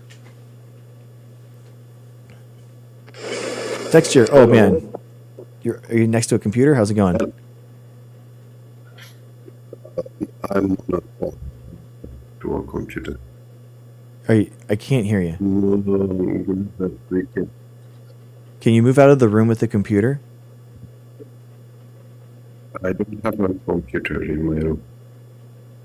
Okay, I can hear you a little bit better now. How's it going?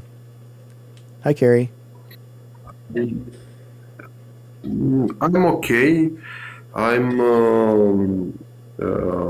very glad that we can discuss about all these topics. Okay, what do you want to talk about? I believe that evolution is a way to mask good raising of child, or a way of raising child. Okay, you think evolution evolution's a good way that created children? I'm sorry, there's something about evolution and I didn't hear the last part. Yes, I believe that evolution is just we raise children properly. Okay. Do you think that evolution... But so you think that evolution made humans? I believe that that is a big discussion about how humans become or get in this way on Earth, because it's a topic, a long topic with stages.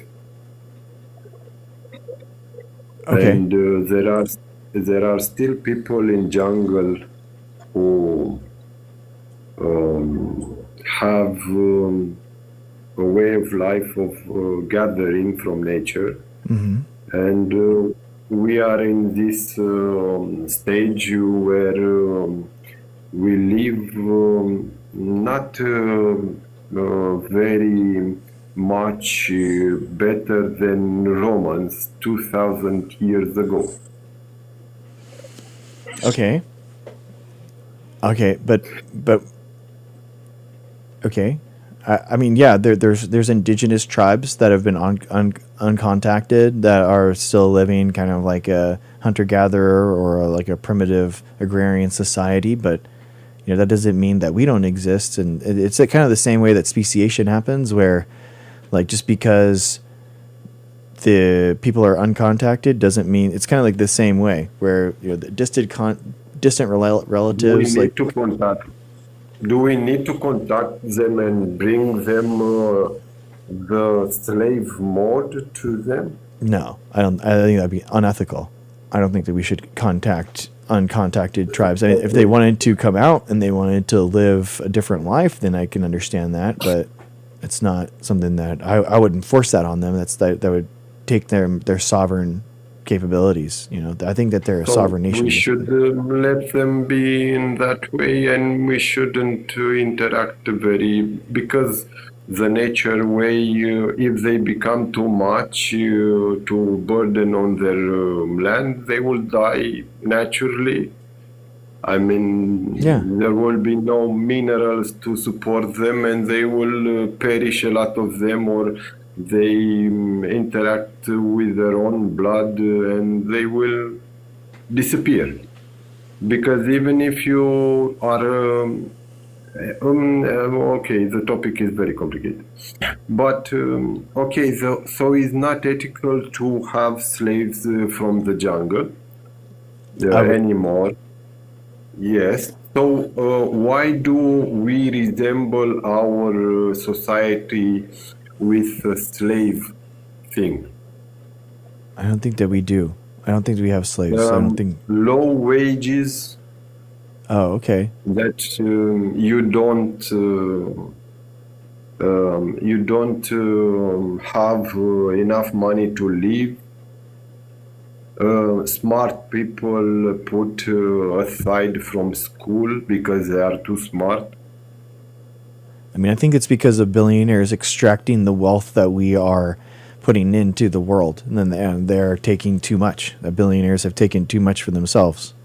That's why. That's why we have kind of like a.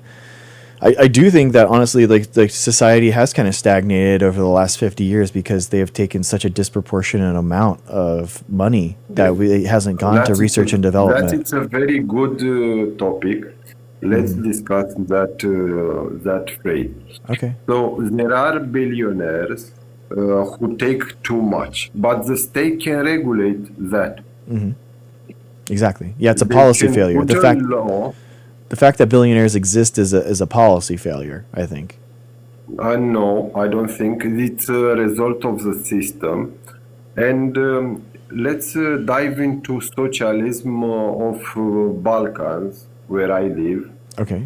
And what happened with socialism. So immediately after socialism began, there was a form of elite people who enslave the others.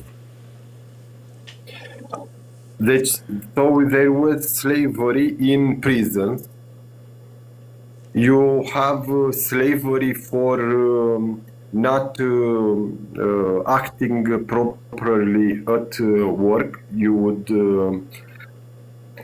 have your salary cut.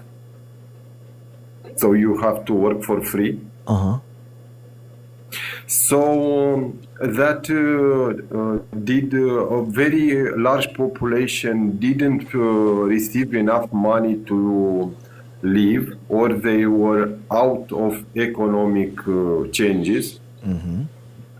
Another form of slavery. So this elite put themselves on top of the others and did exactly what did the old aristocracy. Yeah, I think that. Yeah, I do think that like billionaires are kind of like an aristocracy. I agree with you. I mean, it's kind of like a plutocracy, if the governmental term, where they kind of have more power and access to things, and they kind of like live they're protected by the state. Yeah, I agree with you. So the old way of living at country and have the old culture that we need to be good to one another and taught our children to work the land properly and make economic changes and things died. And the communists died immediately because that is the essence of life. You need to have economic changes. So if we don't start educate our children to be part of society, and we have elite who destroys the society, they destroy themselves. And I think that in theory that's how it's supposed to work, but in practice that we're not seeing that because billionaires want it's gluttony. It's not just greed, it's gluttony. They want all the money themselves. So if other people have to suffer and other people have to starve because of more money going to them, they don't care. They want that to happen. That is not the only problem. The problem is that billionaires are just a show off most of time. There are a lot of people from an elite who stay hidden behind that actors.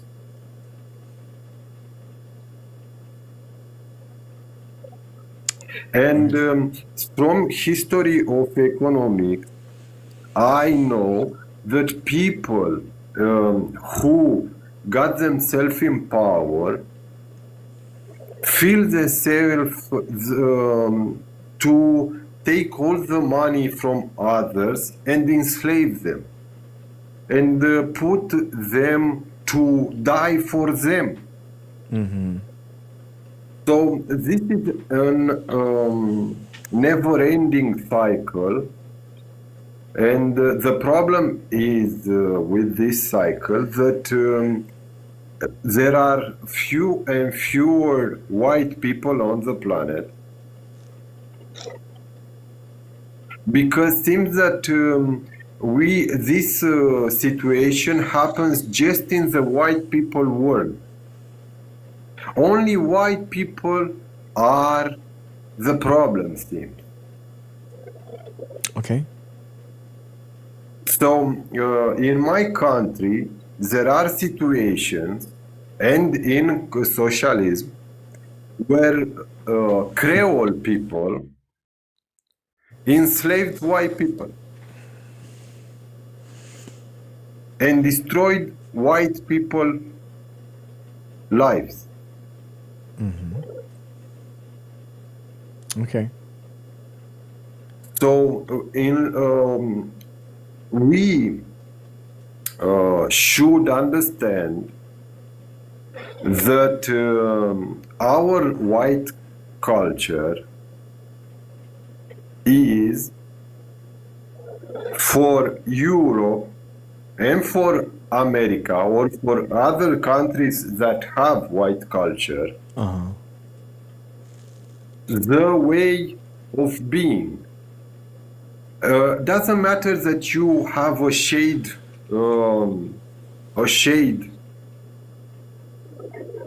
understand what I'm saying? Because there are a lot of shades of white. Yeah. And if we tolerate ethnic cleansing of white people from the planet, we should look how black people or other nations that are not white are living.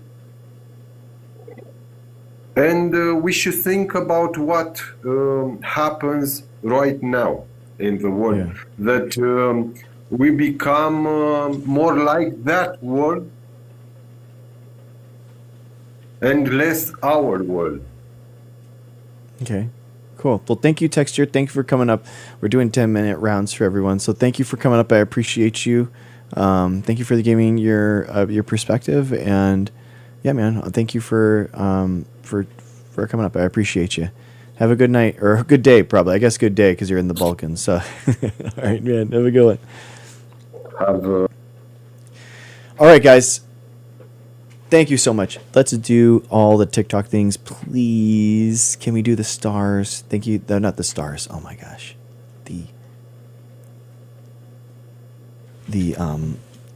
the smiles, the smiley faces, the heart maze. That's it. The heart maze, the taps. Thank you for 100, 1,000. Let's do a chat. Let's do a shout out right now while we got. What happened? How dare you? How dare you, TikTok? You timed out my guy. You timed out my dude. Oh my god. Ooh, nice. I got 100. Oh my god. Guys, let's do shout outs real quick. Thank you guys so much. Thank you for everything. It's one of the best streams that we've had all year. Thank you so much. This has been amazing. I really, really appreciate you. No, I didn't. No, it was just I'd been sitting in this live for 4 hours on my backup, so like auto kicked me. Let's do shout outs real quick, guys. Thank you so much, man. Been amazing. All the support. It's been really, really cool. I appreciate you guys. Exactly, Solish. There you go. Solish is hanging out. Thank you guys to all the super fans. Thank you guys all to the mods. Thank you to the super fans. I really, really appreciate you. Thank you to the biggest supporters of the stream: Brian F., Helen, Mrs. Dr. G, Russell Bowden, Ado, Call Me Ness, Rapture, MB Human, Meg, Dave M. Thank you so much. And all time, the top supporters of the stream. Thank you guys so much.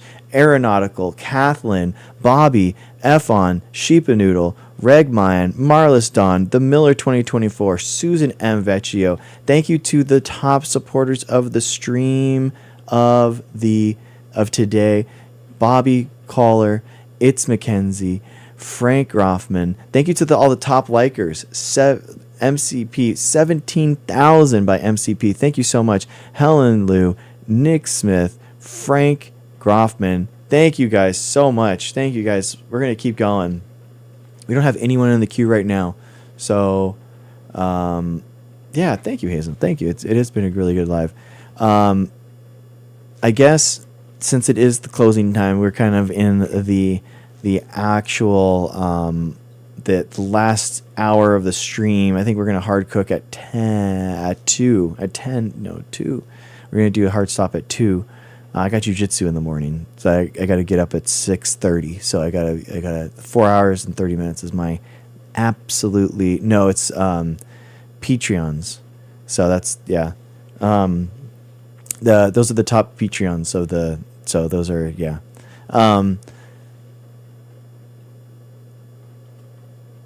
We can do open. We can just do an open panel. If you guys want to come up and you want to chat, we can do that. I like to do that at the end just to kind of see. Oh, we got another request. Let's see what this guy wants to do. Hi. Hey, what's going on? Hi, ZB13. How's it going? I'm good. Can't complain. Good, man. Yeah. Should I introduce myself or? Sure. What's up, man? Yeah. Well, I'm 26. I'm from New York. I voted for Donald Trump. I mean, is this like an open panel kind of, or like just bring up a topic, or? Yeah, it's just like a one-on-one conversation. Okay. Well, I had a question for you. How do you feel about the concept of judicial supremacy and the fact that we live under an oligarchy, according to the founding fathers' own words? Judicial supremacy. So the idea that so you're saying that you don't like the fact that judges can constrain the president's actions? Well, I have a problem with the idea that judges have the final interpretation of the Constitution. That would be judicial supremacy. And then what I believe in would be closer to departmentalism, or is departmentalism, and more of popular constitutionalism. And I'm just trying to figure out why you enjoy living under an oligarchy. Okay, I don't think that we are currently an oligarchy. I mean, the Supreme Court, you can the override. Founding Fathers do. The Founding Fathers think it's an oligarchy. No, I wouldn't say that's true. I mean, literally in their own words. Where? Verbatim. I can start with Thomas Jefferson. Okay. I can get the quote for you from Thomas Jefferson. I believe is when he called it specifically an oligarchy was in his letter to Abigail Adams. Okay. And do you want me to read the quote, or are you saying you take it as fact? Because I can get the quote for you, but I think factually we don't live under an oligarchy, though. I mean, his quote would be interesting, but I don't think that that's factually correct. That he said it, or that we live in it at all? That we live in it at all? You're saying? I don't think that we live in an oligarchy. No. Well, if you're vesting the power of final interpretation of the Constitution into 9 unelected officials, how is that not an oligarchy? Because you can change that court. You can change. Well, if the court, if you're giving them the final interpretation of the Constitution, and you're saying that anything that goes against their interpretation is unconstitutional, then what do you mean? How? You can change the Constitution. But you're saying that they're the final interpreters of the Constitution. So if they were to say that that their interpretation is that you can't change the Constitution, then how would that work out? You call a constitutional convention and then you would change the Constitution, or you could pass laws, or you could change the composition of the court. I think the judicial system is probably the least, like the one with the least amount of fangs in our entire Constitution, because they actually have no way it's supposed to be, but that's what I'm saying. Okay, so then how are they supremacy? How are we in judicial supremacy then? Well, because the democracy has been subverted, and what's taught inside judicial education schools, or what these politics espouse, is not that. It's not that that they can just do that or anything like that. They go with the idea that that the courts are the final say on these matters, and now the people, it's bled down. I don't know if you can say that word, but it's BL'd down to the people, where they now believe that the courts are the final interpreters of the Constitution as well. Well, they are, but you can change the Constitution. You can impeach them. You can change the composition of the courts. I mean, it's not like the end all be all. And as Trump has shown, like, you don't even have to listen to the Supreme Court judgments. You don't have to listen to them at all, or the Constitution. It's actually the more modern interpretation of the Constitution is unitary executive theory, where we have a quasi king and the executive can just do what they want. Well, that's why I voted for Trump, and I wouldn't say a quasi king. That's not a quasi king. Each branch of government has an independent duty to enforce the Constitution in their own jurisdictions and according to the powers afforded to them in the Constitution. That's how it's supposed to work. No. And what Trump is doing is, what do you mean? No, that's literally what the founding fathers said. No, I mean, that's not correct. I mean, okay, you're saying no, but you're just making an assertion. The founding fathers literally said this. The Constitution affirms this. Chief Justice John Marshall in the 1803 case of Marbury v. Madison, where judicial review even came about, because before judicial review in 1803, the Supreme Court didn't even have officially the power to interpret the Constitution at all. Their interpretations. You do realize that the Chief Justice John Roberts just said that Chief Justice John Marshall in 1803. I know, and I'm telling you right now that the current Chief Justice said that no district court can actually hold the president feet to the fire and say anything. So that's why I voted. That's why I voted for Donald Trump for things like that, because it didn't happen yet. How would you have possibly have known that would have ever possibly happened? They limited national injunctions earlier this year. Correct. That's what I was talking about. Yeah. So why? That's what I'm saying. Yeah. Okay. So then why do you think that? So why do you think that judicial supremacy exists? I don't understand. Well, that's the system that's the system we were living under from 1958 until, I would say, Donald Trump, this presidency, because his first presidency, he was still going with the court's decision. But this presidency, he's actually taken a really strong stance to have a duty to enforce his duty of interpreting the Constitution. And so that's why now I'm okay with the way the system is working now, because Donald Trump is defying the courts when he thinks that their rulings are unconstitutional. So now I'm okay with it now. So are we still living under an oligarchy? As of today, I would say no, because Donald Trump is the president and he's affirming executive authority. Okay, so then what are we living under now under Trump then? I would say this system is closer to departmentalism, even though Trump still not defers to the Supreme Court, but in a couple ways, I guess you could say he's still, I guess, going with their decisions. A couple decisions that have gone against a couple rulings against him. But even then, I'll still take it against any president from 1958 till now. I mean, he's doing a lot more than any one of them have as far as asserting his authority to interpret the Constitution. I mean, Trump is definitely doing something different in a totally different direction. I don't know what departmentalism means, but I definitely. Departmentalism is the foundational principle that all three branches of government have are co-equal branches and have an equal interpretation of the Constitution, and the people are the final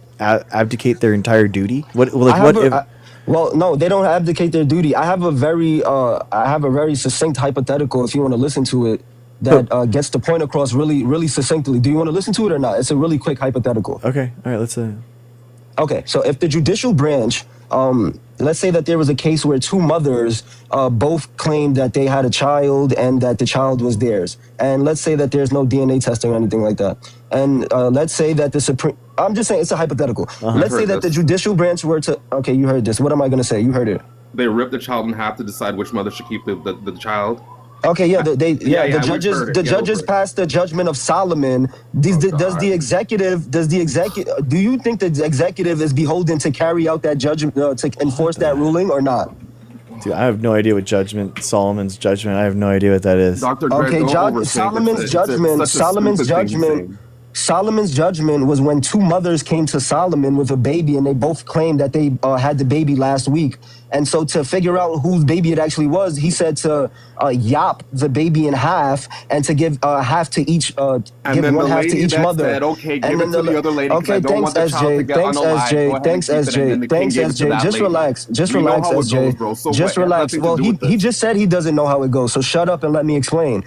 So when he tells the people to yop the baby in half and give a half to each mother, the real mother says, no, just give the other lady the baby. And so he understands that that lady is actually the mother. So now that we know what the judgment of Solomon is, if there was a case amongst the federal courts where there was that same ruling was made to yop the baby in half, knowing that the judicial branch relies on the executive for any enforcement of his rulings, do you think the executive is beholden to take the judicial's ruling on that as constitutional just because the judicial said it is, because they have the final interpretation according to you? Or do you think that the executive has the right and the duty to interpret that ruling and say, no, this is not constitutional, we're not going to enforce that ruling? I think either way, the Trump wouldn't care what the judicial system says, and that he wants to. You're not answering the question. I'm not asking about Trump. I'm asking about any president ever. No, because you know what? Because I'm saying that in this thing, he would just take over the country and the king, and it doesn't matter what he would say. I'm not asking about Trump. I'm not asking about Trump. I'm asking about. But that is the Constitution we live in now. The Constitution that we live in is written for Trump. The doctor can't answer the question. That's amazing. Well, the question I asked you was posed in the 1800s by Lysander Spooner. This is not a question for today. Okay, so why can't you answer the question? Okay, so then guess what? I would just take over the country for the king. I would take over the country of the king. That's what I would do. I would take over the country. I would take over the country. You have to be bad faith and give dishonest answers because you know that the answer. That's what Trump would say. That's what Trump would say. That's what Trump would say. The obvious answer, which is no, the executive shouldn't. I have no idea what the question is, bro. I don't look to biblical allegories to figure out what is going on.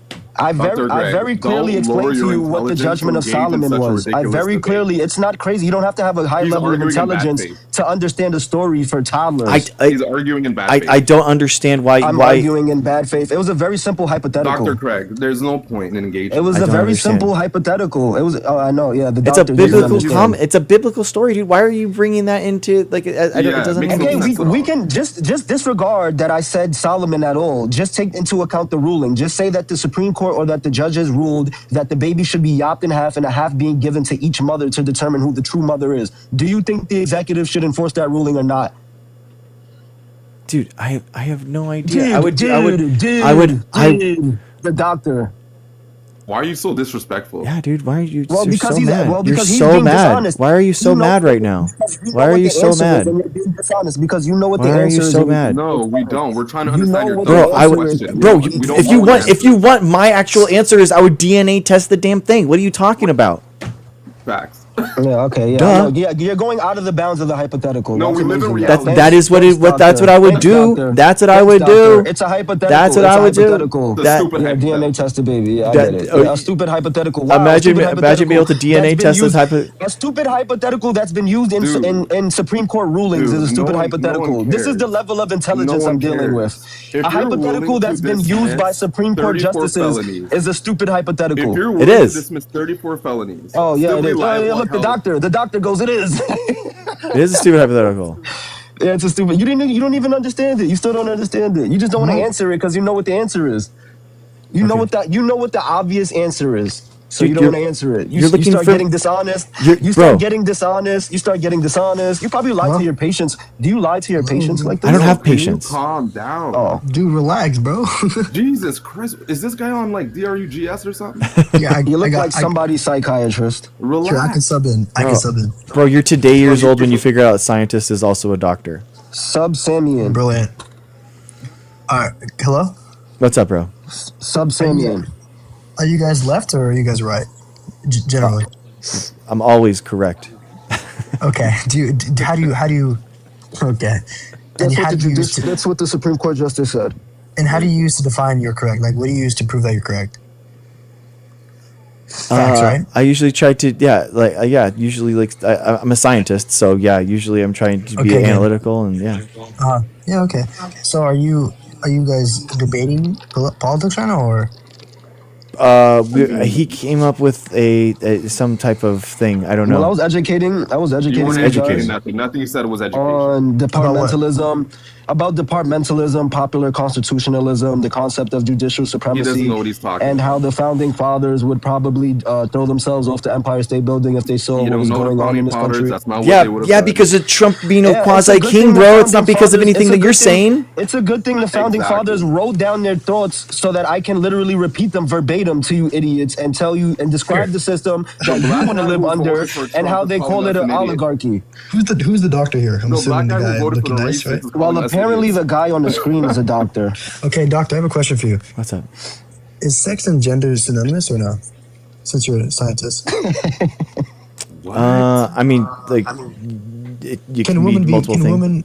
There are kids starving, and that's his question. Yeah, you can What the have fuck is wrong with you these can have different. Your chromosomes aren't always going to Nobody's align with starving how in people America, look liar. at. So, There's the nobody trans starving in woman- America, you liar. So trans women can be. So trans women. Yeah, are go women, look right? it up. Go look Yeah. up starvation statistics, you idiot. Go look up starvation We've already looked it statistics. up. I thought you were a No, scientist. so you know that less than 10 Stop. people a This is year not a die from political starvation in debate, America? Ben. Do you Guys, know? can So you- tell me how Debate many talk, what's people up, bro? unalive from starvation every year in America? Guys, we're If having they, if guys, they we're want to debating delve here. into the trans topic with some shitty talking points, I would love to beat them down on the subject. All right, let's do it then. Yeah, sure. So, do you know who created gender? Who created the term gender? Who created the concept gender? What's his name? No, and I no don't idea. frankly care. You don't know? Okay, his name is because Johnny Money. He founded it in 1955. Totally Usually, when you fine. create something. What? Who cares? Okay, so do you Totally know? fine. I genuinely don't care Johnny because Money. currently, Yeah. So, do you know in what the his present definition day, of in gender was since he made 2025, it? hey, You're just buddy, gonna keep asking buddy, us questions, or hold on for a sec. In Okay, go ahead. 2025, sex and gender are not used synonymously, According to who? according to the scientific community. No, it's not. It's according to you. No, according to the No. scientific community. It's split down the middle. Sex It's has split down to the do middle. with biology. No, it's not. Gender is a sociological No, concept. it's not. Yeah. he doesn't Okay, even I know have a this, question man. for you. He's Yes. telling him where he gets. I have a question for you. Do you have a? Where are do you have a- getting this information from? I have a question for you. I have a cat. Okay, she's a female. We agree she's a female. Is she a woman? Yes or no? What? Just answer the No. question. Okay. An Now, animal cannot be a woman, you fool. Do I know, I'm getting to that. do Gender? cats have a I'm getting to society? that. Do they have Gender? I'm sociological getting to that. I'm concepts? getting to that. Do they think about Dude, these things? allow me to finish my question. Come on. Gender is specific. So, for example, a man is just an adult human male. That That's is it. incorrect. For example, It's a nice try, very though. much correct. Again, they're shitty It's talking not a nice points. try. It's the No, same it was way, it was a very nice try. it's I not- applaud you on the no. Doctor, can I ask you a question? Can you be malnourished and overweight at the same time? Yes. I'm just asking the doctor so maybe he can explain to SJ that malnourishment doesn't I mean don't that need any that explanation. doesn't I'm mean well that you're aware of what's going on. unaliving from hunger. CB, I think you're highly uneducated. You didn't know that you can be You're a obese black and man be that voted for a malnourished at the racist. same That's all I time. see. All I see is coon. Next. SJ, you didn't know Okay. that you can be Sam, you didn't know that you can be overweight and This malnourished. is a bit of a what you were saying. deviation from the I have conversation no I was interest trying in to have talking with to black people that you, vote for sir. racists. That's sad. The guy that That's was sad. talking. But If I say I'm a lion, am I a lion? what's up? What? If I say I'm a lion, am I a lion? No. Okay. So if I you say have I'm a- black, I'm not black. Am I black? No. What? So you If have one a identifies fundamental black. misunderstanding of how these things work. No. So gender now if I say I'm so gender identity has a neurological basis, and it develops at around the age SJ of got removed. 4 years old. Right? So this isn't, 10 minutes, bro.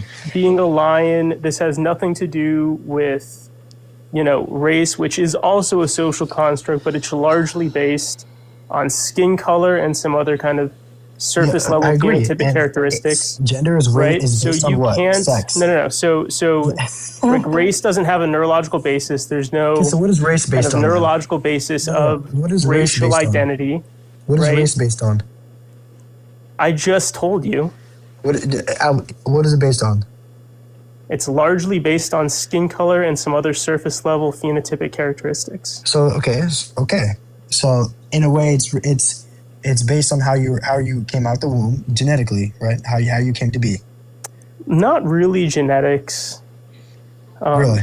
I mean, obviously, these kind of phenotypic characteristics, like skin color, certain facial features, things like that, they obviously have genetic bases, but there's no, set of genes that defines one racial group or another. It's, like I said, these kind of surface level phenotypic characteristics that lead, largely other people to perceive you as one race or another, right? These are nuanced topics, and you're trying to really I'm really not. You're trying to take a very reductive view to them. I'm really Sure. not. But- Can men have babies? Yeah. Can men give? Can men Male have birds children? lay eggs. Australian study shows that gender reversal is more common in wild birds than previously thought. A new study of wild birds in Australia has revealed a surprising finding. A genetically we're male talking about kookaburra men, not was found to males. have laid an egg. I Dude, said that. it's a whole Male different species. birds. We're talking about the human species. Male birds. Aren't you a scientist? Don't Aren't you you a scientist? wait? Are humans We're from talking about nature? Homo sapiens. Are humans We're from talking about nature? Homo sapiens. Are humans from We're talking nature? about Homo Are humans sapiens. from We're nature? talking- Are humans from nature? Does the Are fucking humans bird from have nature? an IQ? Dude, Are what are you humans talking are about? humans from nature? Yes, but we're Okay. different. Do you agree? Okay, no, we're not. We're Do we not agree? different. We're Aren't you a from nature. scientist? We are from nature. Yeah, I'm aware, but a plant isn't the same thing as my brain. Do you agree? of course. Yeah. Okay, so there we go. But Your guess what? argument's I'm just done saying. for. I'm saying that people in the animal kingdom, That's it like saying happens. our computer. That's like saying, is a computer a good device? And you go, yeah, phones are pretty good. Like what? What are you talking about? That's a whole different thing. You can't compare a bird to a human.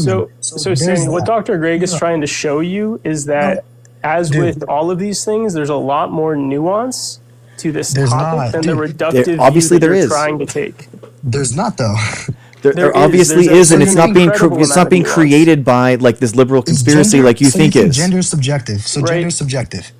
Yes, entirely. So So what about the person who created gender, Johnny Money? He didn't. Who Gender is cares? not Who subjective. cares about I this don't random guy? care about Nobody The cares. random guy. created He the word made the gender. It doesn't construct. matter. He constructed the construct. What are you talking about? Bro, I have a degree in evolution, and I really don't care about what Charles Darwin does or is or who he I'm was. not talking about Darwin. I said Johnny Do Money. you What are wait? Do you talking think that about? Darwin had anything to do with evolution? What? Do you think that Darwin had anything to do with evolution? Well, he developed a theory. Okay, and I'm saying I don't give a damn what he says about evolution. So why would I care about Johnny Money says about the gender? What are you Sammy, talking Sammy, about? Okay, so- wow. so- Just so- 2 so you said points. that- Two Johnny points. Money created it and developed a Sammy, theory. Sammy, Two different so, things. Bro. so you're saying that he created the word He gender, the constructed a concept of social gender in construct. 1955. Do you think that the field of, let's say, gender studies, sociology, medicine, do you think that none of these fields have progressed in the last 70 years? Because if you think that, right, you're not qualified to have this conversation. If you but only don't certain- think it's a diff- that, it's a then diff- we can I understand what agree you're going through. that Johnny Muddy's concept of gender from 1955 is irrelevant in the year 2025. Okay? I understand what you're going for. I understand what you're going through. For like lobotomies, we don't do lobotomies anymore because medicine is advanced. We agree, right? Terrific.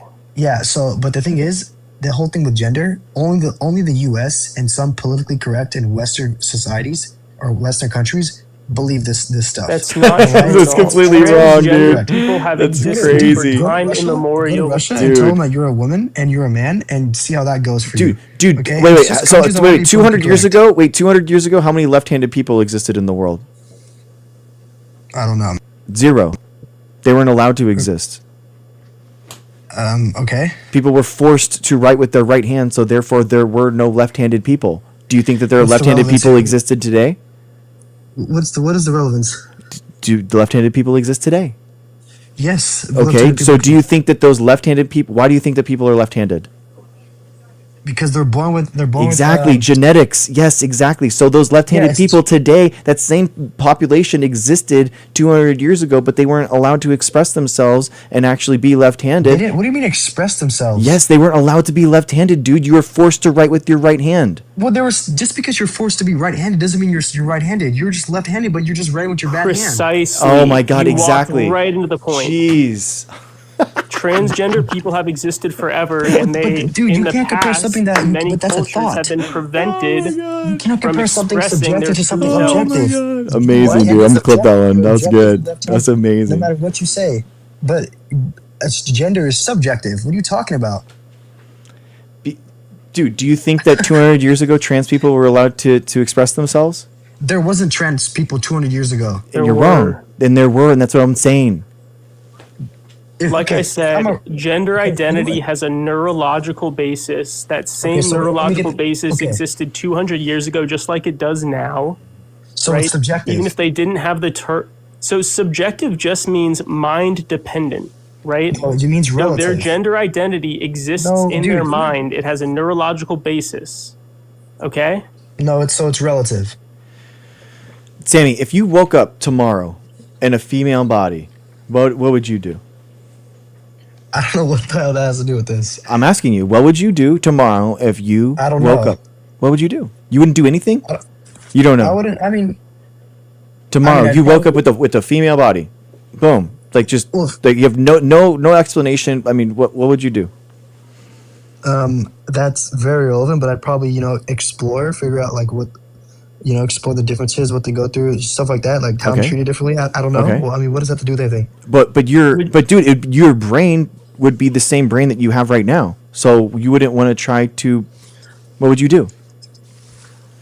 Yes, I would have the same brain in this magical scenario where Yeah. I'm changed into a female, which is Yeah. not real, by the way. Okay, but what would you do? You wouldn't want to try to create the body that you had previously yesterday. You would just I'd accept the probably- body that you have. I'd probably go explore scientific, reasons for why I'm, Yes. a female. Would you Okay. have a sense of distress, perhaps? Would you be like, Like, oh, what this happened? is uncomfortable, this is weird? Yeah. Yes. Definitely. Oh my, that's gender dysphoria, dude. That is exactly what it is. Oh my god. Well, but that's what? But you just said if I magically appear into a Yeah. body that I'm not in, All that's right, not the so, same thing. so Oh I need you to be quiet for a sec because I'm going to provide you with a little bit of education. Dude, that's right? a terrible example. No, That's a no, terrible it's analogy. a terrific Two example. times. That's Two a bad times. analogy. I That's need a bad you to be analogy. quiet for a second because I'm going to provide you with a little bit of You can't change education. XY to XX. And I just like and I Amy need said. I need you to hold on for a sec, okay? Okay, So go ahead. there man. are different conceptions of sex, right? We started with sex and gender. There are different conceptions of sex, right?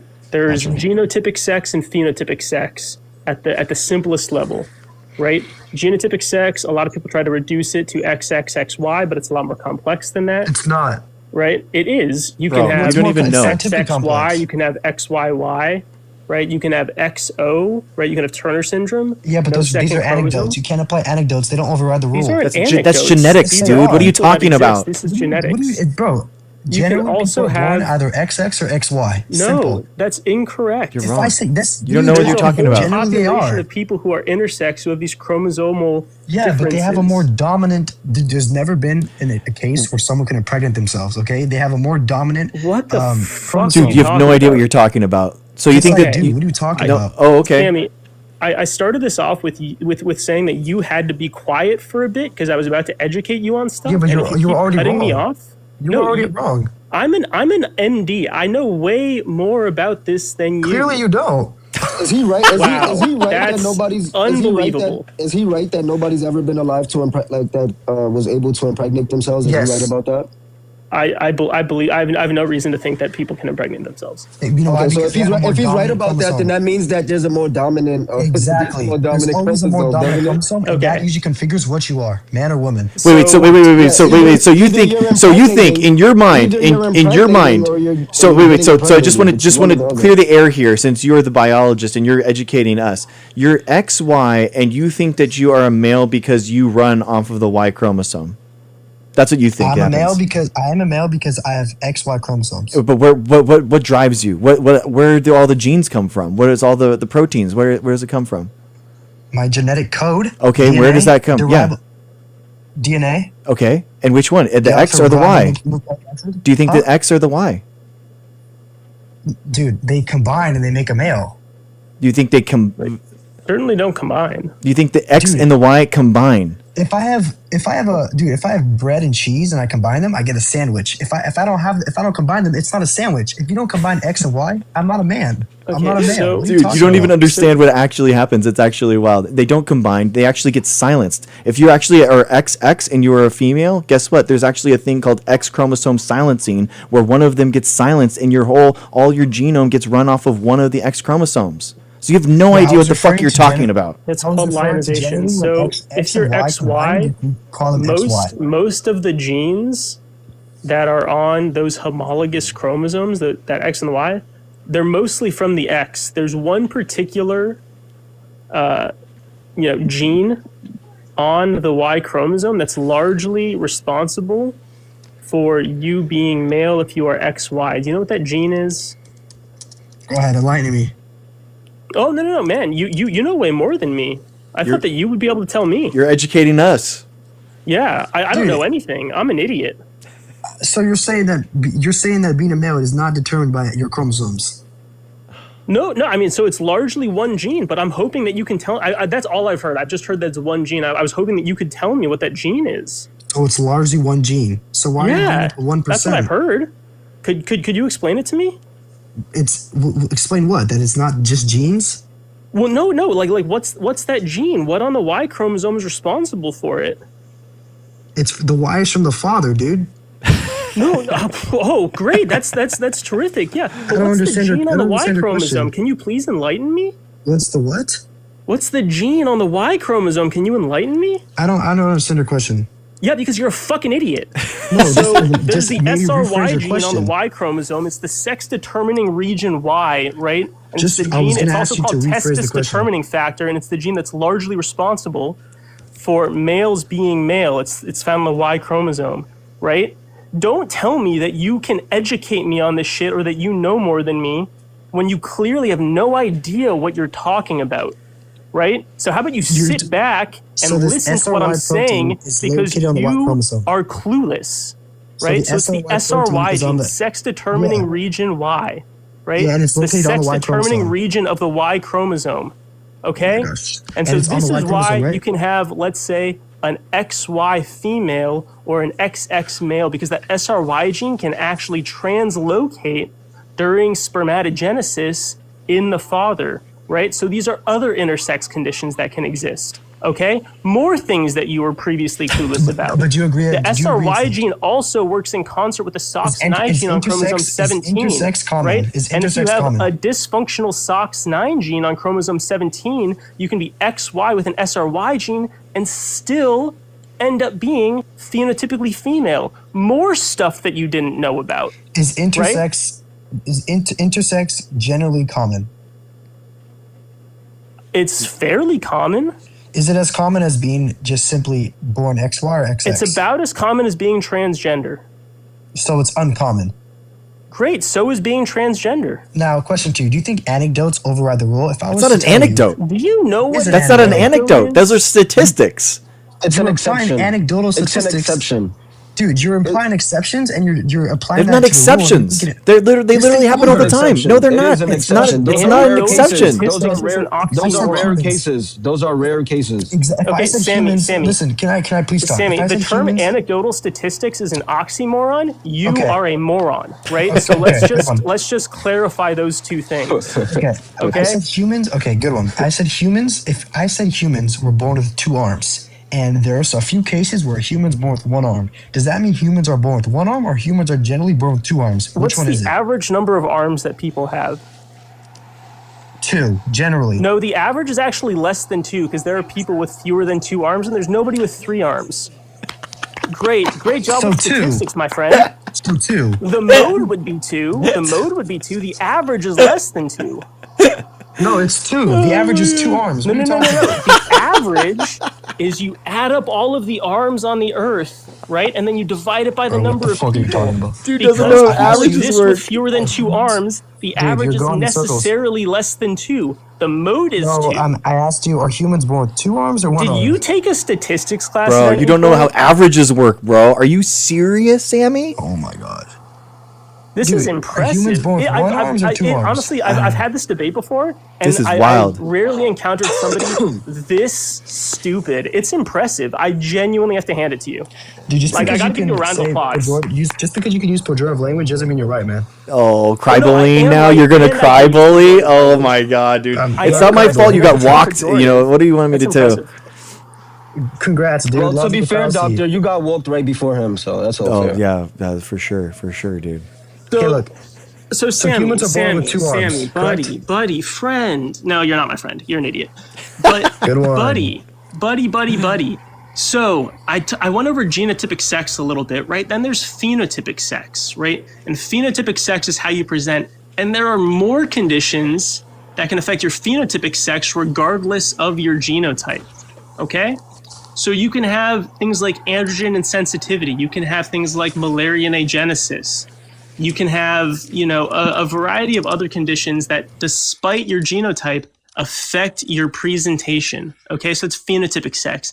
And now there's another conception of sex, and this is called neurotypic sex, right? And your brain, your neurology, can develop independently of both your outward phenotype and your genotype, right? And this neurotypic sex, the way that your neurology develops, right?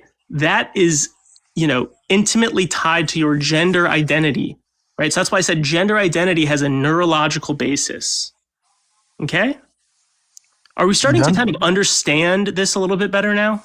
You done? Are you Do you have done any learning? questions? Yeah, I have a question. I'm still going to go back to our original question. You kind of went in circles here. Can males become females?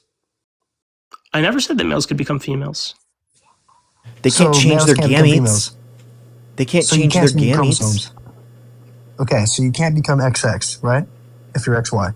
Never claimed it could. Okay, so you're simply just claiming that gender is neurological, right? Dude, we're saying it as a if neurological we're saying foundation. okay, if you had to put people into male or female buckets, okay, and you sorted through the entire world in the male and female buckets, you're going to have different pieces of chromosomes that aren't necessarily XY and XX. You looking at someone do not determine to have a chromosome like scanning ability of like, oh, okay, you are XX, you are XY. He said the other guy said largely it's your chromosomes, but sometimes it's not, and there's other factors involved. So maybe you can check the penis if they have a penis, just to be. But you vulgar, don't scan that. You don't scan that with your eyes. You don't know how that works, dude.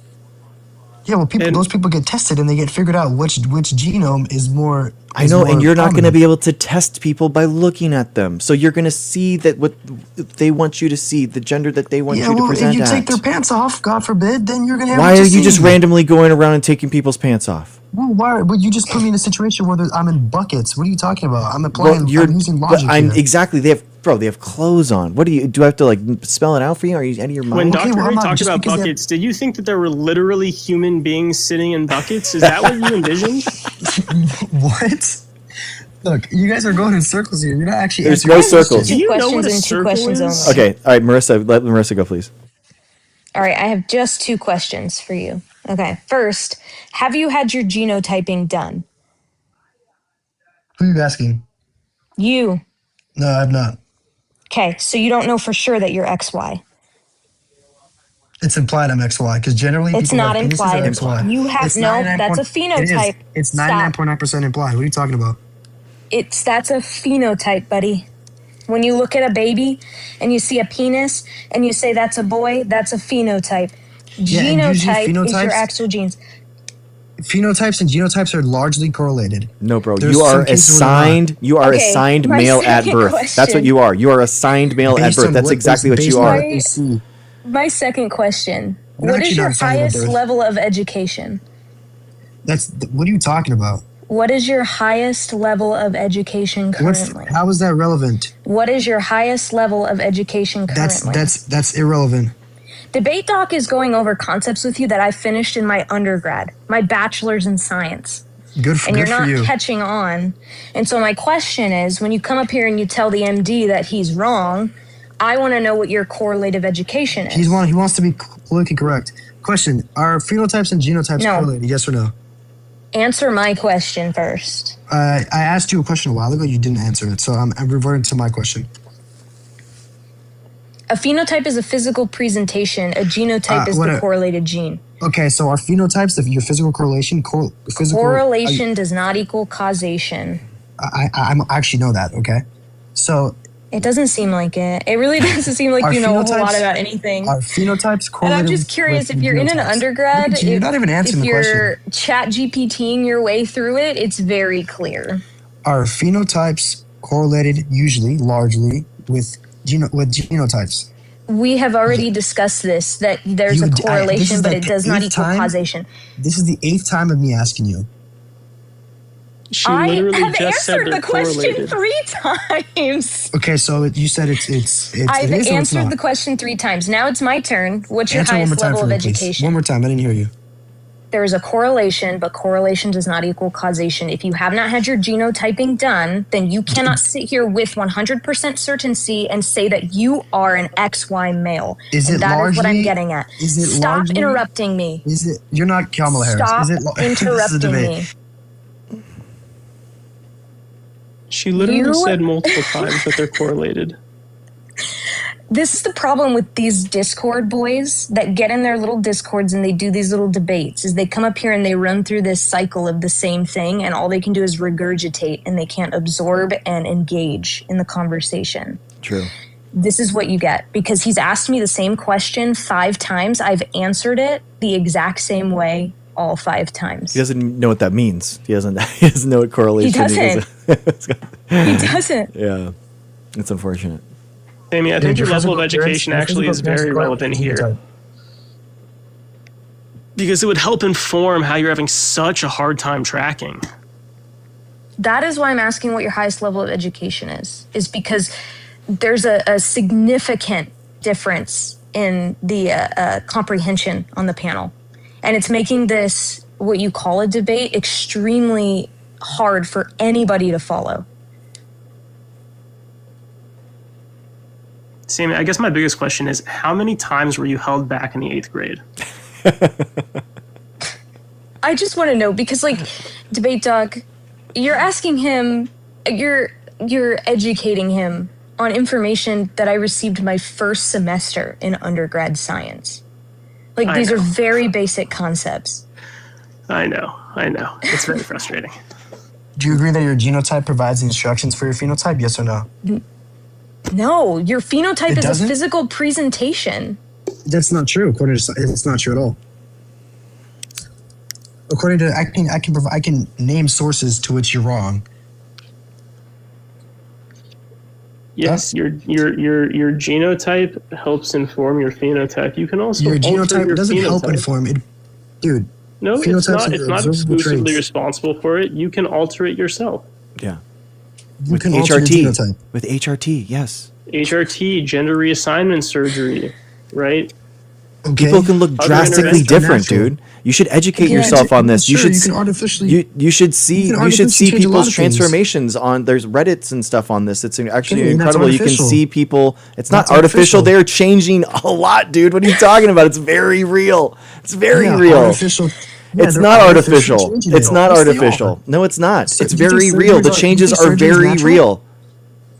So does my brown hair dictate what my genetics say, or do my genetics dictate the presentation of my brown hair? Your genetics dictate usually largely if you're going to have brown hair or blonde hair, depending on the gene. Right. There you go. Your phenotype correlated with your genotype. My genotype affecting my phenotype.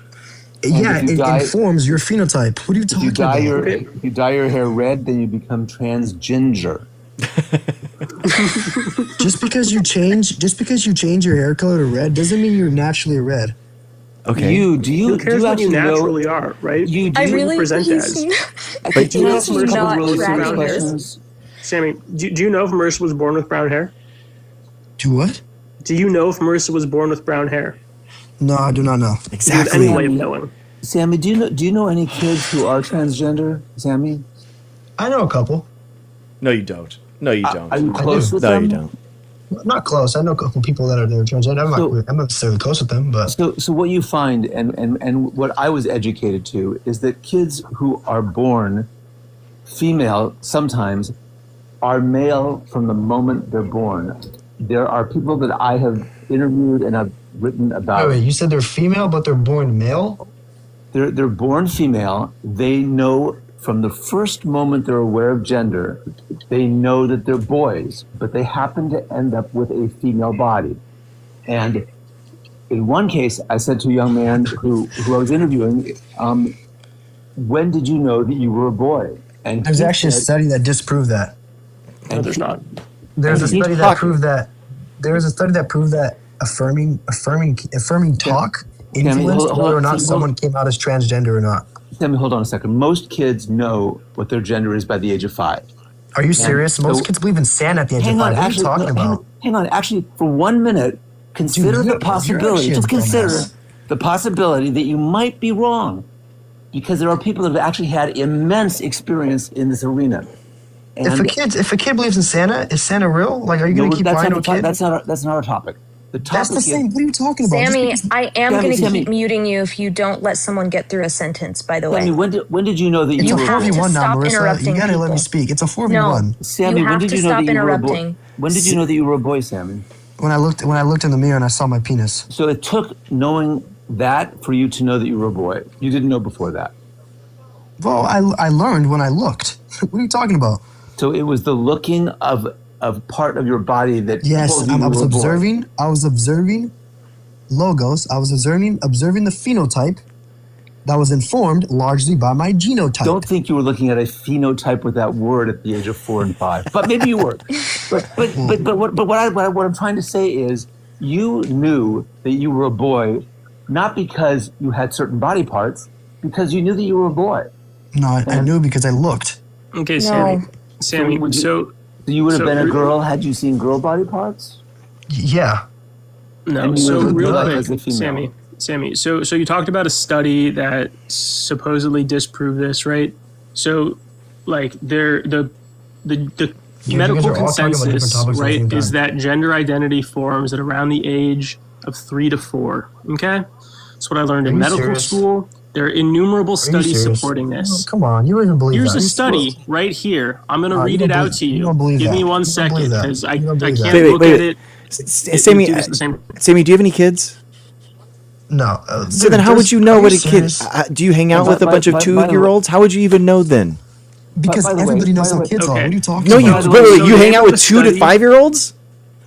Do you think 2-year-olds are able to? Do you think 2-year-olds can decide whether or not they think they're a girl?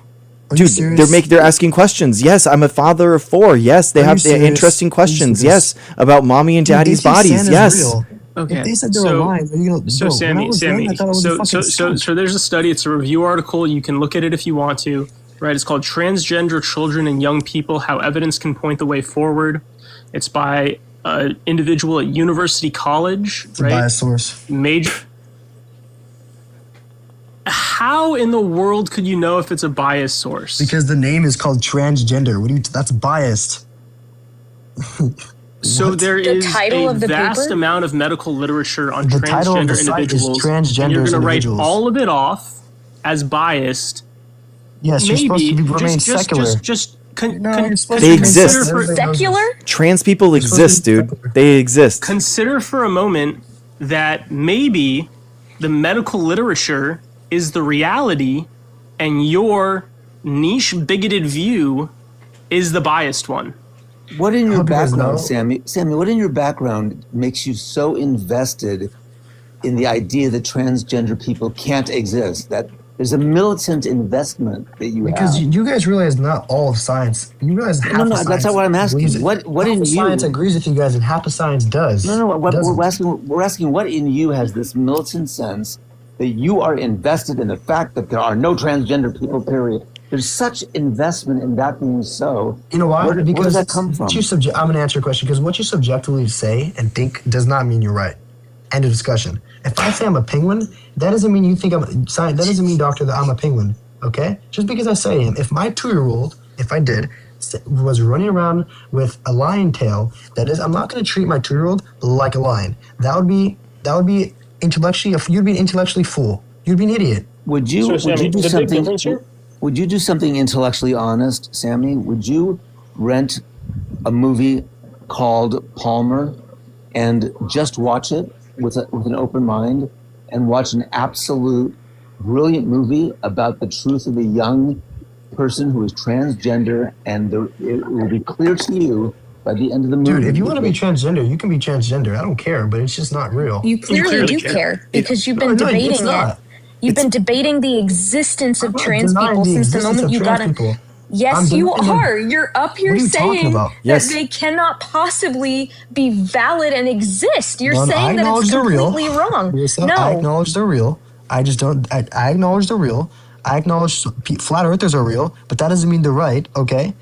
I'm not denying the existence of flat earthers or denying the existence of transgender individuals. I'm just saying they're wrong. You compared transgender identity to Santa Claus. And you also mentioned, being a penguin. Yeah, okay, wrong. So that's denying it's not a fantasy. Their existence. Yeah, they're not a fantasy. They actually exist. You said a 2-year-old can reject and decide its own personality and its own... Its own personality? Yeah, because I'm assuming I'm remaining genderless right now. You can say they. They is also genderless. So, dude, big deal. Like what? No. Language is important. So, oh, brother. So, Sammy, you talked about validating someone's identity as a penguin. There's a big difference here, though, because penguin identity isn't a thing. Lion identity isn't a thing. No one's ever had a penguin identity or a lion identity. Said earlier when he was comparing people, however, it's a natural thing. Identities. Yes, it's a natural thing. It's a natural process. Penguins are natural too, bro. Penguins are natural too, bro. Penguins are natural. Penguin identity is not. Sammy, what would you say? Yeah, bird identity is not. Sammy, how do you feel about the fact that the incident of self-unaliving in transgender youth is about 17% more than it is in non-transgender youth? Doesn't that persuade you to imagine that the torture those kids must be going through because this thing is so real that it leads just because listen, that sucks. That's very bad. That's very unfortunate. Just pause there for a minute. Just because people are killing themselves on something does not mean it's right. Just because children who are usually intelligent. Just because why does that give you pause to think about maybe the fact that kids schizophrenics kill themselves too, and because they think aliens are abducting them, does that mean they're right? No. Sammy, what's the false proposition that trans? That's not a false proposition. I'm applying the same concept of someone thinking something's Sammy, what's the false belief that trans people hold? What's the what? You think trans people all have a false belief, correct? Sorta. Sort of? It's either they do or they don't. Which one? It's sorta. Okay. What is a false thing that you think trans people believe? It goes back to gender and sex being synonymous. What's the false belief? Sorry. What's the proposition gender and sex are synonymous, so they think that's not a true one. They think that because they decide that they are this, that means they're this. What is this in reference to? You never decided to be a man. What? Yeah, I don't get to decide. Sammy, right, neither do they. What are they? They don't get to decide, bro. It's their genotype that decides for them. Oh my god. No, they don't, but they're not making a decision. You don't get to decide if you're an intellectual or not, okay? You don't get to decide if you're born smart. That's just how it works. If you're born intelligent, actually. If you're born intelligent, boom. You don't get to decide if you're intelligent. So you think the false belief... So you think the false belief that trans people have is what again? What's this that was referring to? Let's take a trans woman. What's the false belief that a trans woman has? The false belief of a trans woman, for example, would be to believe that they're actually a woman. Okay, and when you say woman, what do you mean there? Woman. Yeah, I'm asking you, what do you mean by an adult female human being? Okay, and female means what again? XX. Okay, so let's just go with that Usually, definition. largely. That's fine. Let's just go with that definition. Okay. So your position is that the false belief that trans women have is that they believe that they're an adult human with XX chromosomes, correct? Can you say that again? You think the false belief that trans women have is that they believe that they are an adult human with XX chromosomes. Is that correct? Correct. Okay. Can you name me a single trans woman who believes that they have XX chromosomes? There are trans women who believe that they're women. Right. And what you mean by woman is that they're an adult human female, and what you mean by female is that Yes, they have XX because that's the chromosomes, actual right? definition So of what you're woman. saying, if we just swap out the terms, right, you're saying that trans women believe that they're adult humans with XX chromosomes. That's your Yes. proposition that you... Okay, can you give me a Yes. single one that says that they have XX chromosomes? They all believe they're women, and it's defined Okay. as You know what an XX equivocation- chromosomes. you know what an They do not- equivocation They don't fallacy is? They don't specifically think that they're XX chromosomes because they're not aware that a female woman is a So female. they don't believe that. So now we got Because they're ourselves not a little aware. bit of a contradiction They're here, not- Sam. no, there's no contradiction. So it They're both just not is aware. and is not the case that trans women believe that they have XX chromosomes. Dude, Which it one is doesn't it, matter Sammy? what they think. It doesn't matter. If I think I'm a lizard, it doesn't matter what I think. Yeah. Okay, I'm Why- not a so lizard. listen, Why so this are is a you classic case of invested in how equivocation. somebody- Right? It's just the classic case of equivocation, Sammy. Right? If I say, wait, hold on, I'll give you an example, and you I tell already me know. where I I already go know where wrong. you're going. I get your example. I already understand it. What's but my then I don't example know going how- to be? What's my example? No, gonna I be? know what you're. I know what you're What is it implying. going to be? So- Go ahead, tell me. No, I know what your example is going to be, but Yeah. I know what you're implying. Okay, so let's give an example, and then I want you to tell me where I go wrong in my reasoning. Correct? Okay. Sure, We bro. good? Okay. Sure, So yeah. we have an infertile woman who can't give birth, so she adopts a child, and she calls herself this child's mother. And then another woman who has given birth, she calls herself a mother. Now, the first Biological person, mother, dude, I don't know why I'm being biological mother, overtalked. I adoptive don't mother, know two why I'm things. being overtalked right now. Okay. So the first person, what she means by mother is not the sense in which you give birth to somebody. It's a different sense. And No, the first dude. one, the second one, I don't know why I'm being overtalked. And the second one, when she says she's a mother, she means she gave birth to this child, right? So let's just say we have two different senses of the word mother, right? Now, what you're doing right now is you're walking up to the adoptive parent and you're saying, you think you've given birth? That's what you're doing right now. And that's not what she believes. So you're the delusional one right here, right now. No, It's I'm not doing interesting. Because you can't give me a single trans woman who No, so believes you that they let have me talk? XX I'm not chromosomes. doing that. Listen, if trans women truly believed that they were assigned female at birth, they wouldn't call themselves trans women. They would call themselves cis women. Okay, can I respond now? Can I Yeah, respond? now you can respond. Okay. First of all, we're gonna break that down. Okay, just if you adopt someone, you're their adoptive mother. There's a difference between adoptive mother and biological mother. Yeah, that's two different senses of the word. Yeah. So I why did got you equivocate them as the same thing? Oh, if I I adopt didn't. someone, I'm That not was their the whole biological point, is mother. that they don't mean the same thing. Were you not tracking?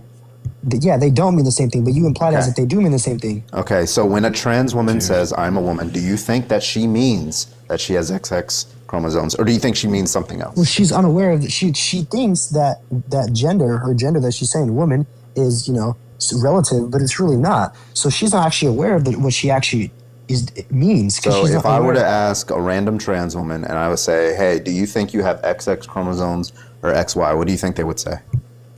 Well, they're under the impression that they're going to say no because they're under the impression that sex and It gender wasn't a are yes or different, no but question. they're not. What do you think that they would say? They're I going to have say XX no. or I have They're going to say XY. no. Why do you say no to? I'm asking you, which option are they going to choose? XX or XY? If you asked a trans woman, you said Yes. Which one are they going to choose? they're going to say XY. Okay. So, but you said earlier that they believe that it's XX.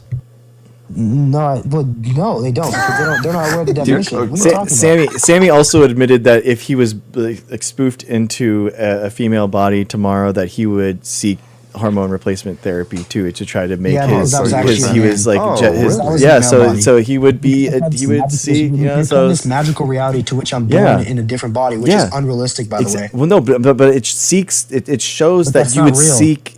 No, it doesn't. That's not real. Joey, The only reason why I want to be male is Crucially, because he I've doesn't know the experienced being difference male. between a phenotype and a genotype. We've I've established experienced that he being male. doesn't understand the difference. I know the Oh, wow. difference. Phenotype informed by your genotype, Marissa. All right, you're the one who denied that. Science confirms that. So I don't know You what you're asked talking me about. the same question 5 times, and I answered it the scientifically correct way every time. You said and a then you phenotype is argued. not informed by your genotype. You're scientifically No, incorrect. I So said shut your it. phenotype is an expression of your genotype, No, and you it's argued directly backwards. informed. It's directly informed We're not. largely We can't by do your this dance genotype. again. Sammy, We why do really you can't do this care? dance again. What is the reason of this? I don't understand why you hate like trans people Because so much. he's a bigot. No, it's just not real. That's what bigots do. Well, Yeah. we've Exactly. already established that you They really falsely attributed a belief Do you think to what trans people schizophrenics that believe they are don't real? actually Do you think have. what's Right, hold on. Do you think what schizophrenics are? Do you think what schizophrenics Sammy, believe Sammy, is like real? what it means to be schizophrenic in many contexts is that they do actually have some obviously false beliefs. But I asked you, what's the false belief that trans people have? And you failed in your answer. I already to said that it. question. They define No. their definition You said is wrong. originally No. you said that they believe they No, have I said the XX definition's chromosomes, wrong. and then you changed. No, you I didn't. changed. I don't know what it I means said to they have a defined it wrong wrong. definition. That makes no sense. No, I said they defined gender and sex as they defined it incorrectly. They don't. Wait, they what don't does it understand mean that to define a word incorrectly? What's the standard by which you define a word? by the objective definition? What's objective? When you say objective, you mean independent of any human mind? No, it's usually like opinion is usually proved right with facts. I don't know if you're, if Wait, you no, know that we're or talking not. about how we define a term, right? So what's the standard by which mouth sound we should use to describe a phenomena? Go ahead. But dude, I don't understand the question. You're gonna have to Words rephrase it. are mouth sounds, correct? Yes. Right, and then they have reference to things in reality, right? Mm-hmm. So what's the standard for which mouth sound should be referring to which That's not phenomenon? good. I see where you're going with it. That's not a good analogy. Yeah, it's not an analogy. It is because Unless you mean something else by analogy. Okay, let me What do give you you mean by an the mouth sound analogy? Go ahead. If science confirms something and I say, well, I think it's not true because my mouth says it to be true, and terms are defined as based on what we say, so that means I must be correct. What's That's the just a correct bad definition analogy. of bank? That's the what?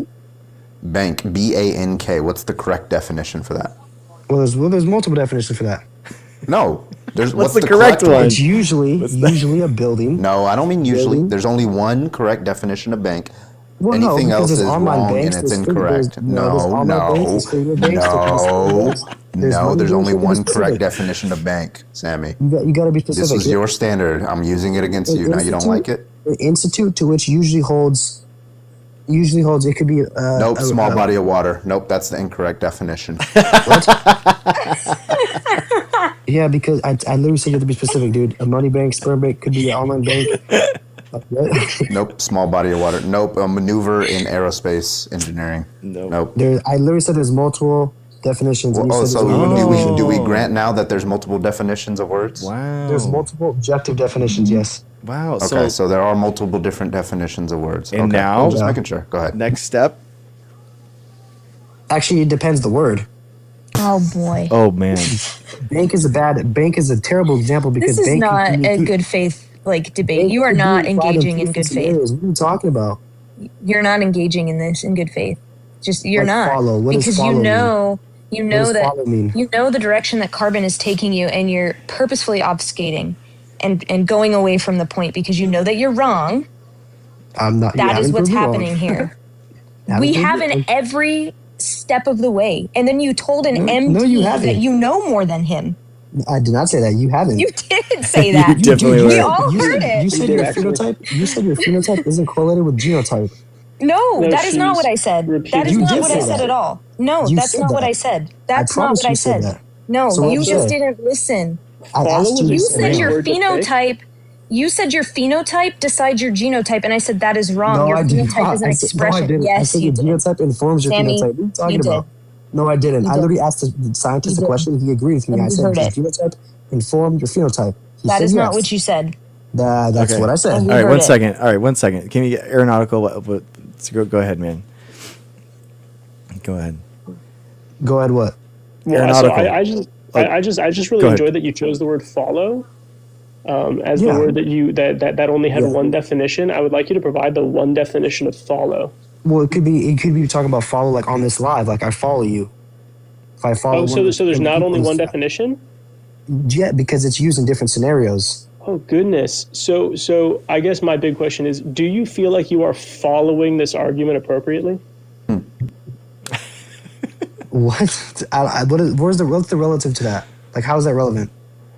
I don't know. It was just a fun word that you chose. Well, because look, Carbank said bank. Very apropos. Carbank used the word bank. That's a bad example. I know, and you bank, picked follow, bank which could be was applied in great different because things. you're not following the argument. Anyway, back to Carbon. There's how much definitions for there? How much definitions of there is there for air?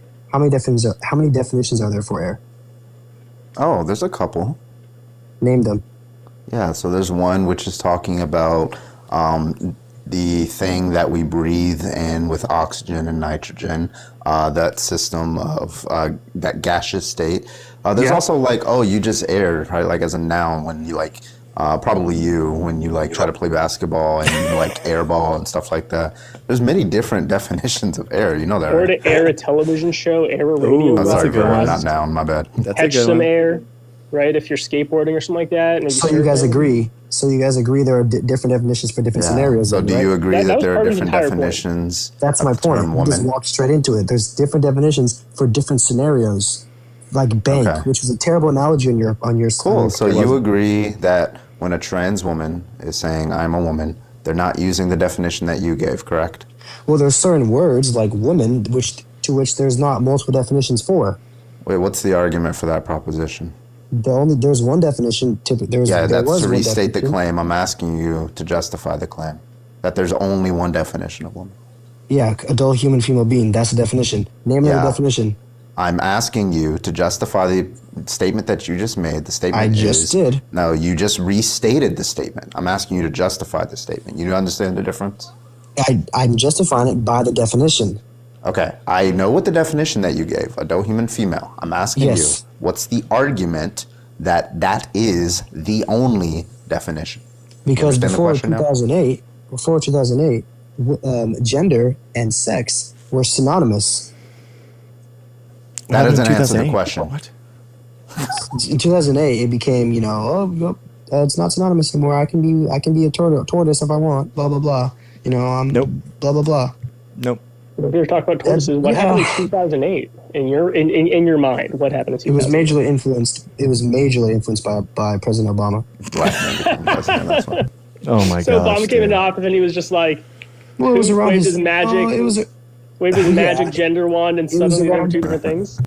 Well, there were maybe like what 3 people in the 1990s. Oh my thought god! there were Get two. the source. Oh Get the my source right now. Go get the Oh, source. geez. Go find the source. You for said that right he now. was like some money guy. That was like the guy that was the source of this, and that was born in 1921. I thought that was the source of all this. Notice what he just did there. He said prior to 2008, there was no other definition of woman, which means now, after 2008, there is another definition. In the US, yeah. And In the he's the US. one that said there is no other definition. Yeah, in the U.S. to remain politically Okay, correct. cool. So you agree that there's a different definition of woman, no Not matter in all where it came countries, from, only right? in the U.S. Yeah, I didn't ask in the U.S. So there is a different definition of woman, correct? Can I get a yes or no? In the U.S. That wasn't a yes or no. It's not a yes or no question. It's in the U.S. So it either is the case that there's another No definition of for the woman, rest or of it's the world. not. Which one do you No pick? for the rest of the world, and yes Okay, for the cool. U.S. So the Does that answer make is it better for you? yes. Okay, so I got it. So No, it's a there no and is yes. more. I don't know why I'm being overtalked. Okay, so I got a yes Because to I'm- that question. I don't know why I'm being fixing- overtalked. I'm I fixing don't know because why you I'm being. Why misrepresented are what I you said. overtalking me? Because you Okay, misrepresent. so I don't know why I'm being overtalked. You Okay. misrepresent. So the answer is yes. You affirm that there is a different definition of the term woman. Now, earlier you said that there's not a different definition of the term woman. Now, so do you concede that there is a different definition of the term woman, and therefore they're not saying anything false? Rephrase that, please. I was busy- Okay, so I was since busy there is fighting with now, Melissa. since you and I now agree, right, that there are multiple different definitions of the term woman, do you concede the debate now? There's not though. Oh, now we're back to this. You just affirmed There's earlier not. that there's a different definition. You Yes, said there's one in that's the what we're U.S., arguing. right? We're both arguing. We're both arguing. You're arguing that there is. I'm arguing that there's not. What are you talking about? Wait, did you or did you not say that there is in the United States? Yes or no? I said no in the rest of the world and yes for the USA. That Okay, doesn't so say- if something exists in the United States, does it exist? if something exists in a different country, does it exist? Yes or no? Answer the question. I'm replying with the question. If something exists in the United States, does it exist? If something exists in a different country, does it exist? Why is he not answering my question? If a human exists in Canada, does it exist? Yes. Now, okay, if so something there you exists go. in Thank the you. United States, does it There exist? you go. Thank you. So if something exists in a different part of the world, it still Now exists. answer my question. If something exists in the United States, does it exist? Yes, because everything, Okay, something that cool. exists. Now, okay, cool. Now, because we agree that if something exists in the United States, then it follows from that fact that it exists, right? A different definition of woman exists in the United States. Therefore, it follows from the fact that a different definition of the term woman exists. Do we agree with that reasoning? We're gonna have to rephrase that. Do we agree with the proposition a different definition of the word woman exists? In the U.S., yes. So that's a yes. Okay, cool. So it looks like you conceded the debate. It looks No, I like didn't. I Sammy said the believes US. that there are multiple different definitions of the term woman. And he believes in In the HRT. US, because it's in the U.S. do because it. it's subjected to other people. Cool. Awesome. Looks like you agree. Yeah, I and he believes in don't agree, though. HRT, and so he obviously thinks that like trans people exist. I And agree. there it is. Dude, why are you trying to like override and That's what forget you- about that's what what I you- just said about saying We no? were literally. You agree that HRT, that you would seek medical intervention if you were Okay, somehow question. born into Do you some agree- other other body. Do you agree there are scientific data that support that there's only one definition for woman as well, or no? There's scientific data that shows on MRI scans that the part of the brain where gender identity exists can be incongruent with the presenting genitalia. Really? So if I think I'm a Yes. woman, am I gonna grow a vagina? That's not how gender identity works, bro. You just What? said it. You just said Because just said you how you look. personally You just argue with said- science and believe that sex and gender are the exact same thing, but they are not the exact same thing. One is a biological determination, the other one is a social construct. It's the definition of female. The definition of man and woman are adult human, female, or they're male human not. beings. They're They are. that's your subjective social definition. You constructs. just concede that there's multiple That's definitions. your He definition. went right back. He went right back. It's not. It's Like, what the This is fuck? how they do it. I'm telling you. He went And right back. Carbon would know. He debates these people all the time. This circular discord argument. They work within their AI systems. They cannot engage outside of it, and that's why he ends up back at the same conclusions. He It's can't wild. absorb anything or learn anything. This So, is how they Sammy, operate. Sammy, so there was a great paper published in Nature recently, right? It's like And philosophy, Nature, stock by the exchange, way, Wilton University, Nature, by the way, is the LGBTQ, all preeminent these. biology journal, or really just the preeminent science journal, like in the world, right? So recently published in Nature, I think it was in the last like year or two, and That's it politically correct. demonstrated that Politically correct. there is a spectrum of neuroanatomy, right? And if we imagine the spectrum where there are cis men on one side and cis women on the other side, right? So this is a spectrum of neuroanatomy.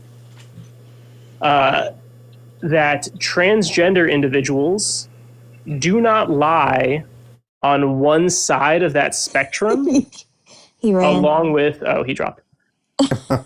Well, anyway, for people in the chat, don't lie on one end of that spectrum along with their cisgender counterparts.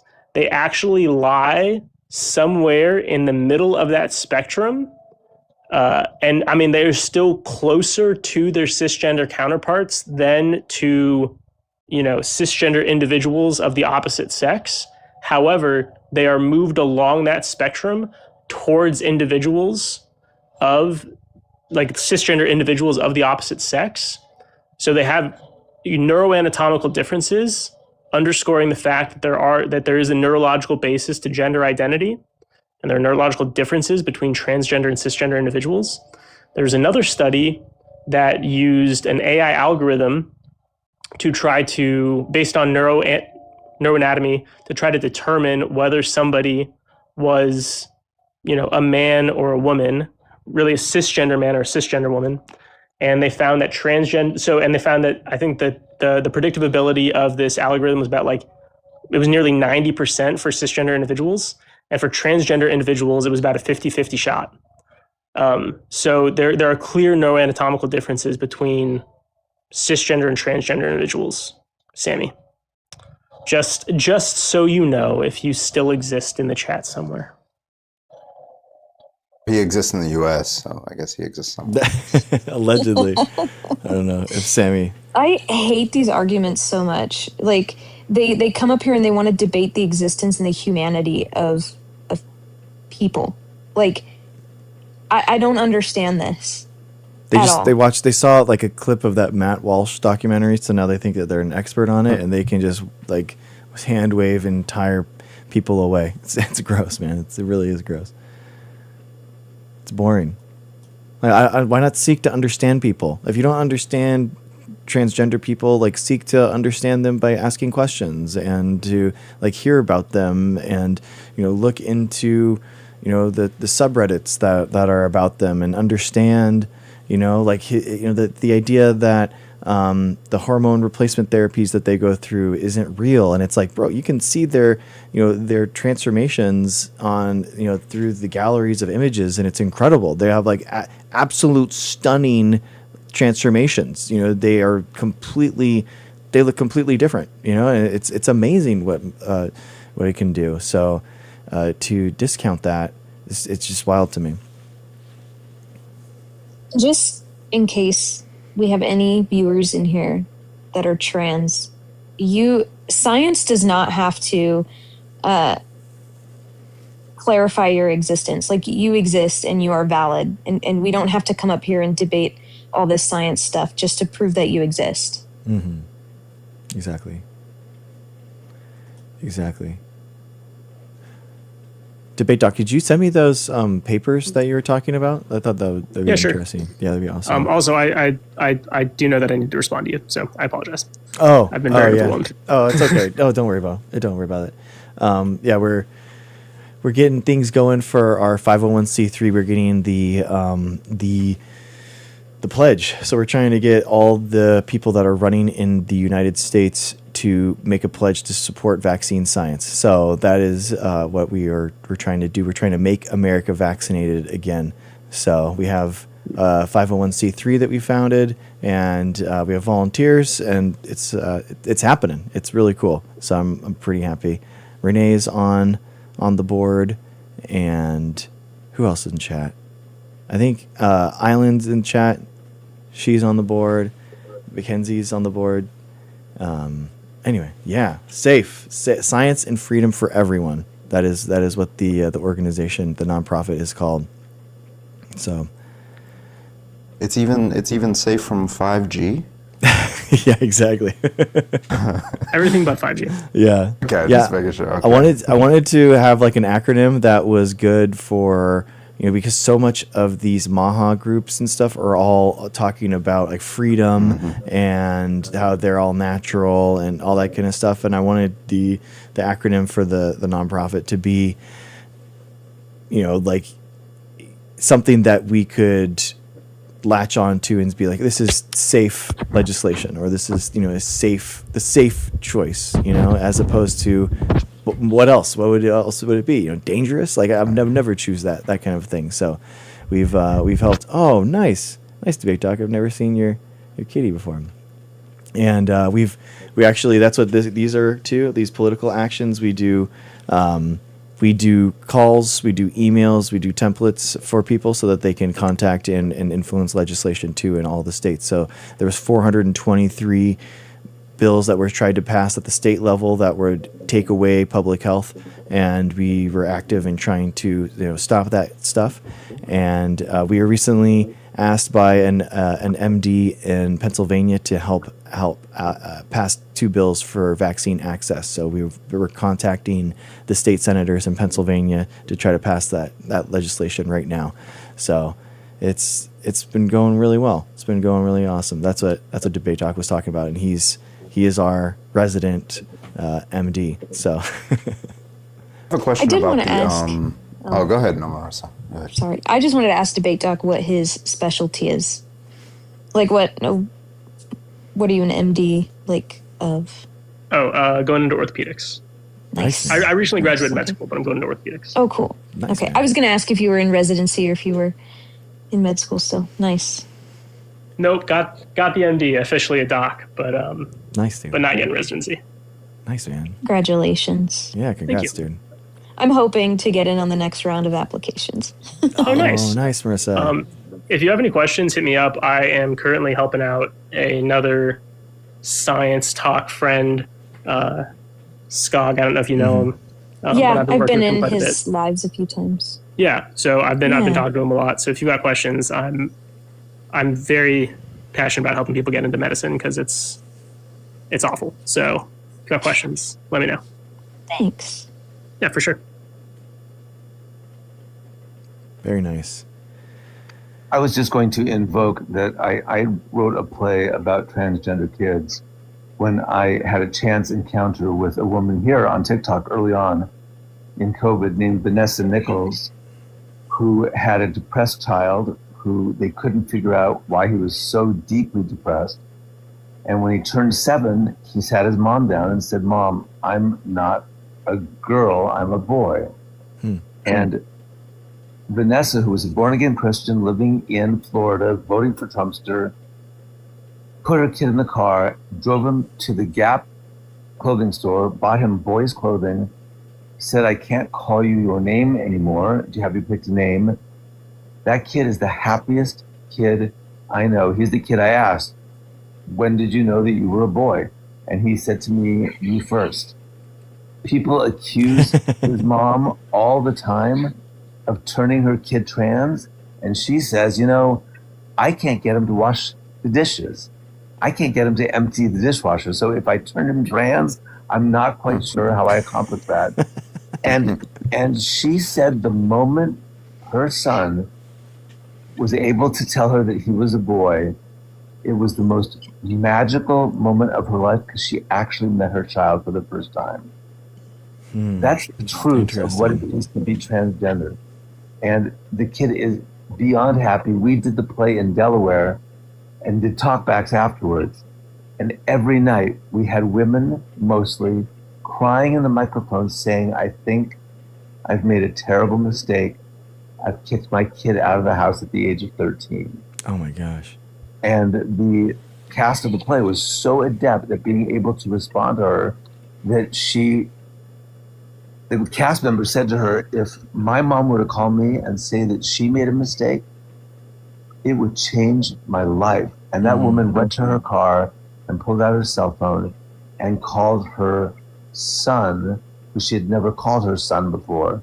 And they're living back together happily and working out the problems that 4 years of a rift at the age of 13 can create. And that's the reality. These esoteric, belligerent, puffed up points of view have nothing to do with the topic they're discussing. Nothing to do with them. Yeah, it's amazing. We had 20 stories like that. They were all featured in the play where we finally decided not to hire actors, and each actor would start the play by saying, "Hi, my name is Mike. I'm not an actor. You're about to hear my story tonight." Wow. Dude, that's powerful. That's amazing. It changed so many minds, so many minds. That's amazing. That is very cool. Wow. Anyway, that's my 2 cents that I wanted to contribute. Yeah. Since I don't debate anymore, as you know.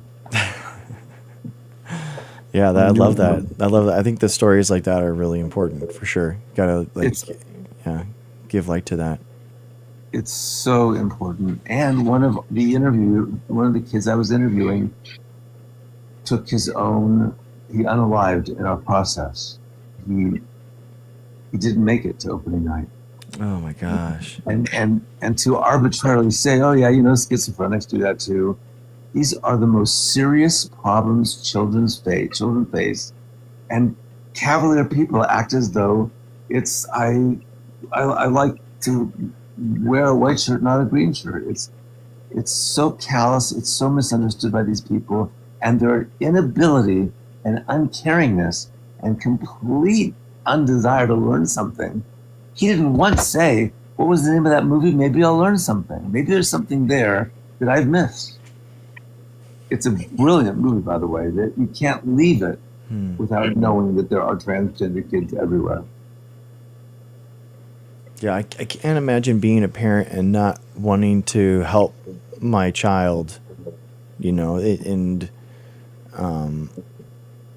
I think that it's so misunderstood, like gender affirming care and stuff. It's so, these fake stories by Matt Walsh and these people, where it's just they immediately go to surgery and stuff like that. Like that just doesn't happen. It's all fake. The decisions are never made. They're made with a therapist. They're made Exactly. with Years of therapy. And the only kind of therapy that's given is that it is a much harder transition if you go through puberty yes. as the wrong gender. It's exactly. It creates a problem for the rest of your life. And so to head that off at the pass, that's the thing. And that drug is given to many kids who are not transgender for a variety of things. And it's not a particularly dangerous drug. But it's been vilified by people who somehow have attacked this topic. Yeah, exactly. Yeah, exactly. I think it's just a victim of algorithms that we live in, where it reshapes people's reality. And it's why, I think there was a survey of Republicans and they thought that 20% of the United States was trans. You're like, what? Oh yeah, I saw that. It's 3.5%, and it's 2.3% for trans people who are born with both genders. But the Matt Walsh was on and Joe Rogan. It's 4% for people who are born with one arm, by the way. Matt Walsh thought that millions of kids had gone through physical gender reassignment surgeries. Millions of kids. The actual number was like hundreds. I think it's like hundreds or something. It's even less than that under the age of 20 years. Under 17, it's much less than 100. Much less. Millions. It was like millions. And all it does is save lives. And where do they go? People I don't think our healthcare system can handle that.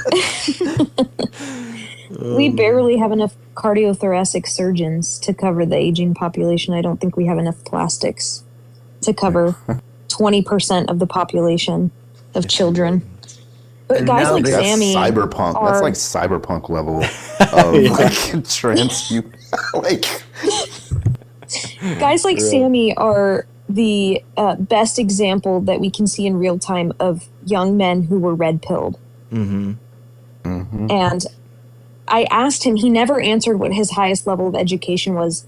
And I suspected that he was very new to his undergrad and was likely a philosophy bro that got sucked into one of those red pill I got the podcasts. sense that he was taking a high school equivalency qualification. That's what my sense was.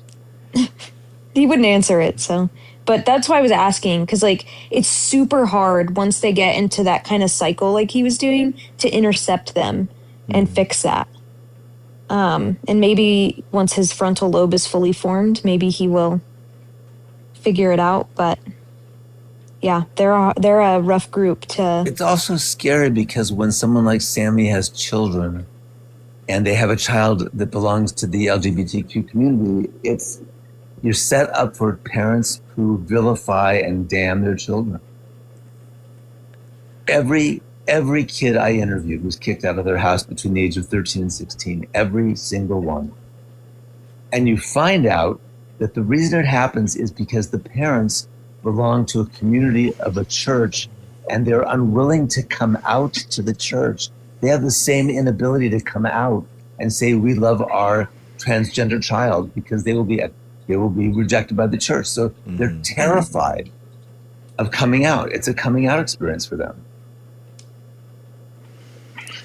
Yeah, it's like, I really feel like it's Dick Cheney coming around to gay marriage because his kid was gay. It's like it's gonna take every single Republican. It took Liz Cheney a long time. It took Liz Cheney a very long time. Yeah. It's just the idea that every single person is going to have an individual story, an individual. It's just. Even then, even if they don't, all they have to do sometimes is just be around somebody of a minority group in order to start. This is why people who grew up in cities, they're more likely to accept trans people and immigrants and things like that. Versus, it takes one. FF town, Alabama, where nobody, everybody looks the same, and yeah. Exactly. Yeah. It's really, really sad. But I mean, I what sucks is just how much of a how they're thrown under the bus so much especially during them and immigrants every 4 years through elections. It's just it's so exhausting. Like you remember the what was it, the buses of the hordes of buses that were coming in 2020, and then 2016 it was the same thing, and then now it's like Caravan. That's it. That was the caravan. And then that one interview that Kamala did for that one thing where it's like, if you are a prisoner and you are trans, then yeah, you should get some gender reaffirming care, absolutely. So it's Is that where that came from? Yes, Yep. yes. All So where it's it like, came from. so now it's like, are we going to deny medical care to people because of that? Like, of course not, because they're incarcerated. Like, give me a break, because we want them to get better rehabilitation. Right? That's the whole idea. And then now, and especially because of the algorithms, again, everything is pushed every single time. That's like the top 2 now issues in the election, and you're just like, man, like it's so exhausting. And imagine this: every trans kid, every gay kid spends every moment of their life in conversion therapy. Every moment. Yeah. Every moment, anywhere, the expectation is that they are straight, and the level of trauma is profound, and there is no support. Island, I think not only, if I'm remembering this right, this has been years, but not only it's current policy, but it was passed during a Republican president that it was policy that it was okay for them to get care. So it's like, it's just the way that they just get thrown under the bus, man. It's just, it's weird how during the Obama, because you guys remember Chelsea Manning, right, under the Obama, even I looked at old clips because I was actually curious. It was Sean Hannity, the right wing, they were all referring to Chelsea Manning by her pronouns, right? Obama did. The Fox News reporters that were talking about Chelsea Manning to Barack Obama, it's just prior to 2015, the language that was used, and then I don't know, something happened after 2015. They've always been oppressed, but in a different way. But something happened specifically to target specifically trans people, and more specifically trans women with a greater degree, right? I don't. It does seem I just can't. I'm imagining some Republican operatives and political consultants sat down and said, "Oh, we need something to latch on to get the base riled up," and it just seems like it was a few people. I don't know what it was, but yeah. I mean, it turned out to be one Olympic swimmer in terms of an actual person who was competing in a way that made people uncomfortable, and there were 10 people in the NAACP college teams across the country. So we're talking about the tiniest number of people that the entire country decided to vilify. And there's one other great documentary about a guy called Matt Becks, Becks, who by the state of Texas was forced to play on the females wrestling team. Even though he was transgender, he couldn't play on the men's team. And of course he did win every game, and the hatred directed at him, and he just wanted to wrestle. And he's now in college, and he's wrestling, and he's winning a lot of games, and he's on his way. But it's people who talk about this topic have no idea what they're talking about. That's such a weird topic too, because it's the hyper professionalization of college sports too, where it's I really feel like the professional sports leagues should just be running their, we should take out college sports from universities entirely, let the professional leagues run those minor leagues, and then just let co-ed sports. Too much money at the university level. They make so much they're money. They're supposed to be nonprofit anyway. They're not supposed to be making profit from it. That's their whole thing anyway. But and then just just let co-ed, football or whatever sports that it is, like what the NCAA used to be. That's what it used to be like for, and then that down is all co-ed anyway. So it's just like, it's like, what's the big deal? I mean, I do jujitsu, and we roll like co-ed like all the time, and the idea that like some of these bills that are being passed to ban, like co-ed sports, you'd force a jujitsu class to like have like two different classes for males and females. It's like, what? Like, come on, like, what are you talking? Like that's so weird. And that great moment where Sarah, excuse me. Sorry. I'll be fast. There was a great moment where Sarah Huckabee Sanders passed through her legislation that you could only use the bathroom in Arkansas that you were assigned to at birth. And trans men came out in force. And trans men are guys. And it created so much chaos with husbands being called by their wives that there are men invading the bathrooms and we can't have men in our bathrooms and there's men everywhere. And the men would simply pull out their birth certificate and say, we're following the law. And it lasted 5 weeks. And the language was rewritten to say that a man could only enter the bathroom that was on his birth certificate if he had no ill intent. Mm-hmm. Yeah. That should just be like everybody, right? Like, yeah, exactly. A lot of this comes from the like hypersexualization of women. And so they get upset with trans women because they embody this figure that men feel is exclusive to the sexual objects of women. And they get upset by that. They're offended by that, but they still consume the content.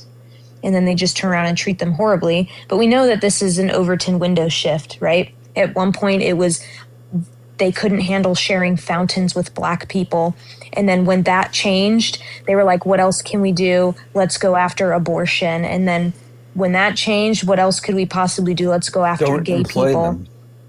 And it just continues as we shift in society. They're like, what else can we do to rile up the base to get them to go out and vote for us? And right now it happens to be trans people is what they've an interesting, decided. like Dan McClellan, when he was like looking at like what explains why particularly Christian conservative, evangelical conservatives, like why they have more targeting of specifically gay men and trans women, like what's going on there.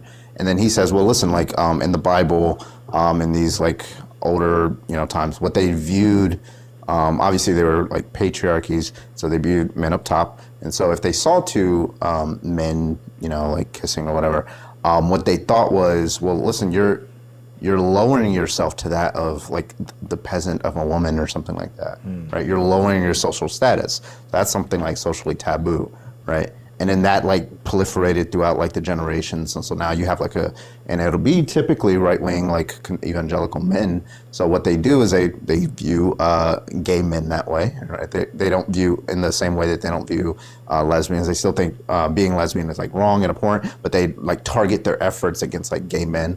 And then because they have like this cognitive dissonance because they see trans women as women, but they want them to be like men, but they think that they're like men lowering themselves to that of a woman, right? But nonetheless, they treat them like women, right? So there's like this cognitive dissonance going on. And most of those men are gay. Yeah. Yeah, and then like, they'll come in these lives and stuff like that. They'll like trash trans women and stuff like that, and then they'll be in their DMs like later. Like it's just like I don't know what to do with that. Like I don't know what the solution for that is like socially, but like that's one of the explanations is that it comes from like this old Abrahamic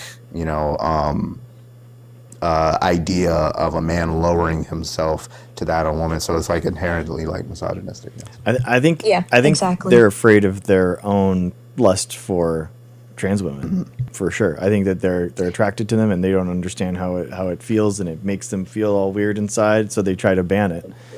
I think also in general it is a lot about just like religion making sexual exploration taboo, and it's wrong, don't do it, and so nobody feels comfortable going out and actually expressing Until the themselves and Republican trying convention- things. The Republican convention happens, and suddenly there's a certain app that just is ubiquitous.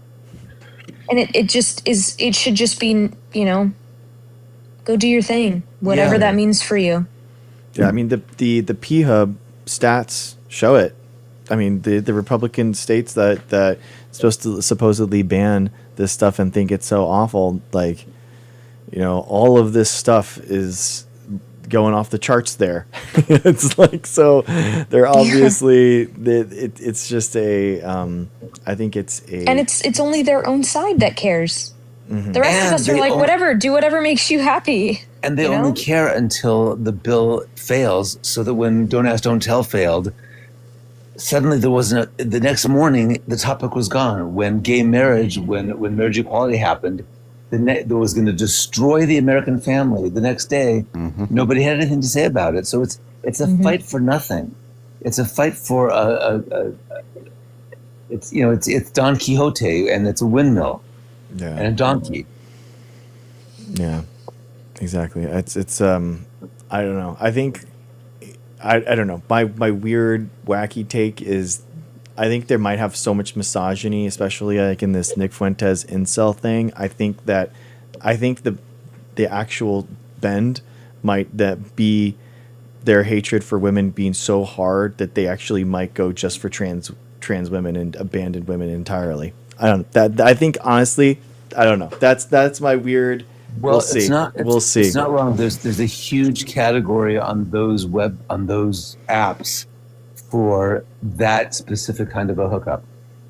And that would not upset women at all. That's actually a big part of the point. Like that's why they're into femboys, is because they have so much hatred for women that they would, but they still find femininity attractive, so they pick men who are feminine. So I just want to finish up my thing by saying I interviewed 52 trans men who were in their 20s and 30s, other than Vanessa's child, who was 15 when I interviewed him. And every single one of them knew that they were men. They were all born female. Every single knew that they were guys by the age of 4. And the irony is they're not trans men because they were never women in any other way but physical parts. So they don't have the experience of transition, of being one and then becoming another. They were always guys. It's a little bit different for women. It's a different process, slightly. And all these guys get sent off to conversion therapy and the horrors that take place there that ruin people's lives. And then you get someone like Sammy, who knows not what he talks about and just spews complete blathering inaccuracies. Anyway, He was just up here yapping, for real. what does that mean? He was just yapping. Yeah. He was just up here, just not absorbing anything and just yapping in circles. Man. Well, thank you guys so much. I really appreciate you. I got to get up in 3 hours for jiu-jitsu. Thank you guys for coming up. I appreciate I don't you. come on your debates anymore. We decided that last night. all We have to good. schedule. We have this big debate coming up. This huge debate coming up. We have to schedule, you and I. I have a date now for, I'm going to be debating on modern day debates evolution. So against a creationist. So that's going to be good. So I'm excited for that. Who's your opposition? Jim Bob. that's what his name is. Oh my God. Yeah. So I'm going to send you the whole new study that shows that we could not have developed on this planet anywhere but the Rift Valley in Africa. It was the only spot that we would not have made it to Homo sapien had it not been for the Rift Valley. Yeah, he uses it's extraordinary. Is the proposition just like whether it's science like you did with Planet Peterson, or like whether it's just true? Oh yeah, exactly. I think it's evolution. They just emailed it to me. I think it's just evolution is real, kind of thing. Like, okay. This is just true. And the Mediterranean Sea made it impossible for them to leave, so they had to stay much longer and develop tools to be able, and psychological tools to be able to survive, which is why our species flourished, because we stayed longer and intermingled and shared information and had fire and had conversations deep into the night about ideas and about all sorts of things that made it possible for us to be here. So yeah, he had for Planet Peterson, he had it was kind of like a more philosophical creationism kind of like thing. So, but this is evolution on trial. That it's specifically on evolution. So you're going to be looking at like the evidence and whether it is evidence and stuff like that. Yeah, exactly. Because honestly, the philosophical stuff, I'm like honestly not that good at. I'm not a Phil bro. Well, he's going to throw it at you. So listen, if you have a any great arguments, 1 just hour like documentary message me, that is and then like ironclad. I'll like if you want to throw any arguments off me, I got you. Okay, sick, man. Thank you. Yeah, I appreciate he's that. definitely going to throw philosophical. I'll get you this. It's ironclad. It's so clear how it happened for us and why it happened for us, and why it's probably not happening anywhere else, unfortunately. Yeah. I think like his. I watched a couple of Jim Bob's other like evolution debates, and he was talking about kind of like his big thing. Usually, the irreducible complexity stuff is the eye. That is the thing, but he likes the liver. I don't know why he brings up the liver so much.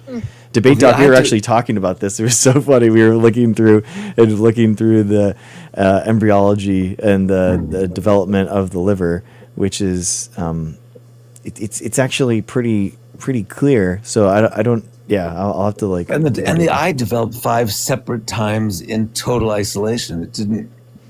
It wasn't. It didn't happen just once. Yeah. Yeah, the liver's just not that complicated fundamentally. Like it's just. Also, if the eye is supposed to be the symbol of perfection, why the fuck can't I see? Exactly. Why can't I see that The guy? eye's terrible. The eye's so poorly, quote unquote, designed. It's awful. Are you able Even then, to get like I just think Lysec? it's just a just so story. Like when people come up and they say, "Well, yeah, irreducible complexity," I'm like, "Well, why would we expect creation? Why would we expect, given the historical success of like seemingly supernatural events, right, being explained by natural causes? Why would we expect this to be anything other than that, right? Mhm. Like irreducible complexity, just because it appears that way. Why? What expectations does that have, right? And then they'll be like, oh, well, a God, and like, why do you believe that there would be a God that would have the desire to create something that has irreducible complexity? Yeah. Like, and then they're stuck there. There's no answer to that question. But yeah, that's more the philosophical route. But I don't think you guys are going to go that route. But I mean, I don't understand. Yeah, usually I mean, my background is molecular biology and genetics and stuff like that. So it's just, I usually go on the route of like how I've created new strains. I've created new organisms that's never existed before and and I actually have an evolution undergrad degree. So and he always nails down the mechanisms of like how it actually works. And he's not getting the argument. doesn't have one for creation. Yeah, exactly, dude. Exactly. They never do. Like, how did God make Adam out of sand or dirt or whatever? Like, they never have that. Like, you know. But he wants video footage of when it actually happened for evolution. And exactly, you're like, bro, like what are you talking about? He actually did have an interesting take that I'd encountered before in his apologetics. Was like. Populations, because obviously populations evolve, not individuals. So he was saying, that is a presupposition. He was like, yeah, that's giving too much. There's no proof that populations actually evolve together instead of one at a time. And I'm like, except for every time that's existed, that is how genetic diversity happens within a population. And it's just like this documentary nails that from a 2025 study that's just revolutionizing everything. And what they're discovering is that the populations came together, then separated, then came back together and separated over millions of years, so that there's a lot of mixing, but there's also a lot of individual innovation happening separately from other populations. So it wasn't one or the other. Yeah, I mean, you see it through Denisovan and Neanderthal DNA in our Homo sapien genome. I mean, it's right there. I mean, that's just what it is. And Homo republicus, which is not Homo sapien, Oh, Trump supporters? Yeah, there's a different. There's a different. They're discovering a different genus that. Oh yeah, they're still catching up, right? Yeah. Yeah, exactly, dude. Not unironically. Doctor, thank you so much for bringing me up. Dude. Yeah, if you ever have any arguments, just throw them at me. Okay. I'll pretend to be like a Phil Bro and like who opposes you, and be like, oh, this is what they would. I love a smart person. Would We say, have like a little Phil Bro plan might in say. place. We're gonna. Thank you. If you're up for this, I have a whole idea of debuting this in a really sophisticated way. Yeah, okay. That could be really fun and maybe even really illuminating. Maybe. That'd be cool. All right. Well, yeah, dude, Carbon, I've seen your lives, man, and I've been popping in, so it's so cool to actually see you come in, and thanks for coming up. I really appreciate it. Yeah, absolutely. Thank you for bringing me up. Yeah, man. And yeah, you have a good one, Art. For real. Thanks, man. All Good right. night, everybody. Aeronautical, Marissa, Debate Doc, love you guys. Thank you so much. I appreciate you. The day after I tell almost you I'm didn't done with the- request I'm done I'm with glad the you date did. topic. I'm glad you did. because I got banned already twice. You're I was like, spicy. it's not worth it. You're spicy, Marissa. I love it. Thank you. All right. Thanks, guys. Appreciate Bye. you. All right, dude. What a live. What a live. Thank you guys so much. This has been such an amazing. Yeah. Marissa, you guys are always allowed and encouraged to come up. I love it. Thank you guys so much for being here. What a live. This is the best live of the year. Best live. Oh, Aeronautical. Thank you, brother. Thank you so much, man. Thank you. That really means a lot to me. Thank you. Man, thank you. Let's check out the shout outs real quick before we go. No, Marissa, please, thank you. I don't do it enough, so I appreciate you helping me. And so yeah, thank you guys so much.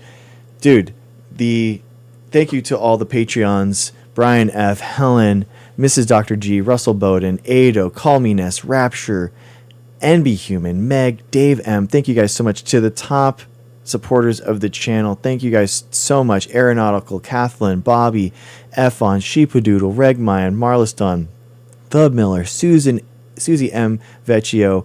Thank you to the top donators of the live tonight. Aeronautical, Frank Rothman, Renee, Mego. To the top likers, thank you for 100, 1,000, or 17,000 like MCP, 13,000 like Helen, Nick Smith, Frank Rothman. Thank you guys so much, man. What a good live. I love it. It's been a fun energy last couple days. Thank you guys. I really, really appreciate you joining in. It's been really fun. We're back. We're back, and we're having fun. I'm off to jiu-jitsu.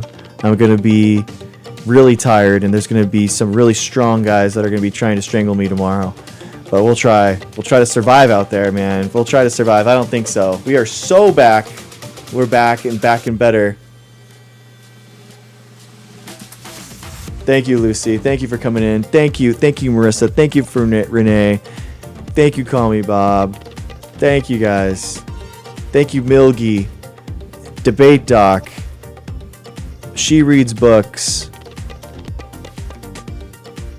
Everyone. Thank you, Joss. Thank you, guys. Dude, we've got them. We did it. We're getting them. Guys, we're going to pass 500,000 views on videos this month. This month. Can you imagine? We're going to have a 500,000 view month. We're going to do it. We're going to do it. This is what we're going to do. We're going to do it. We're going to do it. Let's go. We're popping off. I love you guys. Thank you guys so much. See you tomorrow. 9 o'clock Pacific Standard Time. See ya. Bye. Love you. Bye. Be nice to someone. Spread love. Love it. Bye. YouTube. Love you guys. Love you, YouTube. Thank you so much. Appreciate you. See ya.